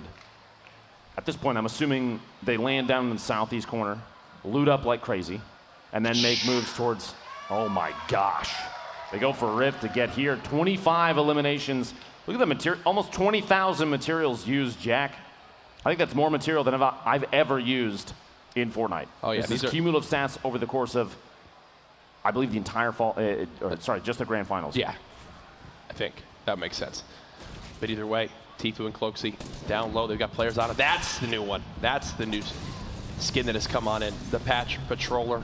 Yeah, those stats were just from the grand finals. Available now in the shop, or will be available tonight. Again, the skins today are completely random, so just so happened that TFUE in this final game wound up getting it. So now you've got Cloaksy bouncing around. They're going to start rebuilding those walls. Aiden on the outside here gets caught off guard by Vinny, that team that loves to third party at Tilted. That's all they do, and it's smart. We got a round of applause here, though, for NICKMERCS and Aiden. An excellent show from these two. They should feel really good about the performance today, Jack. Yeah, I'm wondering where they wound up ending up on the list, right? So we'll have to see after this game. Now, Vinny and Zexro, they still have to make just a tiny bit of headway, though. Vinny's going to sneak in. They're both sitting on a ton of shield. Still plenty of HP. TFUE and Cloak looking like absolute tanks in the middle of the building there. Base Soldier, Marksman. Marksman missing a little bit of shield, but Base Soldier 100 as well. They're going to start knocking floors out. Pick up as many materials as they can. 72 hours, by the way, right now, with the most eliminations in the game. You might have seen his name popping up in the feed. He's sitting on 3 of his own. Yeah, I think Chap might have some. You have to imagine if Chap's sitting on even a pair of his own, that's 5 right there. 2 points.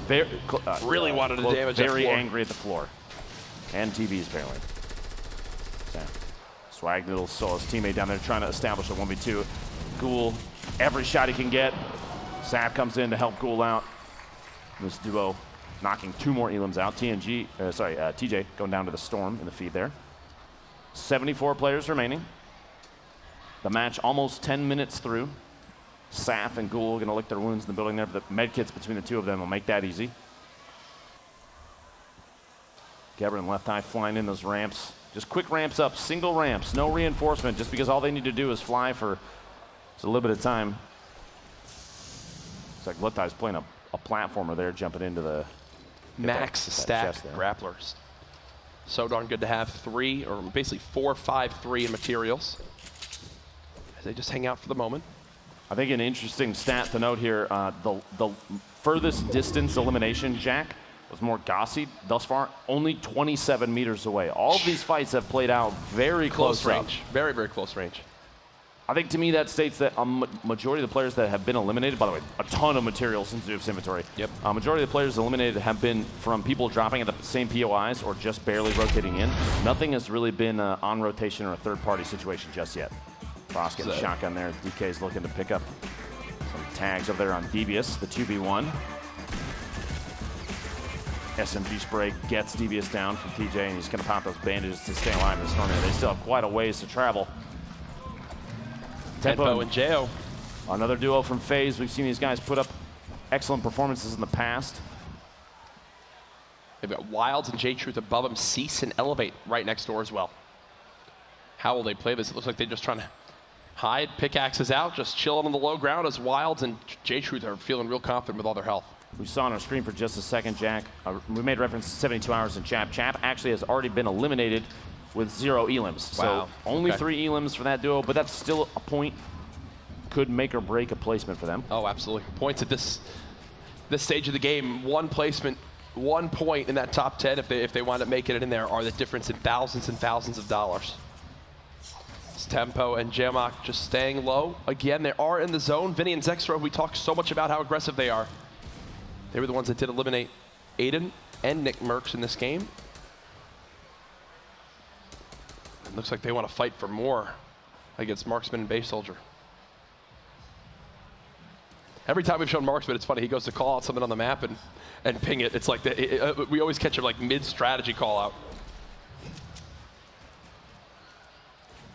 Curious if they're going to go for a couple shots on them. They're floating away. Maybe, maybe not. We'll have to see here. He's trying to look for a peek. And here we go. Make it rain bonus time. The final Make It Rain bonus to the fall skirmish here. You hear that siren going off. Gives them 5.5 minutes for $10,000, the most eliminations during this time period. Yeah, if no one claims this, it actually rolls over to the big bonus, the extra bonus there is for eliminations for the entire tournament. So that prize, I believe, would go from $50,000 to $60,000 if no one claims this Make It Rain. See what he gets in the crate. Anything good? Anything good, Jack. It looks like a whole lot of good. He slides down. Vinny maybe missing the placement on the floor there. Angle catching him off guard. No big deal. You got to think he'd drop one of these slurps for... Oh, wait, they already have. He already has two. One of those slurps for another slurp, Jack. I'm not sure what to do at this point. Nope, Zexro's just going to go pick it up. Yep, and use it. A lot of players there. Still a team. The warehouse at Dusty Divot all the way up in the north. Northeast has a team. Yeah, a pair rotating from the east side, a few in the southeast corner. So there's a handful of teams still outside the zone. It looks like that north side push is going to be the most difficult around Dusty and further. 24 seconds until those teams have to start moving. And Vinny and Zexro have kind of a top-down view on everybody. At this point, maybe ramping up and just floating their way in. Oh my gosh, what am I looking at? The ramp size there. He looked at it for just a second. Jack, do you see that thing? Look at that thing. No one shot that down while they were building up. Apparently not. And there it goes now, but... You've got to imagine if someone built that ramp that high, I'm going to be... They just glided to the south of the map. And there's no way that they're still up there. So potentially shooting that ramp down was almost a waste of ammunition. Yeah, I mean, if you didn't have Every much, single round kind of counts. Z's getting the knock on J-Truth, SMG, Zoof and Crodot just hanging out here. Elevate finishing that Elim you see in the feed. Tempo, Jamok, we saw moments ago. That push, as I mentioned, from Dusty Divot south is going to be one of the most difficult ones. So many teams built up in the same area using these trees as the line of sight. Trying to break on through. Again, this is where these games get insanely hectic. 70 players left in the lobby. Tempo goes down. DK trying to finish this elimination, and he does actually get it. Will he grab the grappler? You got to assume so. And boom, just like that, DK and TJ are right now at the top of the Make It Rain bonus. But there's still a lot of time left for teams to begin to make some noise. There's a rift to go down there. Nope, they missed it. They just barely missed it. Did they grab the grappler or not? I couldn't quite catch it. The shotty there. I don't believe so. DJ's going to try and secure his friend. He might not be able to do it, though. Wild's in the mix with everybody else, pushing from outside the storm and gets TJ in the back as he's rotating in. Very little HP left, but the storm's only ticking for 2, and he only has a little bit of a ways to go. Gonna have to pop that just barely to save himself. No fall damage taken. Still only 28 HP. Has a full shield in his inventory. You hear rockets coming out. Zexro shotgunning Marksman in the feet and picks that elimination up. Wild's hoping that nobody tracked him into this box, Jack. He's got to get that shield off if he wants to stay in it. Fung bomb in the feed, picking up a knock on Dementos. Pate is still alive, gets the elimination, finishes it off. That's 2 teams with 2 eliminations apiece in this Make It Rain bonus with only 2 minutes, 15 seconds left. Bizzle and DMO have a top-down view on who is below them, but they can't really third-party because you have multiple teams over there at the west side from where they are, the top right of your screen. They're going to take shots as soon as they peak. Every elimination right now it feels like it's even more important than the last, and you cannot expose yourself for too long. You have to make the decision as to whether or not going for an elimination and maybe pushing for a big bonus, those extra points, is the right play call, and Bizzle and DMO are just waiting, biding their time for a rotation. They're just hanging out at the moment. What do Dean and his teammate wind up doing down low? You see Wild still there. They're trying to chase down that elimination. Bizzle and DMO, they hear it. They just haven't been able to act on it quite yet. Now here's a look at Salty. Cloaksy and TFUE still alive, still with max health each. Multiple teams from Ghost stacked up in the same structure right now. Ghoul and Saf. Some teammates down below. Opponents right now, though. Take a shot, seeing if there's anybody in the box. He pays the price for peeking just barely. Takes a little bit of damage. Vinny and Zexro sitting on some of these cubes. They're going to use these in an effort to just float past anybody they can. You can't see me in the air because you're looking at everybody else. See now, I would almost love to see them use the same tactic as before, where you float on up as high as you can. Now they're going to land and just pop in the middle, and still they made it, absolutely. But the play call there, probably just trying to get into the safe zone. Yep. Shots going to come out, kind of exposing the open. A very small box. That sting grenade is going to cost him just a little bit. To drop down the shotgun, and the second shot from that double barrel missed, but it doesn't matter to Cloak. He gets the elim. And he got knocked by a trap. So that player, because they got knocked, they'll be able to get. They should be able to get this res off. And they've got some utility to get out of here as well. Nobody's going to make a push on that just yet. You saw Bog relocating. Dean was still knocking down a tree, trying to build up his own small 1-by-1 box. Anything to stay alive. The sharing of the shield there. Here we go. Ziff, Ronaldo pushing in on top of a box with an opponent underneath them. And Ziff and Ronaldo already at 5 elims this game. Vinny and Zexro just joined as well at 5 elims now. Well, that's a beautiful. Multiple tags in that box. It's a beautiful stink. Was that on the TFUE and Cloak? I believe it was. Yeah. He's nearby this next zone too. Will not have to go too far. TFUE and Cloak not missing a ton of HP at this point. Yeah, based on the position on the minimap, that had to be them that just got stink bombed. He wants these materials so bad, and the items down there. There's a look at your scoreboard so far. Nate Hill and Funk Bomb at 3, so they'll get a point as well. TFUE and Cloaksy at 2 in total. Blind and Hysteria, who are doing very well in the first half of today. Haven't heard much of them since, but they're on the verge of potentially earning a point too. You see in the bottom right, TFUE just took a little bit of damage. Another stink grenade coming out. Those stink bombs are so powerful in these competitive matches because so many players are in one or 2 or 3 box bases, and that's it. Zoning with those is incredibly good. Vinny and Zexro, we've had our eyes on multiple times. They took out NICKMERCS and Aiden. They're already at the zone, so they're in a good position. Ziff just got another elimination, putting them now at 6, so they're on the verge of big bonus as well. Zexro and Vinny trading some of this ammo. They have a Portal Rift, a Rift to go. Now, this might be the lowest player count we've seen at the first circle move. 40 players remaining. Typically, I mean, previous games we've seen 60 plus. Oh, Jayamok now done too. Hysteria with another knock. If they can finish that elimination, that'll put them at 3. Should give them a point. Morgossi and Saint still in this as well at 2 total eliminations. And yes, Hysteria and crew confirm that elim, putting them now at 3. Will they get into the big bonus is the question for Ronaldo and Ziff right now. Remember, this is the final game of the Fortnite Fall Skirmish. Weeks and weeks have led up to this. just shy of $2 million in prize money on the line this weekend. Campfire there, trying to go for as much HP just in case during rotation someone decides to invade, catch them off guard. And here's the spread of the remaining players in this zone. A crate waiting atop Bizzle and DMO, and they may not even know it exists. Dweefo and Snood moving across, trying to pick that up, and they go for it and get it inside the box. Blind Hysteria still alive at the bottom. TFUE and Cloak at the top left of your screen still alive. Tendons and Punisher still alive. A number of teams we've seen from the beginning of these games almost every single time. And the distance on this one, Jack, is going to be tough. They got to move to the southwest corner of Salty Springs. They're getting there right now. Blinded Hysteria are definitely getting there. What I do really like is how they're using these materials right now. One was just nearby. Tried to go for the quick edit on the window to potentially secure another elimination, but look at how Blind is maneuvering. He's not panicking and overbuilding, right? He's making the most of every mat he has, not actually going for that pump shotgun. Choosing the common tack. Wow. Caliber and Nolan floating in. He still has what looks like potentially another rift to go. We'll have to see depending on what's in his inventory when he lands. Saf takes out Raz. Funk Bomb with another knock. They're now at 5, but Nate Hill is knocked, and Funk Bomb's taking a lot of damage from the zone. Ronaldo and Ziff still sitting at 6 eliminations. One more will get him a 3rd point, and every elim after that is the big bonus, which means a potential for a ton of points for that duo. Funk Bomb hanging on there. Vinny's going to take shots from behind as these players rotate, but he's going to start to take storm damage. He's got to start moving. They're gatekeeping right now. These stinks could be huge as well. People have to run right through this. A big 70 tag. No follow-up yet. Vinny does get tagged hard. Zexro still very healthy with a rift to go as well. Over 1,000 small rounds. Are you seeing that? Are you kidding me? Oh my goodness. SMG spray for days. Zexro. Saf and Gould has moved to 6 elims. Ronaldo and Ziff at 6 elims. Vinny and Zexro at 6 elims. Who will move in a big bonus first, if any?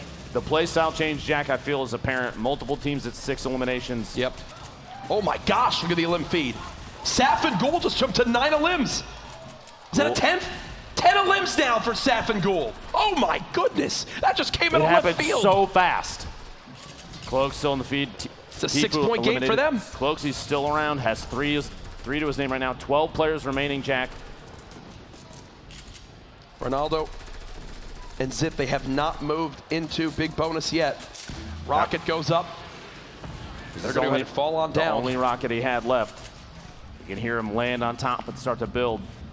The layering up, 9 players left as the circle is almost closing. Cloak and TFUE are out. Yep. Great performance from them today. We'll find out where they stack up when we reveal the winners and standings after this. Zexro sitting at 2 eliminations. His teammate is 5. Vinny has 5, which means they're at 7. Every single elimination for Zexro at this point is on the point Saint falls. Nice knock. Zexro floating on down. He's just hoping people almost forget about him up here. He could pick up multiple points right now by just floating. There's 6 opponents left. Yep. I believe they're guaranteed top 5, which will be another point too. Jack, look at the number of players just exposed in the open, fighting each other. He's going to dip in. DMO. He's floating on down. DMO now out. Zexro in the fight. Can he get it? There it is! 8 eliminations. Big bonus and the victory royale. Jack, that game was worth 7 points for that duo. Oh, what I say, it doesn't matter what your day's been up to this point. One pop-off game can make the difference. 8 eliminations and the victory royale. Beautifully played at the end. He saw his moment of opportunity and he strikes right here. Look at this. Lands right on him before they can even react. He's got him eliminated. Beautifully done by Zexro. Congratulations to that duo. They just skyrocketed up the leaderboards. The difference in prize money for that performance could be $50,000 plus, if not more. Welcome and to they already won Fortnite. $50,000 Exactly. because of the. Oh my goodness. Because of the victory royale bonus. They win $50,000 right away. You see the hugs there. I want to point out one of the first things that he did was fix his hair right afterwards, too. Got to give him props for that, baby. He knows there's a lot of people watching. this team, Zexro and Vinny, they definitely made a name for themselves this weekend. Expect to see a lot more of them in the future. We've very, talked about very aggressive players. multiple times. Yes. The knowledge of the engagements in Tilted and exactly when to push in. It even paid off the last match, picking up a pair of eliminations on NICKMERCS and Aiden, knowing just when to move in, but not too early, not too aggressive, and waiting for the last moment. You saw right there as he's floating in from above. The timing on the drop was literally everything to win that game. Ladies and gentlemen, that is all our matches today. Can we give a round of applause, please, for our players who competed in this insane, insane tournament? What a run it was. My pleasure to be here casting alongside you, Ben, because that was a ton of fun. Now we just have to wait and see. Who is our champions? Where does it all break down in the standings? Questions I think a lot of people have. That Ghost duo who just had that pop-off game with the Limbs, how far do they rise up? Zexro and Vinny, that Victory Royale with Ada Limbs, how far do they go up? TFUE and Cloakseek, did they hold on to that top spot? NICKMERCS and Aiden, where do they move after that Game 5 performance? All things we'll find out here momentarily when we get the standings update and we crown our champions.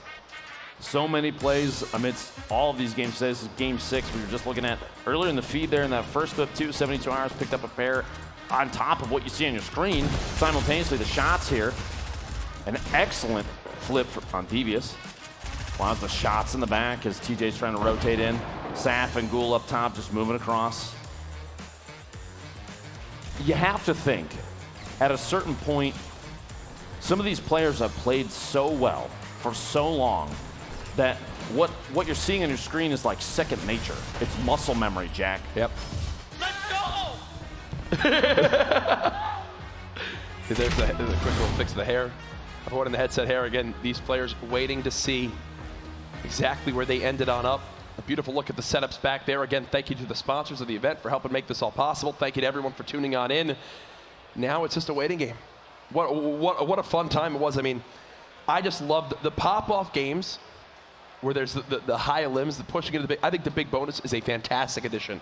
Fantastic addition to the rule set. At a certain point, once you get to that, once the player knows, you know, these duos know that they're on the verge of pushing in the big bonus territory, you can tell there's a shift in gameplay. They start to go for eliminations. They might throw themselves at teams in an effort to pick up just another point, because if you compare that to potentially a placement, you have to get 5th. Yep. And that's, I mean, let's be very honest, with the number of players still alive and how well they're playing from zone to zone. Good luck. Your best bet is to go luck. for eliminations if you're on the verge of 7+. No, that's a real tough one to try to guarantee for yourself. Either way, though, what a brilliant time it was here for the fall skirmish.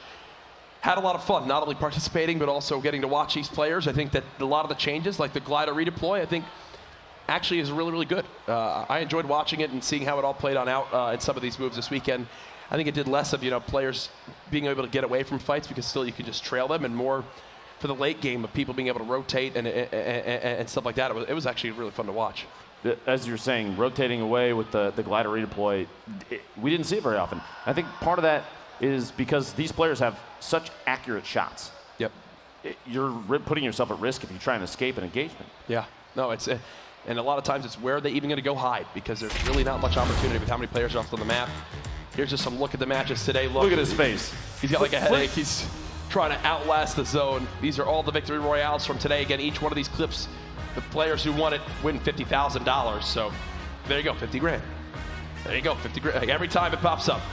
Beautifully done. The hype there for good reason. Jack, why can't we get 50 grand that easy, my friend? It's probably because we're not this good. Yeah, we are terrible. That's the difference. Very clearly. He was so close to dropping to the zone. He went for it, and he wins it. Brilliant moment there, as that was one of the big things that helped secure that duo towards the top of our standings. Funk Bomb was just dancing at the end. Didn't even know where Bizzle was. There it is again. This movement, JDW just staying with the Storm. He didn't have any healing to his name, but he didn't need his blood weights outside. The Storm damage just slowly taken away.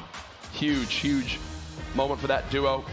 Again, in this last second here, fights going on everywhere, and then Zexer says, hey, what's up? Bop, bop. I'm here too. I'll take that. Wins it, and man, just puts the icing on the cake for that 8 elimination victory royale at the end there. What a moment it was for them, as that definitely helped push them right up that leaderboard. Where they will be, though, who knows? See the players here waiting to see the results. just like with every other, I mean, during the Stream Invitational, we saw the totals pop up on screen. Man. Yeah. Way to just build the suspense. I'm gonna be honest with you, it was tough for me back there and during the Stream Invitational, and I didn't do nearly as well as a ton of other people.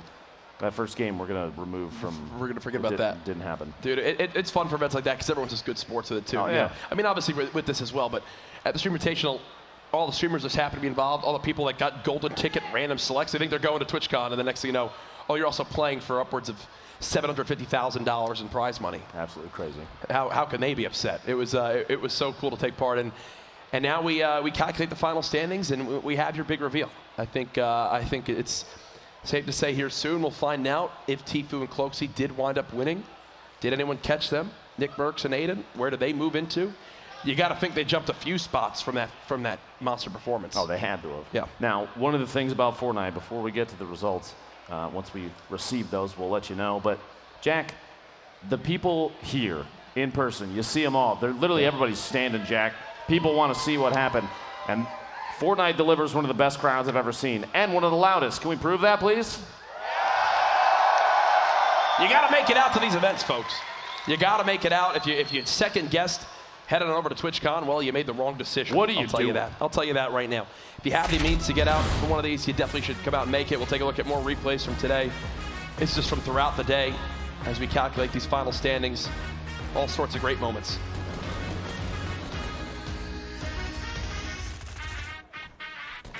The stories of some of these players too, Jack. Orgasi taking home the PAX West victory and then putting on an excellent show here. Ton of excellent mid-air shots. Teammates backing each other up left and right. I think Duo's gameplay is potentially, in my opinion, probably the best because you see cohesion between two players in a way that you don't see any other time. There's almost no game that does this in the same way that Fortnite does. Yeah. Plus the rivalries, Super Evan and Godnick versus NICKMERCS and Aiden every single game until Tilted. It's fun. As they continue to push on through, elevate and cease.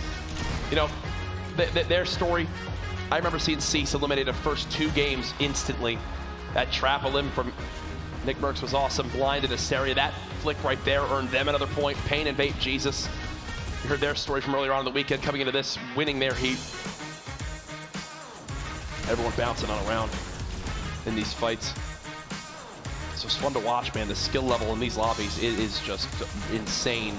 If you ever think you're a great Fortnite player, you watch these and you try to think about how you would stack up. I can promise you it is way, way tougher than it looks in a lot of these. The amount of, you know, thoughts you have to take in at any given second of what could be happening, where you need to look out for.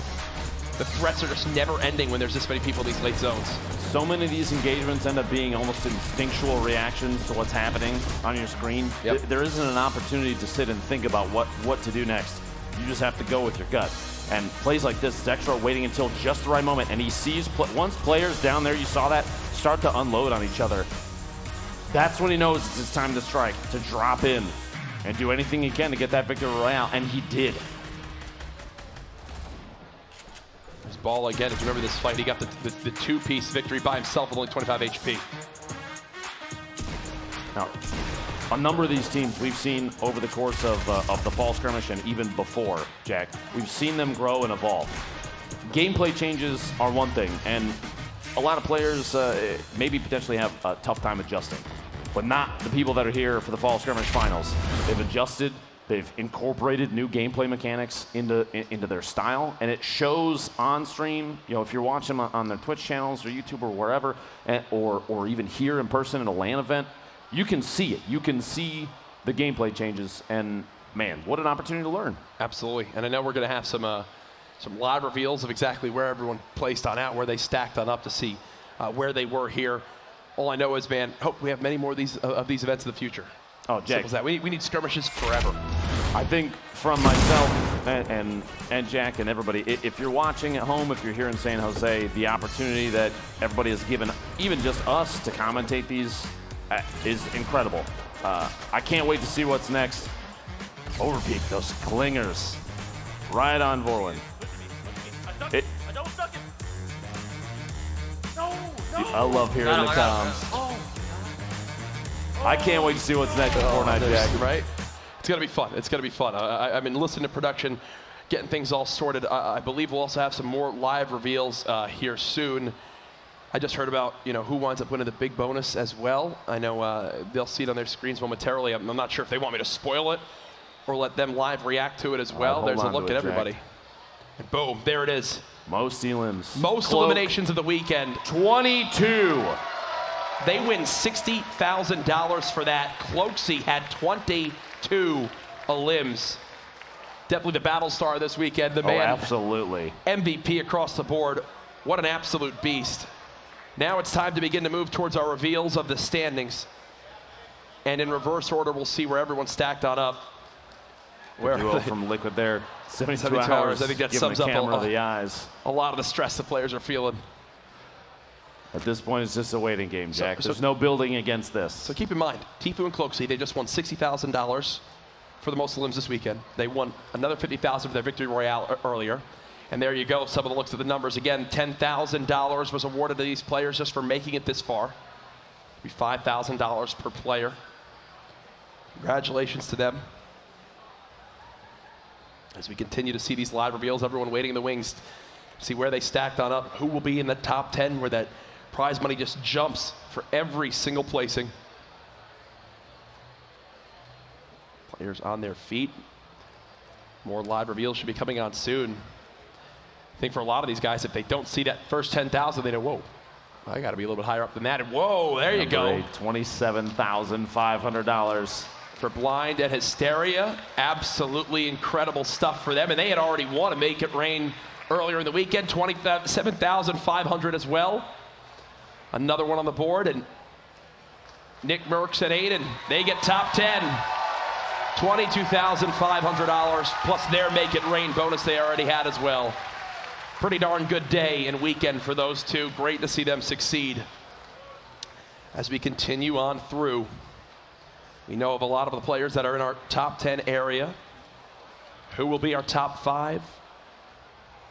As we keep waiting, as Cloaksy, you can tell, nervous about, whoa. Top 3. They are alerted of top 3, so we'll have to wait and see exactly who stacks up. Oh, so we're going to live reveal. That's Vinny and Zexro right there.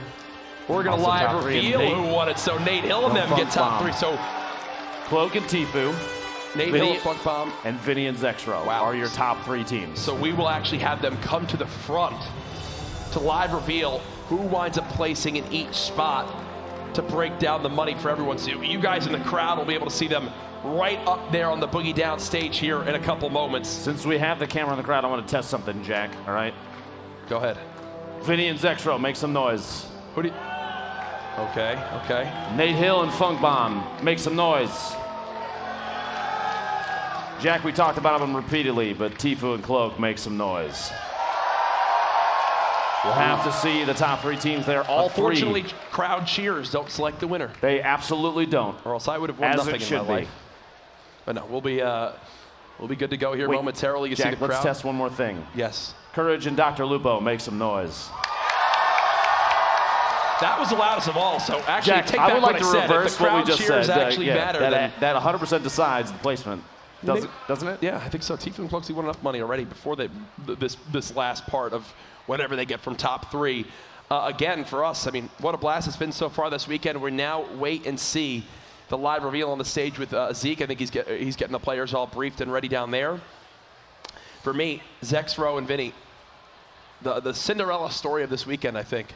They had some of the most intelligent play we've seen, I think, ever in Skirmish. Yeah. It almost like they were reading our minds, because as we were discussing play calls and what they were potentially doing, they were doing exactly that, knowing when to move and where to move almost every single time, I feel like. I just love how they approach the Tilted Towers play. Like, think of that last game. They go in, third party the fight, with NICKMERCS and them in Tilted, and here we go, folks.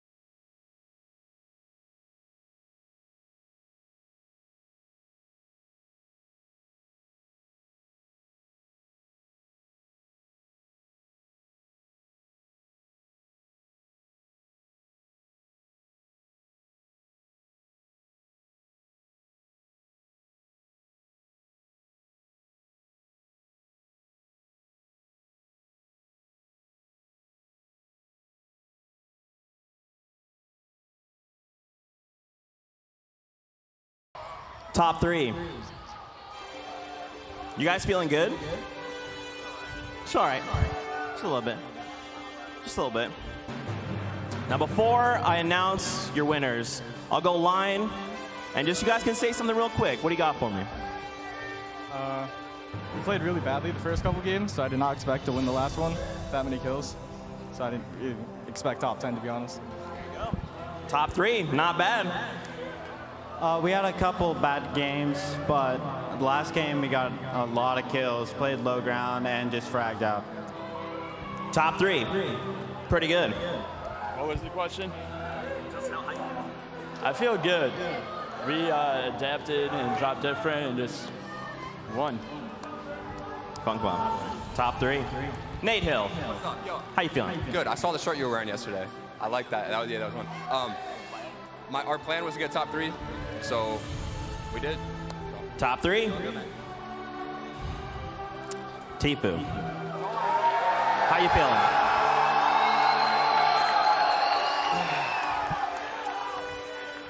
I don't even know what to say. Like, to be in this position after winning 2 solos, fall skirmishes, like back to back, like this is a dream come true. Like I have no loss of words. Well, top 3. Cloaksy. What you got for me? Dude, I don't have words. Just shout out to all the fans. Let's go!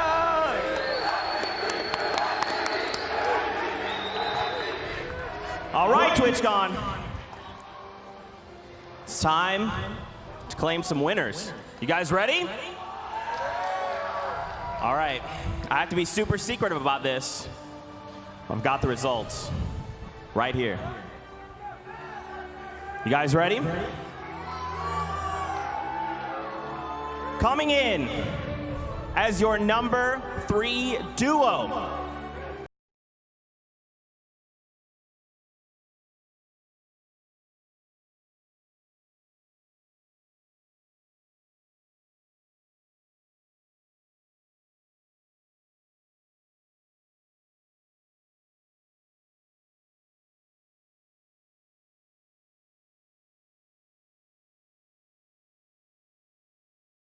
Over here, back from where you came, congrats.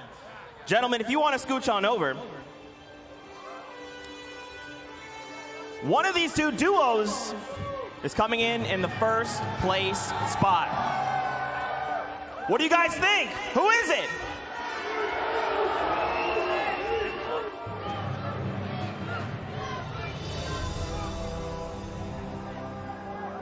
Your number 1 duo. Coming out of the fall skirmish, 6 weeks of work pays off on this stage right now in front of all of you, at home. Your number 1 duo.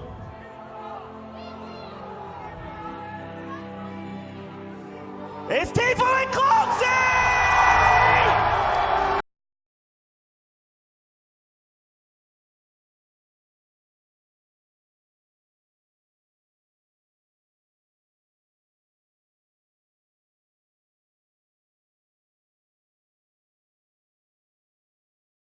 Nate Hill, that means you guys have come in 2nd place, but still, you are still number 2. How are you guys feeling after that? We're feeling amazing, man. Like we had a lot of shit go on like during the fall skirmish, so to come back and show that we're still top of the top, like I feel great.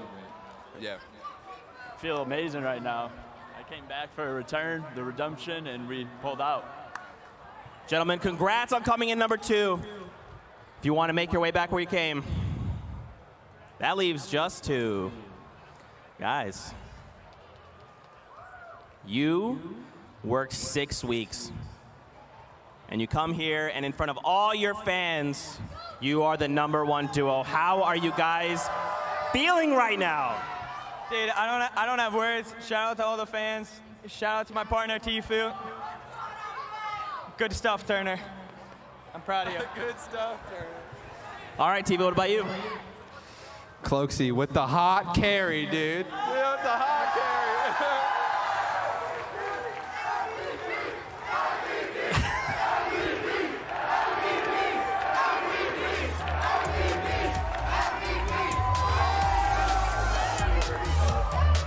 You guys proved to the world that you are #1. Did you think you'd be #1 coming into this? Were you guys that confident? What was going through your mind? I mean, the first 3 games we were up by a lot, so we were pretty confident the whole way through. I mean, I didn't expect this. I knew we were going to do well, but this is crazy. Cloaksy? I knew we were gonna do well, but something clicked today that our synergy was way better than it normally was, and it was scary. But yeah. Congratulations to both of you. Now, would you like to say anything to your fans, everyone joining us here, everyone joining us at home? I love you, Mom. Shout out to all the fans. Thank you guys for supporting me and Turner. I appreciate it. Shout out to all the guys from FaZe here. Much love, boys. Twitchcon, one last time. Let's hear it for your #1 duo!